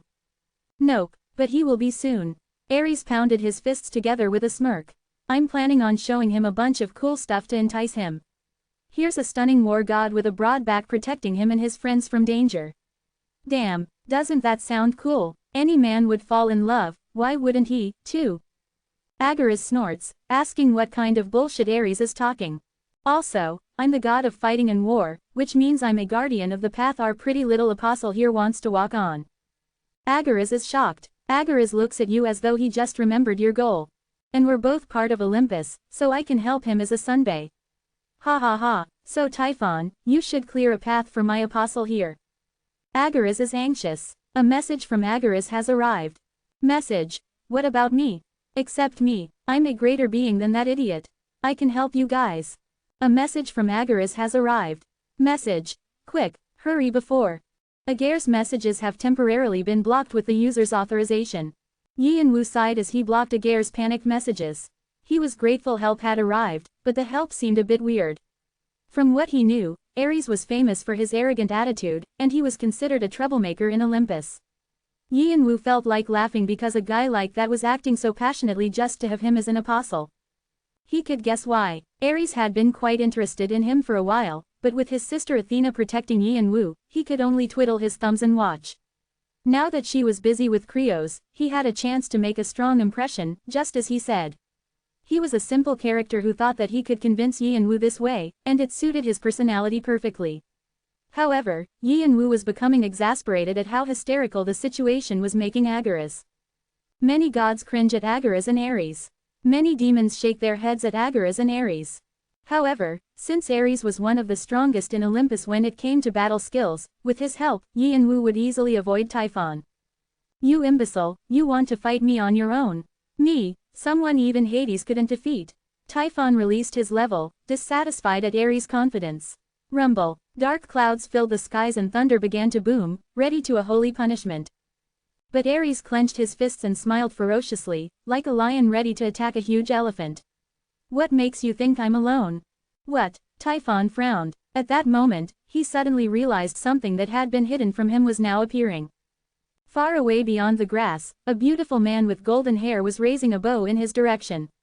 It was the god of the sun, Apollo. Next to him was Artemis, descending to the ground with her twin swords raised and legendary beasts by her side. A pleasant scent began to waft around them. It was Dionysus, toast, a buff famous even in Tartarus. It increased the speed of recovery of holy power and could even resurrect people. The second-generation gods were targeting Typhon together. I see. It's a trap. Typhon clucked his tongue. It was clear they'd planned this as soon as he left the battlefield, certain that he'd chase after the successor to the Black King. Even he would have a difficult time dealing with so many greater gods at the same time. Haha, Typhon, I know that you recovered your original strength when your divinity was released, but I don't think you'll be able to deal with all of us here, Ares gloated as he pulled out his sword. Typhon clucked his tongue again as he looked at the superior beings around him with dissatisfaction. Yes, it'll be difficult for me. But, his eyes flashed under his heavy hair. It'll be difficult for you as well. Swoosh. All of a sudden, Typhon disappeared and a raging storm whirled in his place, ripping the atmosphere apart. As if they had been waiting for this, Ares and the other greater gods moved as one to protect Yi-and-Wu. Boom, swish. In the middle of a ferocious battle that shook the world, Yi-and-Wu realized it was an opportunity. He used open speaking with Dis-Pluto, telling them to run to Myeonbujian. Open hollow corner bracket, where do you think you're going? Typhon sent a rushing gust of wind between the greater gods in order to catch Yi-and-Wu. Ares quickly moved, but the sharp wind was faster. Slash. A new superior being popped up and swung his spear, cleanly cutting off Typhon's wind. Right now, I'll treat you as Hades, next king, but that won't happen the next time we meet. With those words, the blue-haired greater god dashed past Yi-and-Wu towards Typhon. Rumble. Poseidon, Yi-and-Wu muttered the name of the god who had been his enemy for so long but saved his life this time. Then, he began running again. Why are you like this even until the end? Persephone muttered quietly as she looked at Hades. He was kneeling and supporting himself with a sword, looking as though he were simply taking a breather after an intense battle. Despite her cold wintry aura, for a moment, different emotions flickered on her face. She had always resented her husband. He had stolen her youth, but there were times when she'd nearly reciprocated his feelings. He had always loved her sincerely. Although he'd never been able to properly express himself because of his indifferent personality, it was impossible for her not to know how much effort he took to appease her. Because of that, she had contemplated for a long time before deciding to make a contract with Mother Earth. Although she had resented her husband at first, after some time passed, she had begun to let go of her hard feelings. She'd hesitated because she knew that making a contract with Mother Earth would mean endangering Olympus, where her mother was. When Hades discovered her secret, Persephone hadn't yet been an apostle of Mother Earth. If Hades had spoken with her instead of running away, perhaps things would have turned out differently today. Horrible fool. But those possibilities were meaningless now. Because of you, I've become a villain, someone who has betrayed both husband and family while you'll remain someone great. She had made her decision, and she couldn't turn back now. In that case, I'll become an even greater villain. Persephone stroked Hades' face with her hand. There was still warmth lingering on his unshaven face. Before it could disappear, Hades' body disintegrated. Whoosh. Persephone's expression stiffened. It's not here. She opened her palm. It was filled with dust that slipped between her fingers. The important thing that she should be holding wasn't there, the thing that only the king of the underworld possessed, the godly ability of death. After the Black King had faded away, many godly societies had taken a piece of this. In Olympus, Hades had been the recipient, and he had descended to the underworld with it. But where was it? Why couldn't she see it? It was impossible for it to be lost, and she looked around just in case she'd missed it. But even as Hades' dust faded away, she couldn't find it at all. A thought occurred to Persephone. Is it possible? Had Hades already given it to someone else? She thought of Yi-and-Wu, but she couldn't think of when they might have made the exchange. The throne wasn't something that could be handed over that easily.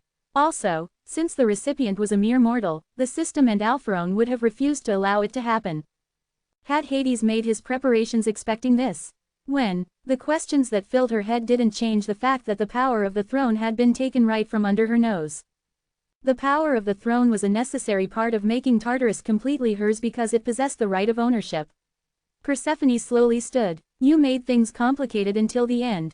I do hate you. With those words, she released the last of her level which she'd been suppressing. Whoosh. Her body disappeared with the wind, and a shadow crept along the ground of the holy territory.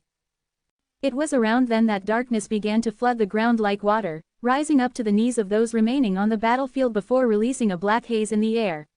The haze rose in streams, twisting like pretzels until they formed thousands of huge tentacles that shot up to the sky as though a cage had been set over the holy territory. What is that? Athena, who was fighting Krios, had a sudden ominous feeling and looked up. Hermes, Ares, Poseidon, and the others who were dealing with Typhon also turned to see what was happening. That's no way. Unbelievable. The tentacles began to combine into a black shape with a strange aura that exuded a power that should not be manifesting. It was the aura of the common enemy of all gods and demons, Mother Earth. She was attempting to descend.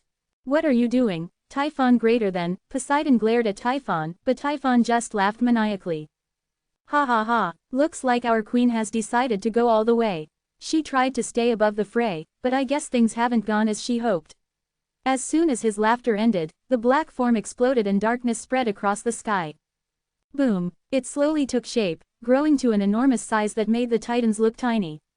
Although only its torso could be seen, its shadow was gigantic enough to loom over the entire Tartarus. Soon, Persephone's face emerged from the gigantic entity. She looked down at the ground, her torn wings of darkness spreading behind her as she directly manifested Mother Earth. She roared, and storms churned, sweeping away both divine beings and superior beings as they battled. The columns of the temples were pulled up by the roots, and the ground turned over, forming large mountains. Persephone was so large that she couldn't speak or use open speaking. However, her powerful will could be interpreted by everyone present. Find him. Catch him. She rolled her eyes as she projected her will onto Tartarus once more. The hidden true name of Vigrid, Durandal, is released. Folklore. Giant assassination. Whoosh, whoosh. The flames blazed. You have succeeded in killing Tityos.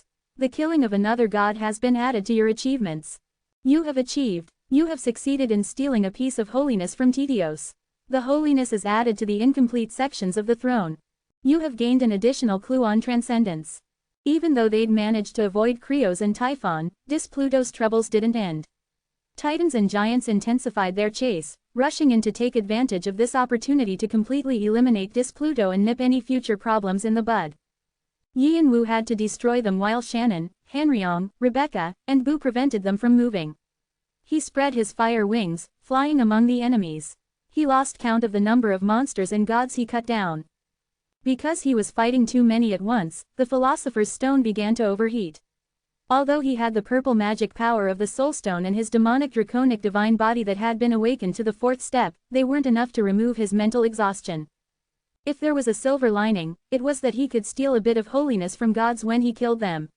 Previously, he didn't know what to do with holiness and had only guessed it, but after receiving the power of the throne from Hades, he finally understood what to do. Holiness was the power that allowed one to possess a divine level. It wasn't always good to have an enormous divine level.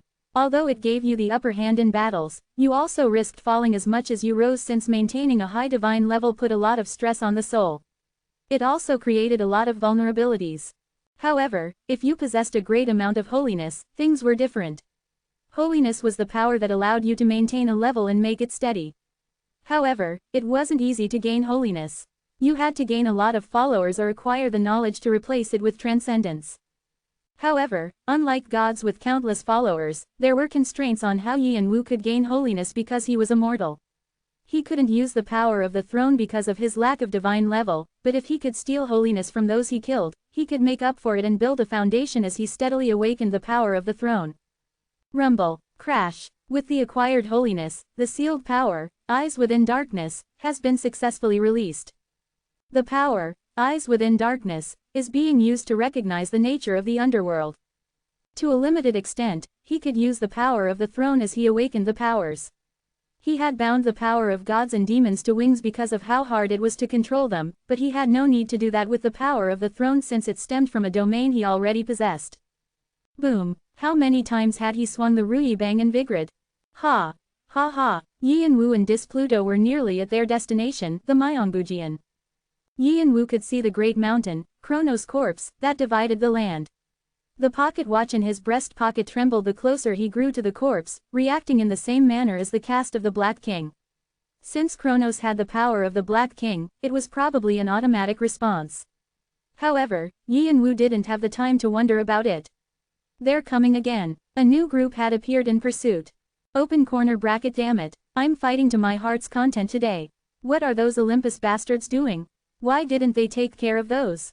Shannon grumbled with an exhausted expression. It was fun to grow, but balance was important too. Fighting continuously like this was tiring him out. Open hollow corner bracket, human, I'll kill you this time. Open corner bracket, him again. Doesn't he get tired? Iapeto's face appeared. Yi and Wu had thought he would meet his end after releasing all his divinity, but there he was running towards them in his giant form, looking like he'd recovered. Of course, he was weaker compared to before, but he was still leagues ahead of lower-level divine beings. He exuded a murderous intent, clearly wanting to pay back the humiliation he'd suffered. Your Majesty. Pluto looked at Yi and Wu in concern. Go ahead first since we're not that far away. Without waiting for their reply, Yi and Wu rolled out his wings and shot towards Iapeto's. He was putting a lot of stress on his body, but he unfurled both wings of death and fight at the same time, the countless powers supporting the power of the throne. Yi and Wu directly clashed with Iapeto's, blowing him back. Iapeto's grunted, his eyes widening. He didn't expect to lose based on strength alone. How did the mortal become so strong in the span of only a few months? Yi and Wu rushed towards him again. He had already used sky wings multiple times, and so he didn't have much time left. He needed to end things before he bumped into the limit. Boom! He brandished the Ruyi Bang with vigor, slicing Iapeto's chest open. Black smoke spurted out like blood, the remnants of Kronos. The despair of the Black King sucked in the black smoke. Iapeto's eyes turned red as the same thing as before happened again. He couldn't allow his power to be stolen from him like that once more, but Yi and Wu was a difficult opponent.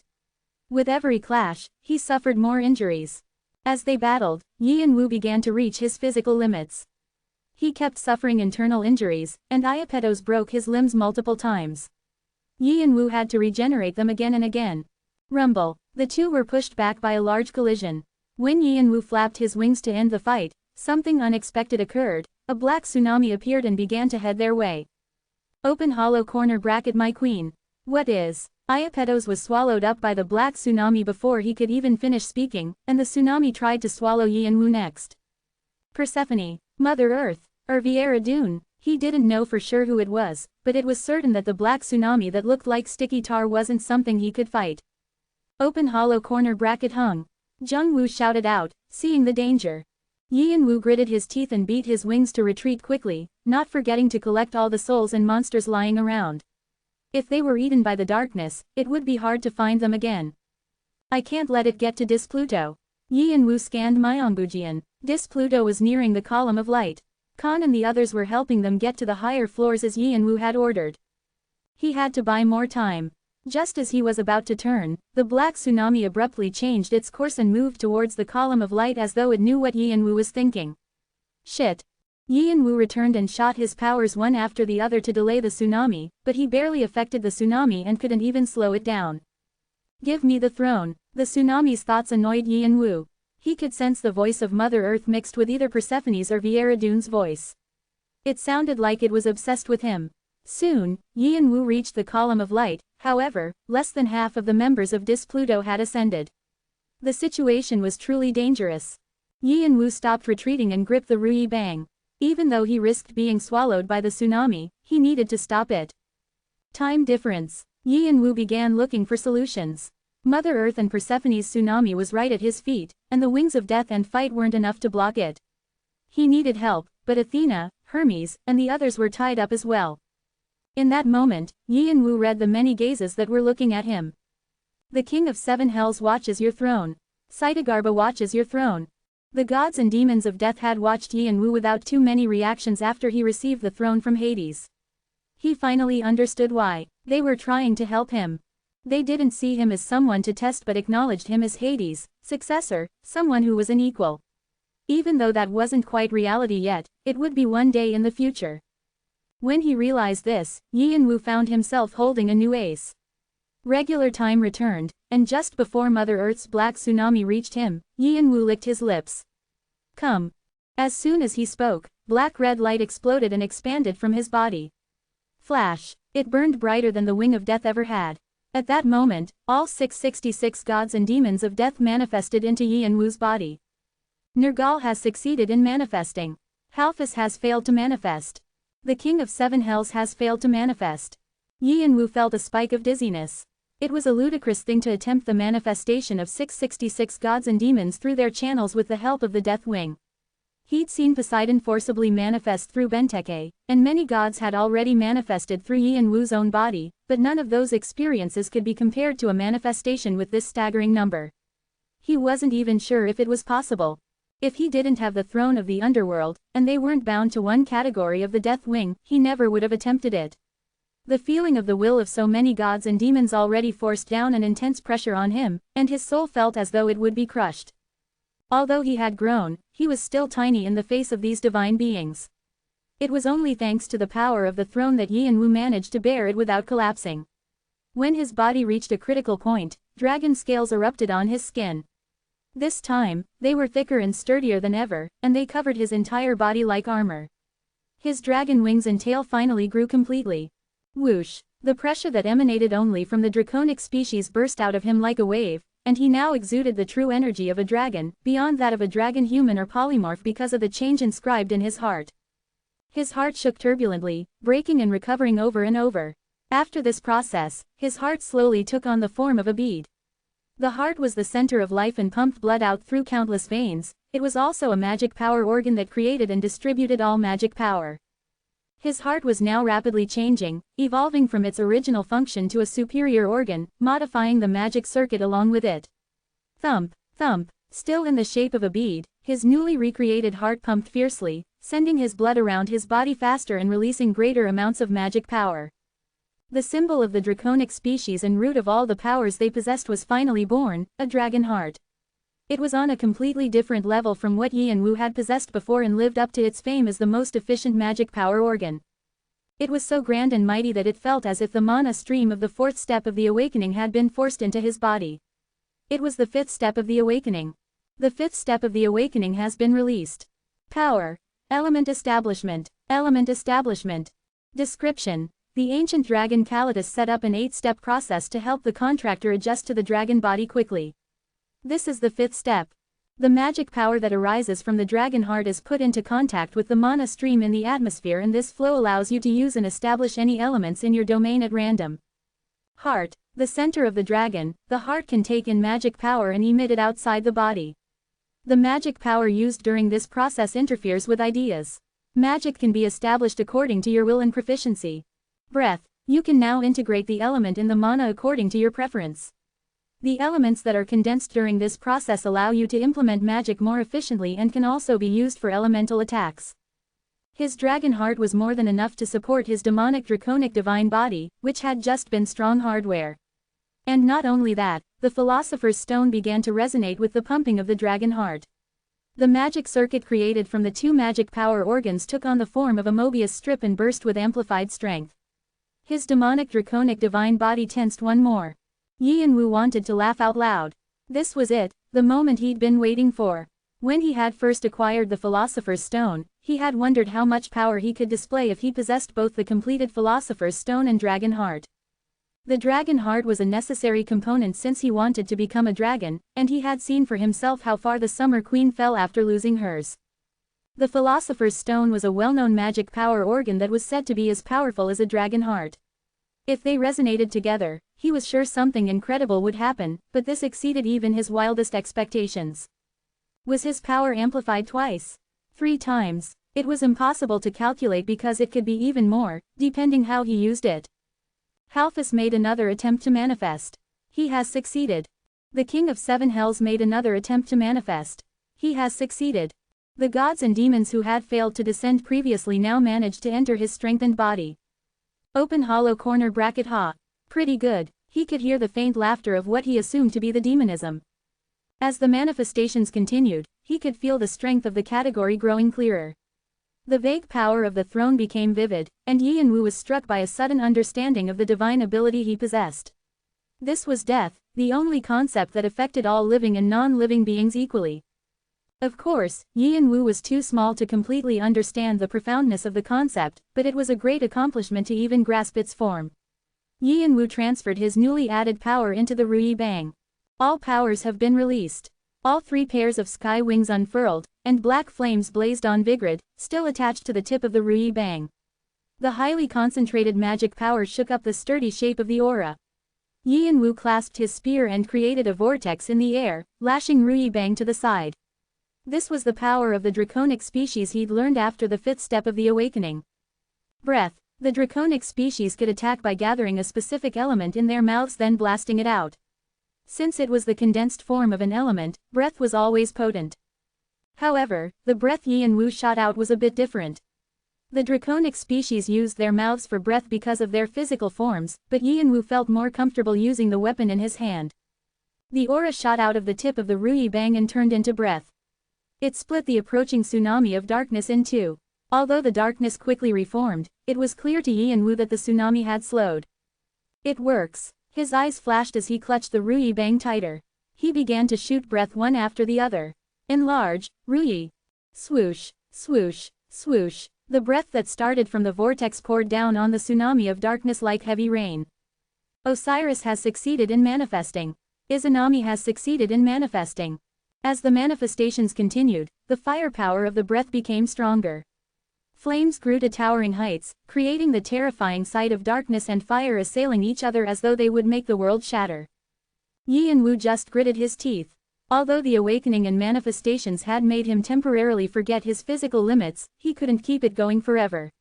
It was already an incredible feat to maintain the manifestations and bear the weight of so many gods and demons despite being immortal. Even with the power of the throne, it was impossible without an ironclad mentality. Boom, rumble. As Yianwu blocked Mother Earth on his own, most of Pluto disappeared beyond the column of light. Finally, the 12th Corps, the last of their soldiers, finally left. Khan, who stayed until the end to guard them, frantically called Yianwu through open speaking. Open hollow corner bracket Kane. He had to hurry. Yianwu nodded. His body was already overheated beyond endurance, and he had finally met his limits. He was already risking the explosion of both the Dragon Heart and Philosopher's Stone, and his scales had turned red, exhaling steam. Yianwu swung the Rui Bang from below once more, his teeth clenched. The earth was torn up, and it shot tens of meters up to the sky. The sparks created a large wave of light, and more fire lightning than ever seemed possible rained down from the sky. Rumble. Beautiful blood flowers bloomed with Vimalicitra's black Gubatera at the spots where the bolts fell and ate away at the darkness. Vimalicitra is overjoyed at your performance. Cernunos watches your performance with tranquil eyes. The tsunami of darkness smashed against the blazing fire and stopped. Meanwhile, Yianwu's wings spun around as he quickly retreated to the column of light. A deep wail rose from the tsunami of darkness. Give it. That is mine. Tentacles rapidly lashed through the netting of fire towards Yianwu, determined not to let him go. Rumble. Releasing his breath once more, Yianwu roughly pushed back the tentacles. When Khan entered the column of light, he quickly jumped in, as well. Instantly, the world changed. You are out of the hidden stage, Tartarus. You have entered the designated location, the 35th floor, Gate of Thunder. What's going on? Where are all those people coming from? The Hoarder. Isn't that the Hoarder? He's been lying low for some time, what's he done now? The commotion drew many people to the stage, surprised by the large portal that discharged so many mysterious-looking soldiers. Yianwu had asked Brahm to transport them to the 35th floor. After receiving the throne of the underworld, he now had the ability to change the settings of Tartarus, so he gave this authority to Brahm so he could set the coordinates. Yianwu had cleared 34 floors so far, and it was possible to enter the 35th floor since he was scheduled to arrive, anyway. At first, they had been planning to exit to the outer district of the tower, from where Yianwu had entered Tartarus. However, he'd ended up choosing the stage because it was under the administration of the Guardians. The heavenly world couldn't interfere here, and even Mother Earth's strength would be weakened. And I can also clear the 35th floor easily while I'm here. Darkness shot up at the portal. The stage shook violently as a wave of fury burst through. Give it. But Yianwu just smirked and shot his breath again. Vigrid's blade cut through the darkness as though it were butter. It cried out loudly, as if it were trying to force itself through the portal. The system has been alerted that a godly being is attempting to interfere in the stage. A guardian has been dispatched. What is that? I'm scared. Mother Earth. What has he done? Oh. Looks like our mischievous .. has caused another large problem. Spectacular. Oh. High guardians appeared in the sky, all looking surprised to see Mother Earth. Tartarus was a divine territory that guardians couldn't observe, so they hadn't known what was happening there. However, when Yvilk saw Yi and Wu gasping for breath in the distance, he adjusted his monocle and burst out laughing, immediately understanding the situation. At the same time, the guardians began to move. Control is being administered. The interference of the being has been blocked. The interference of the being has been blocked. The high guardians transformed into light once they landed on the ground and the laws of the stage began to act. The colossal portal that connected Tartarus and the 35th stage began to close. No, no, Mother Earth's darkness resisted violently, still trying to enter, but Yi and Wu clutched the Ruyi Bang and shoved it through the closing portal. Crunch, yes. Along with the wailing screams of Mother Earth, the connection to Tartarus was cut off just like that. The noisy 35th floor became silent once more. Ding, all trials have ended. Will you go to the 36th floor? Saitagarbha has ended his manifestation. The King of Seven Hells has ended his manifestation. Esmadiva has ended his manifestation. Thud, Yi and Wu collapsed to the ground, extremely exhausted. The soul power that filled up his body was sucked back out and the violently circulating dragon heart and philosopher's stone slowly came to a stop. The manifestation of 666 Transcendence had only gone on for a mere 5 minutes, but its impact was formidable. The cool-down time of Sky Wings stretched out for such a long period that he thought it would be impossible to use them for a while. The world spun. If he didn't have the dragon heart, what could have happened? He didn't even want to think about it. Ha ha ha. He couldn't even muster the strength to breathe properly, and he thought that if he died, it would be from exhaustion.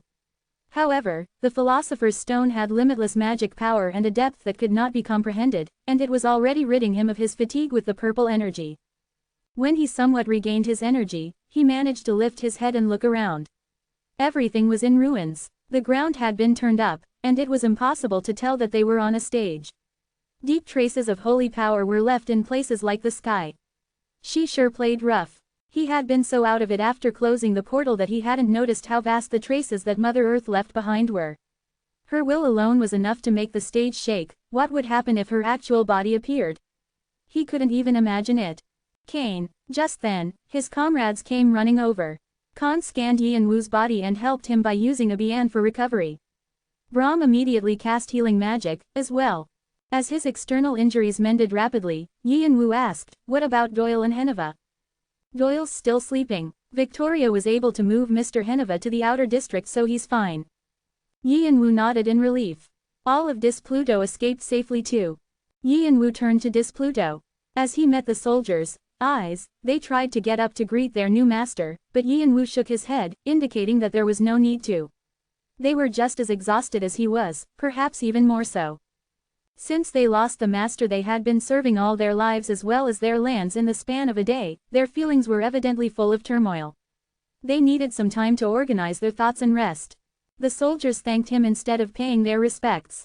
They had been cut down to less than half of their number at their peak, but their eyes blazed with a fire that was brighter than ever. Yi and Wu had been worried they'd be sunk in despair, but fortunately, his concerns were unfounded. More importantly, he moved his gaze to the message that popped up in his vision. "You have completed the first condition of the sudden quest Exodus." What's going on? The first condition of completing the Exodus quest was to earn Displuto's trust. This hadn't been too difficult because he had already gained their trust after fighting with them several times. Also, he'd been acknowledged as Hades' successor while escaping from Mother Earth. However, he'd been expecting a message to say that he'd also completed the second condition, escaping Tartarus, but none had appeared. Does this mean the Exodus isn't over yet? Had any soldiers been left behind in Tartarus? It wouldn't be a complete surprise if they'd left 1 or 2 soldiers behind, considering how chaotic the situation had been. However, the system should be aware of that. Or did it mean Mother Earth would harm them in some other way? But how? In the meantime, the High Guardians bustled around. They had temporarily paused the stage mission, using backup data to restore the damaged areas. Just then, Yvilk approached, pushing his monocle up. Oh, hash, this is the second time after the 23rd floor. Now that I think about it, you also performed fantastically on the 11th floor, yes. It seems to be your hobby to ruin stages with once every 10 floors. His eyes curved with a smile. Next time, please alert us beforehand. We'll be able to prepare ourselves. ohyo. Although it wasn't as though he'd been destroying floors for fun, Yi and Wu only smiled ruefully with a nod. I'll do that next time. Ohyo. I like that mindset. I like you because you understand things quickly. Also, Yavilki's eyes narrowed. We need you to provide a testimony about what happened. Can you come with us? The guardians watched over all the floors closely, but there were places their eyes couldn't reach. It seems like there are different arrangements between the Transcendents and Guardians that players don't know about. At the very least, from what I've seen, they didn't like to take interest in each other. The heavenly world on the 98th floor and the hidden stages every 10 floors were such cases, as was Tartarus. Because of Hades' settings, the Guardians couldn't check what happened in Tartarus, and now this had happened. It was understandable that they needed to investigate the matter. Yi and Wu was planning to help them to some extent since he'd used the Guardians, who abhorred Transcendence, to help him with Mother Earth. Also, there was no knowing what would happen if he didn't help them. Yavilk, who had been watching Yi and Wu make his decision, suddenly felt sharp gazes around him. For the past few minutes, Pluto had been getting up to surround him, pointing spears still wet with blood at him. A fierce atmosphere rose. However, Yavilk seemed to be unaffected as he lightly fixed his monocle and looked around. What's this now? Did I do something to get on the bad side of you underworld sirs? You may not realize this, but I've placed manners before everything else all my life. Ahem. You cannot take our king without permission. Our king. Yavilk tilted his head and laughed when he realized what was going on. We'd been wondering what happened because there was a system message that the king of the underworld had changed, and that person is right. It's a secret. Ahem. How amusing. Yavilk had been expecting that the exodus of Pluto had something to do with the throne of the underworld. However, from the way he giggled, it seemed like he found it surprising that Yi and Wu was at the center of it all. It was unthinkable that the throne would have been passed down to a player, even if it was someone like Yi and Wu. It was so shocking that Yavilk couldn't have even dared imagine it. The Pluto members glanced at Yi and Wu, wondering if they'd made a mistake. Yi and Wu was smiling ruefully under his mask, but he pretended to be calm as he spoke to Yavilk. I'll help with the investigation, but in exchange. You want us to do this? Yavilk made the motion of zipping his mouth. As Yi and Wu nodded, Yavilk smiled slyly. Ohyo, you don't have to worry about that. I'll keep it from the other guardians as well. There was no need to speak of this amusing fact to others. To Yavilk, Yi and Wu was like sweet rain during a boring day. However, as your dear friend and a high guardian, I have some advice. Yavilki's eye briefly glittered under his monocle. So many soldiers of the underworld entering this stage may be considered an invasion of territory. Just as we managed Mother Earth, we can use the same control on them. You should be aware of this. There were a few lower-level divine beings among the Pluto, and although they were considered weak during the Gigantomachia, in reality, they had a power that most players would never reach in their lives. Since there were hundreds of them here, they were a force that could break the balance of the stage. Because the system prioritized the stage over everything else, Pluto could be identified as irregularities. In fact, the stage seemed to be acting on them already. Their faces were pale, and they were clearly unaccustomed to such a different environment from Tartarus. Their strength was being limited already, and although the constraints ended there, the Guardians could activate their control at any time. However, Yi and Wu wasn't too worried. The third condition of the quest was to find a new base camp for Pluto, and he'd already thought of a place. Bu's dungeon will be good enough. The dungeon, which was a space that connected multiple Intrenians from Red Dragon, was almost complete. It was large enough to house all of Pluto, and if the environment settings were set to be like those of Tartarus, it would be an ideal place for them to temporarily stay. The system wouldn't try to interfere either. If he tried to use Pluto to clear the stage, the system's control would activate, but if he was only looking for a place to stay, it would likely let them be. After he exuviated and properly grasped the throne, he could pull them out. However, Yavilk shook his finger back and forth as if he could read Yi and Wu's mind. That's not what I mean. Of course you know your way around the system's loopholes. But the problem is that the control in this tower isn't just limited to the system. Yi and Wu narrowed his eyes, not understanding. There was a controlling force other than the system. He had never heard of it. He asked Jungwoo with his mind power, but received a negative response. Open hollow corner bracket I don't know either. Just as he was about to ask Yavilk what he meant, the calm sky suddenly began to shake. The High Guardians who were restoring the stage paused and looked up with frowns. Pluto and Yi and Wu's comrades realized something strange was going on. They raised their heads, their weapons and shields ready. The sky was distorting. The appearance of a sky that was twisting and deforming was impossible to describe, and it was as fearsome as it was impressive. As the sky split into cracks, colorful auroras appeared through the fissures, dyeing the sky different colors. A heavy fog began to gather. Yi and Wu felt shivers down his back. Although he hadn't attempted the dragon body awakening, scales were automatically growing on his skin.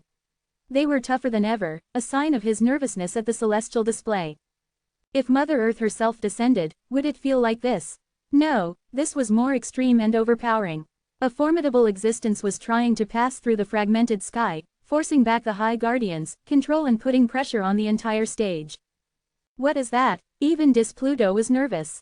They had dealt with Typhon multiple times already, but this being was leagues beyond Typhon. It seemed as though the sky had come to life. However, although it was Yi and Wu's first time seeing this phenomenon, he recognized it. Jung Wu appeared next to Yi and Wu in his spiritual form and muttered in a voice full of mixed emotions, open hollow corner bracket Alpharon. The being who had been a wall to countless players for the last 1,000 years, a focus of hatred for transcendence, and an exception to the rules for the Guardians, was trying to descend. Alpharon was a wall that had stood over players like a mountain. He was considered to be the strongest player ever since the foundation of the tower, and even the greatest king of the One-Horned tribe, the Martial King, couldn't defeat him. The pressure that radiated from him was extraordinary, and it was a wonder that he wasn't a god.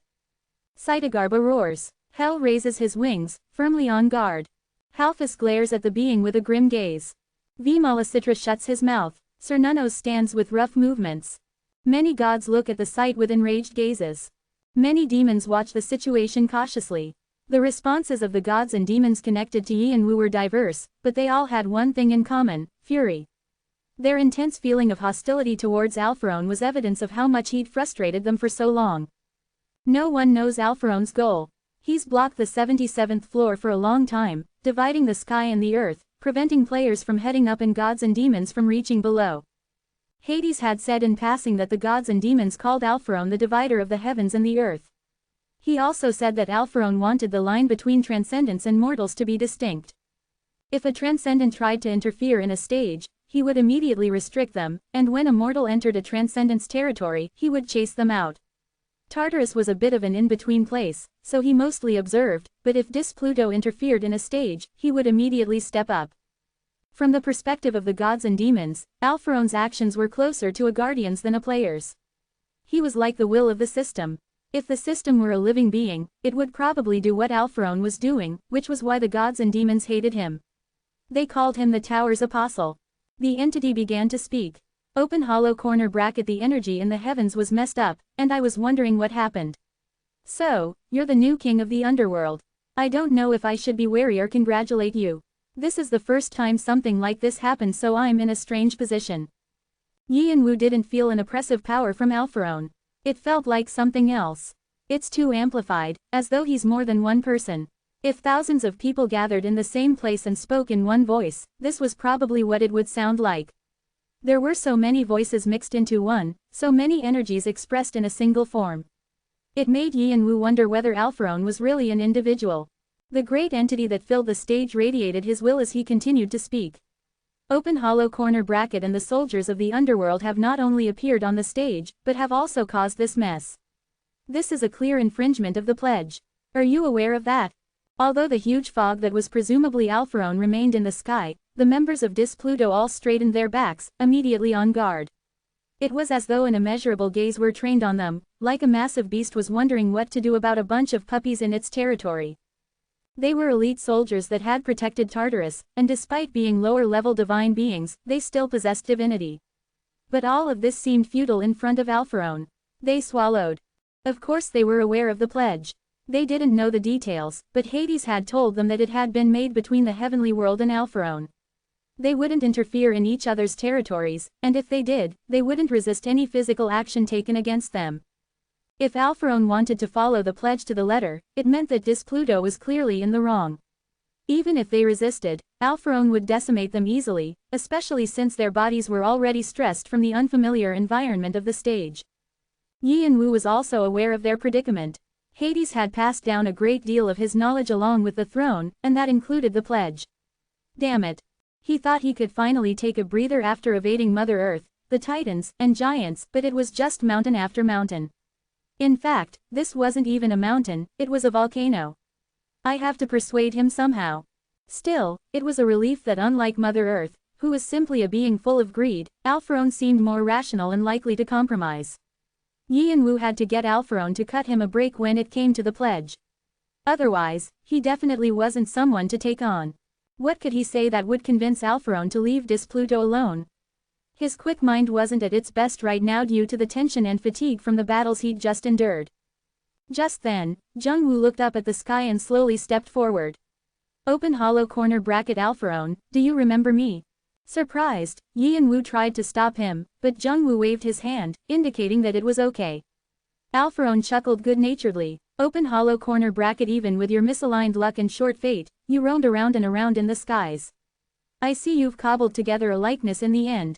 For some reason, Yi and Wu felt like the words weren't directed to Jungwoo but to him. A likeness. What did Alpharon see? However, Alpharon turned back to Jungwoo as though he didn't want to speak further about it. Open hollow corner bracket yes, long time no see, child from the past. Jungwoo nodded solemnly. Open hollow corner bracket thanks to what you said back then, I'm able to be here like this. Open hollow corner bracket I didn't do anything. Your desire was just so desperate that your life took that shape. It was only then that Yi and Wu learned that Jungwoo had been inspired by Alpharon to create the diary in Superbia. Open hollow corner bracket I still want to thank you. Open hollow corner bracket I'm glad to hear you say that. You look healthy, so it's a relief.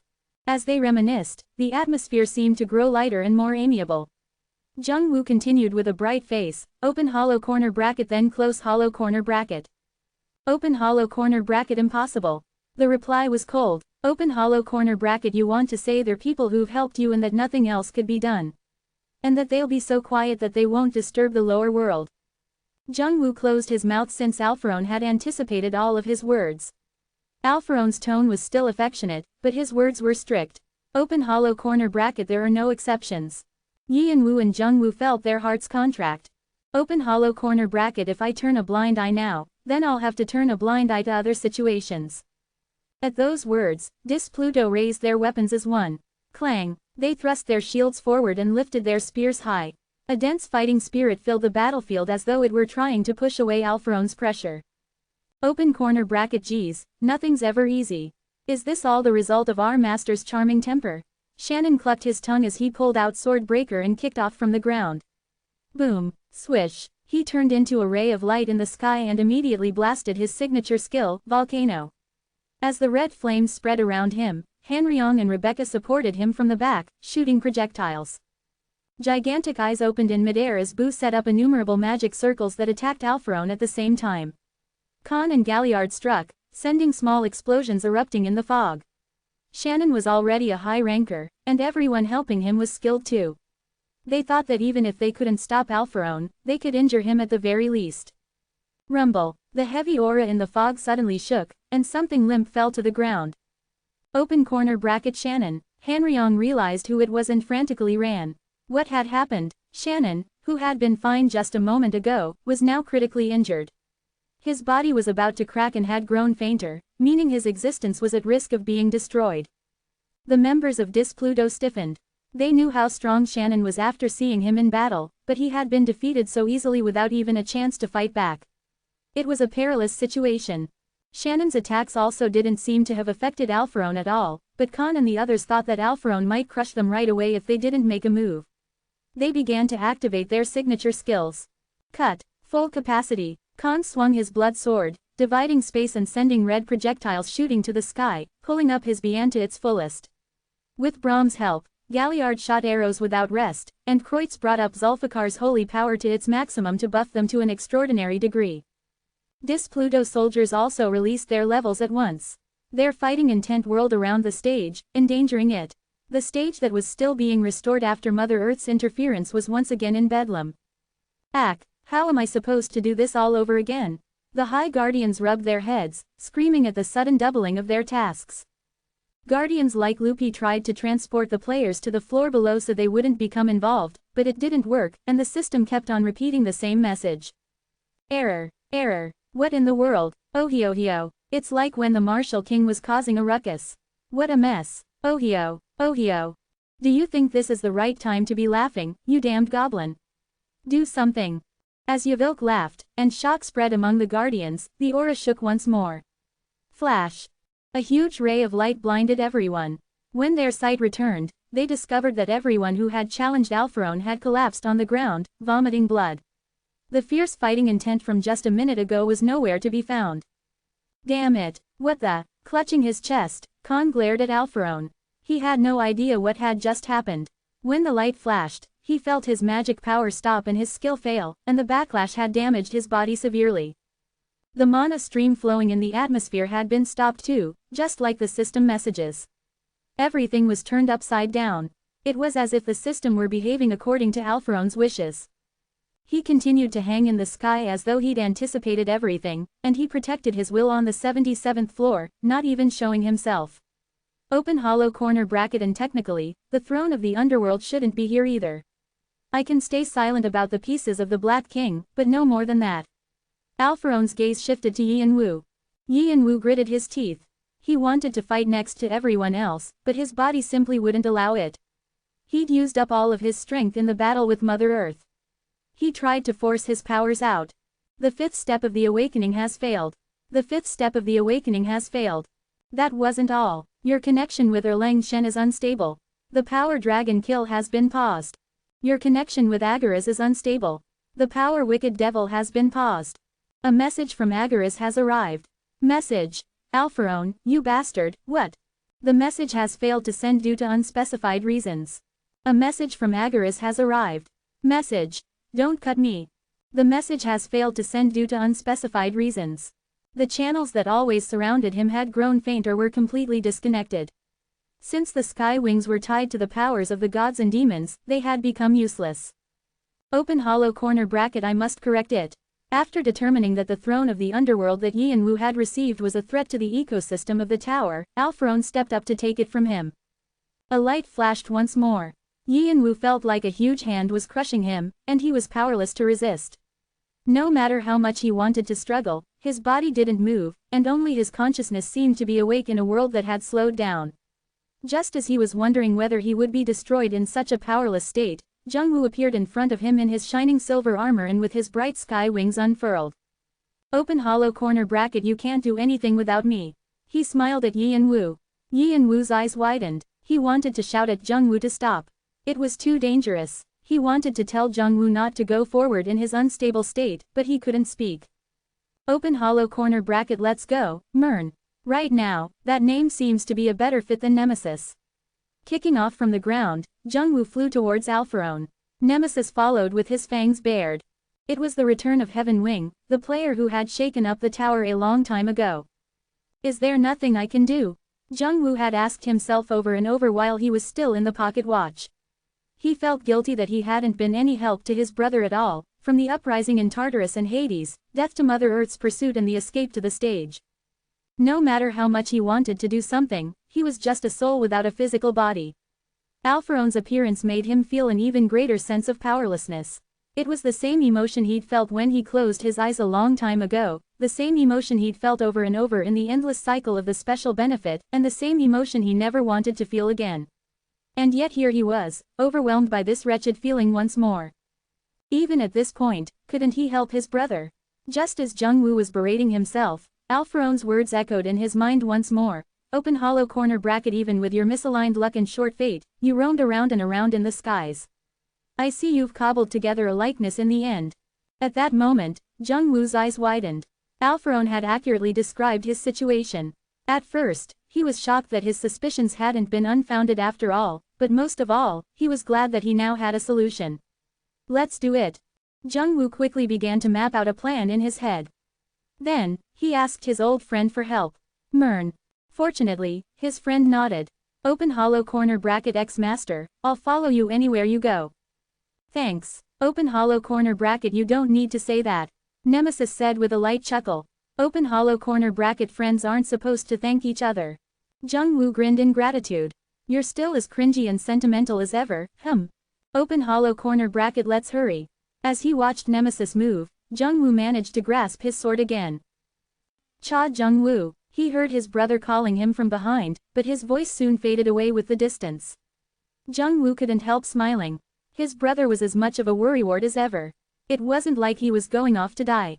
I'm already dead, so how can I die again? Right, Mern. Nemesis had transformed into a mythical dragon with golden scales instead of black by now. Since he was an entity who lived in dreams and nothingness, he could easily change his appearance. At the moment, he had resumed his appearance as Mern as a kind of memorial. Both he and Jung-woo felt as though they'd returned to the past. 15 years ago, when they clashed against the mighty enemy of the tower, they had only each other to rely on. They'd developed a special understanding that allowed them to read each other's thoughts with just a glance, and even now, things hadn't changed. Open hollow corner bracket X Master. What? Open hollow corner bracket how lame. Jung-woo was speechless. Open hollow corner bracket work harder. Jung-woo looked at Nemesis with a flabbergasted expression and shook his head. He could hear Nemesis laugh. I'm sorry for involving you in this danger. He felt sincerely apologetic that Nemesis might be walking a path to his death once more. And just as before, this was all because of Jung-woo. Open hollow corner bracket don't be foolish. I'm doing it because I want to. Even though I call you brothers, Master, I have free will, and this is my choice. Nemesis brushed off Jung-woo's apology with a solemn face. Open hollow corner bracket I waited a long time for you. Now that I've met you again and have the chance to stand next to you once more, it's the path that I wish to choose. Apologizing for that is just mocking me. Jung-woo stared at Nemesis. Mern, open hollow corner bracket HMPH. You don't have you be moved. Can't you do something about that sentimentality? Nemesis couldn't reply. PFT, open hollow corner bracket X Master. What? Open hollow corner bracket can I bite off your head? Request rejected. I kinda have a lot I haven't done yet. He turned around with a smirk. Okay, anyway. Open hollow corner bracket let's begin. As he nodded, Nemesis steadily melted into nothingness. Space opened and a void began to descend, spilling out like black ink. Dreaming illusion. The world around Jung-woo slowly changed as the dreaming world and the real world began to overlap with each other.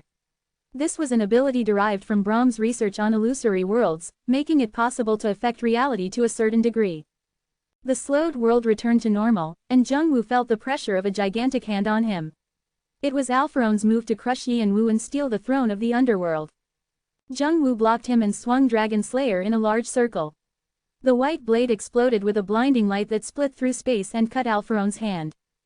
Boom. Open angle bracket wave of light close angle bracket. Heaven Wing's signature skill spread across the sky, dispelling the auroras Alpharone was radiating.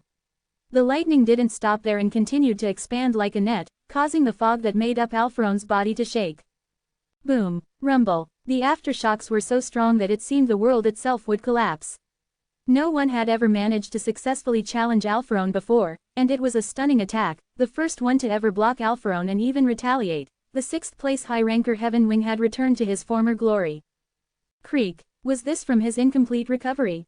Jung-woo tilted his head to the side and rotated his arm as he heard the sounds coming from inside his body. The soul power his body was composed of flickered for a brief moment before returning to normal. I wanted to use my sword again after such a long time. Why can't I control my power? Open hollow corner bracket aren't you being too hard on yourself? It's fine, it's fine. I've been sleeping and resting for so long. I do have a conscience, and I have to earn my meals. I can't always live off of my brother like the neighborhood bum, right? Even though Jung-woo spoke jokingly and smiled, his eyes were trained on Alpharone. Rumble. The wave of light continued to push away the auroras around Alpharone.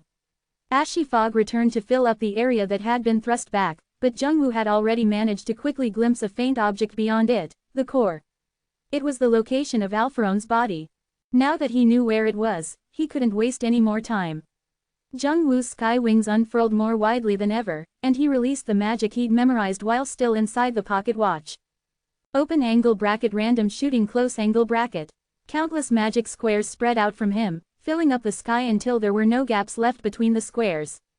The magical attack on Alpharone began. Pew, pew, pew. The attack ripped through Alpharone's fog relentlessly. With each strike, the fog dissipated and then reappeared again, exploding into a lump of light. The laws of the stage moved along them as a new command was written in the in-laws, eliminate Cha Jung-woo.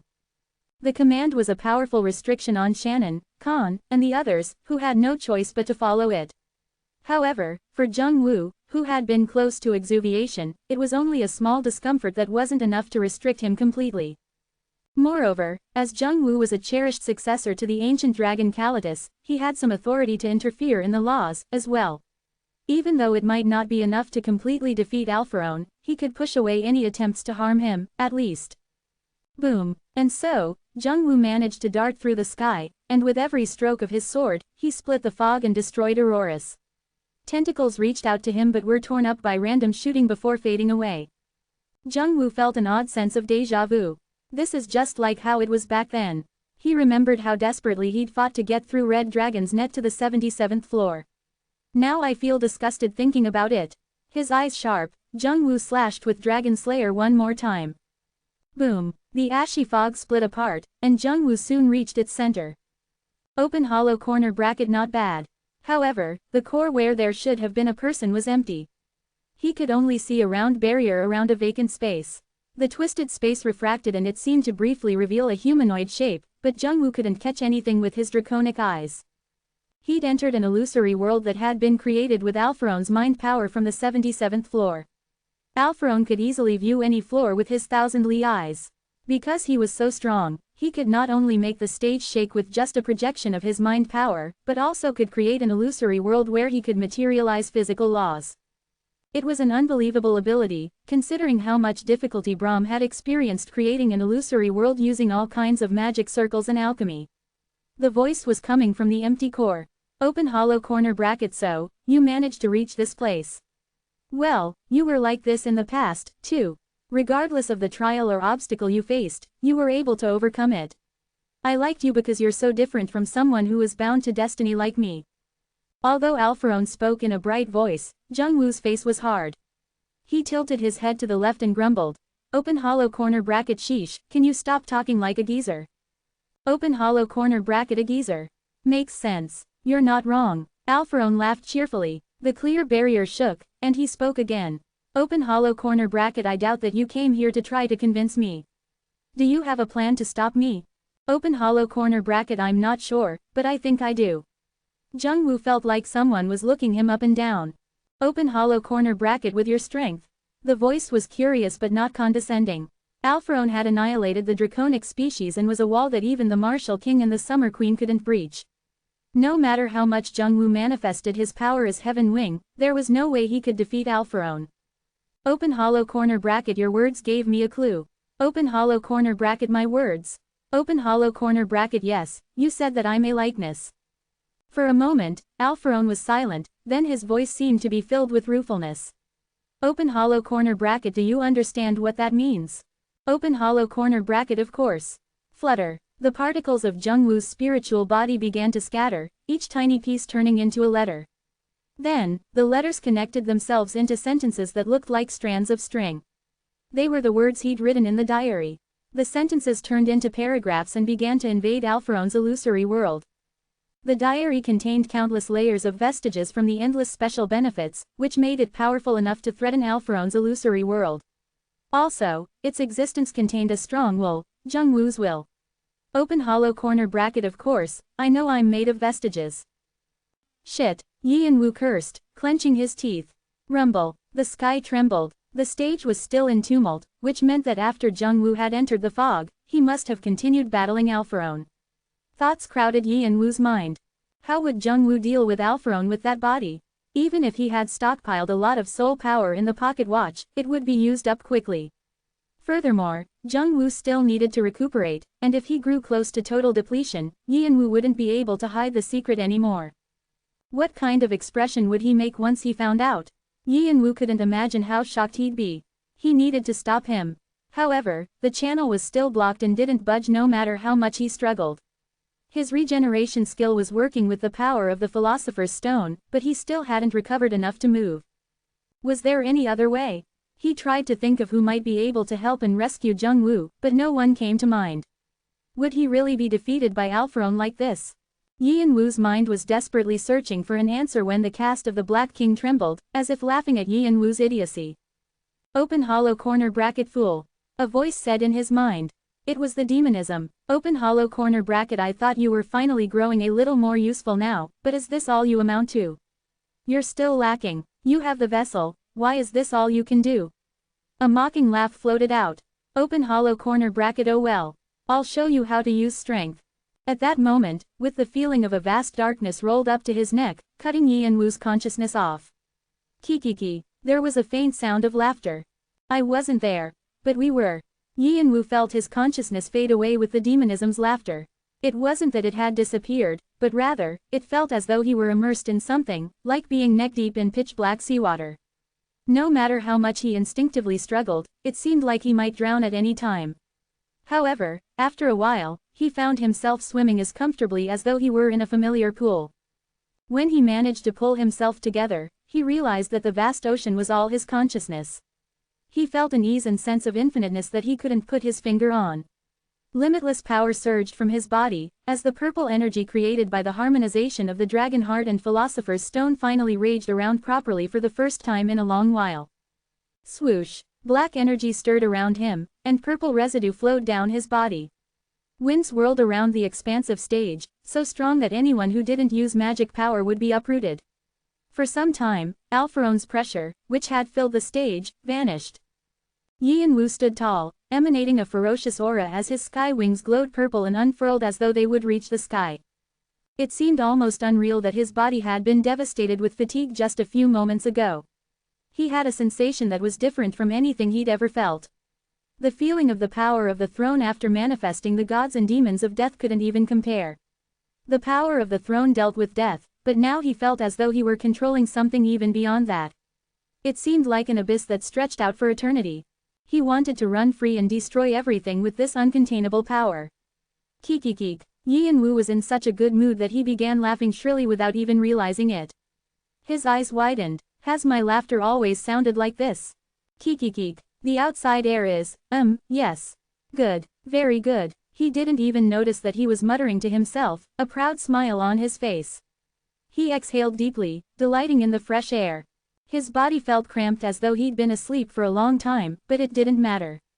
It was wonderful to stretch. Although the stage was filled with Alpharone's presence, it was the happiest place he'd been. It seemed like his vessel was doing better than he thought. Kikikik. It was only when he burst out into laughter once more that Yi and Wu realized that he was Cha Yi and Wu and not Cha Yi and Wu at the same time. His consciousness was still that of Cha Yi and Wu, but everything else, actions, habits, instincts, and subconscious, was now the demonism. However, on closer inspection, even his consciousness had been infiltrated by the demonism. The delight he felt in the fresh air and the impulse to destroy didn't belong to him. However, who cares? The entity that was Yi and Wu and not Yi and Wu grinned and stretched his neck to the left. His baleful eyes glowed purple behind the demonic-looking mask that seemed to have grown even more monstrous. It doesn't matter if I can get rid of that damned bastard. Muttering to himself, Yi and Wu curved his fingers into claws and slashed horizontally. The space that his fingers raked through cracked like glass, breaking apart and sending 5 different shockwaves shooting up the sky. Boom! With an explosive sound, the fog and auroras in the sky were torn apart to reveal the invisible barrier around Jungwoo and Alpharone. Found you, damned bastard! Yi and Wu laughed coldly at Alpharone's barrier.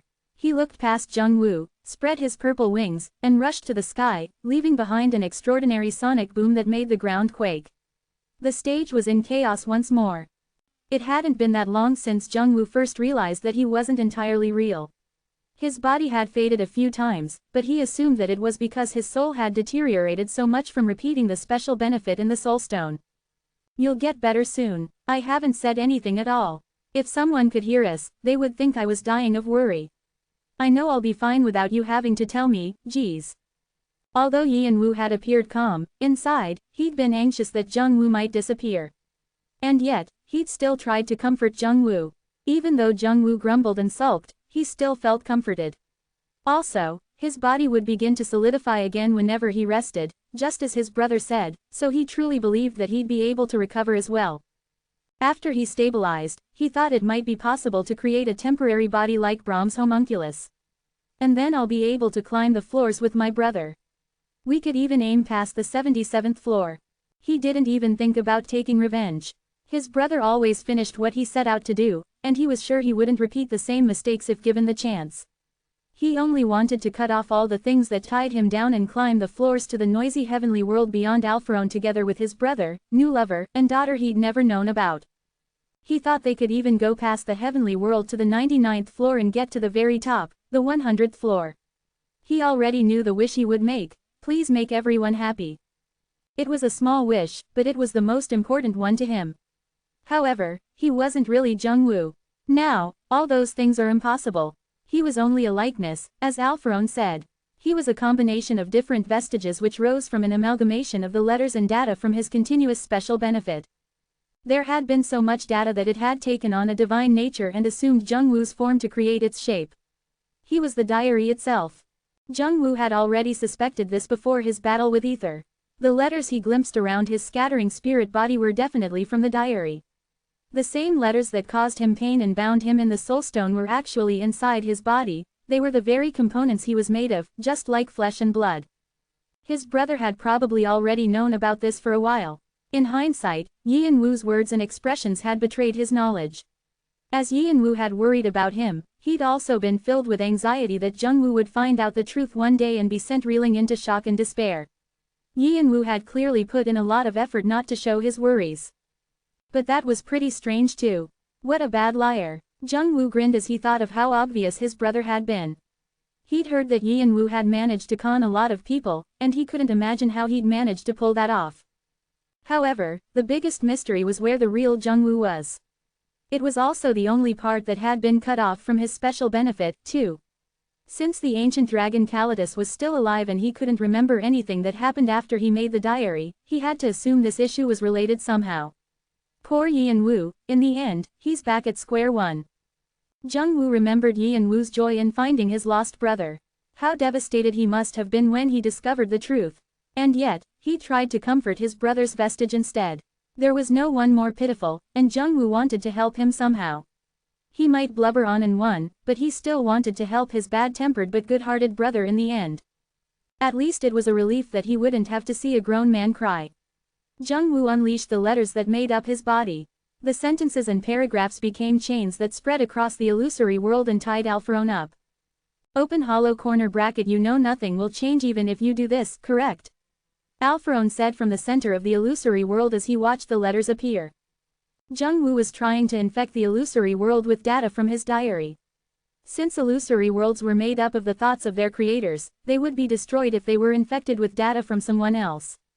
Although it was impossible for an ordinary being to create an illusory world, if they did, they would be severely damaged if their illusory world were taken away.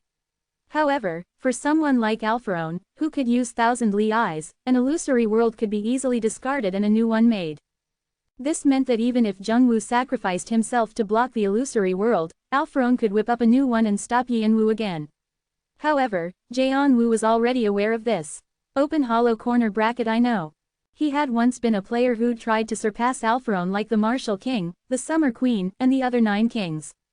Of course he knew everything that could be learned about Alpharon, and in the end, he'd come to one conclusion: Alpharon was untouchable. Open hollow corner bracket. But I can buy some time at least, right? Open hollow corner bracket. Buy some time. Open hollow corner bracket. Even someone like you can't make a new illusory world that quickly. Alpharon laughed in disbelief. Open hollow corner bracket. Is that all? What if I use Shukuchi? All I would have to do is manifest myself. But Jungwoo's eyes were still tranquil. Open hollow corner bracket. I know that you're in no state to do that. Alpharon didn't respond. Open hollow corner bracket. Those who need to know are already aware that the opposition of the progenitor gods and creator gods has become stronger recently. Your hands have been tied for the first time. Alpharon remained silent. Open hollow corner bracket. So, I'll at least be able to buy some time for my brother to escape. Open hollow corner bracket. And if I chase after him? Open hollow corner bracket. I know you will, but I believe that my brother will find a solution before you catch up to him. He'll find a way to evade both you and the system. He just needs some time right now because he's tired. Jungwoo's smile deepened. Open hollow corner bracket. He has quite a lot of tricks up his sleeve. That bad temper didn't come from nowhere. Open hollow corner bracket. HMPH. Alpharon was silent. If this was Jung Woo's plan, then it was true that Alphorone would be in a difficult position. There was nothing more troublesome than dealing with people unafraid to sacrifice themselves.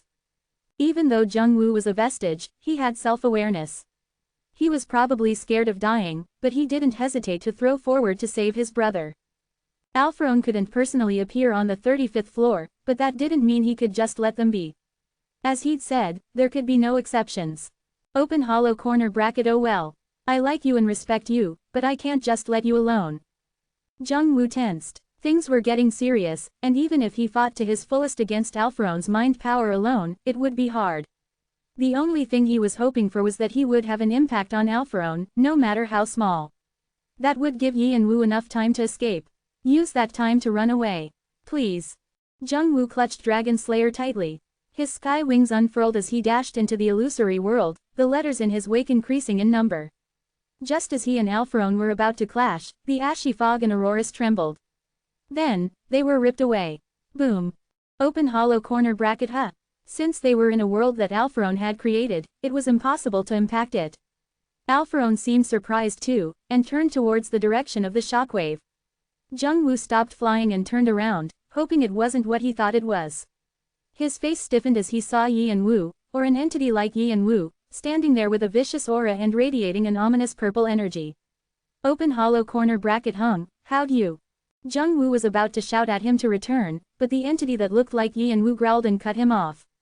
Who says you're not real, you idiot? Open hollow corner bracket. What?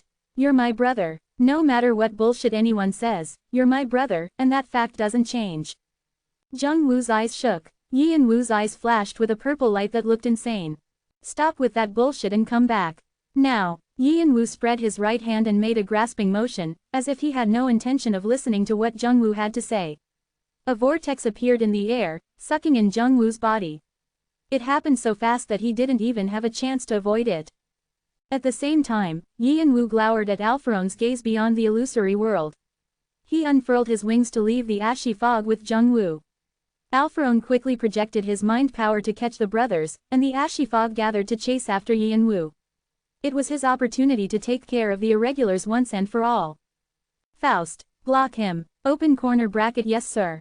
However, on Yi and Woo's orders, space split between them, and two inferno sights, blazing more majestically than ever, appeared. Yi and Woo's unification with the demonism had temporarily restored Boo's memories and abilities from his past life, and now he stretched his hand out towards his old enemy. Boom! The explosion blew away Alphorone's fog. Yi and Woo's attacks didn't end there. The cast of the Black King suddenly trembled from the activation of a power. Summoning of the dead has activated. Who will you summon? Summer Queen. At that moment, the sky opened up.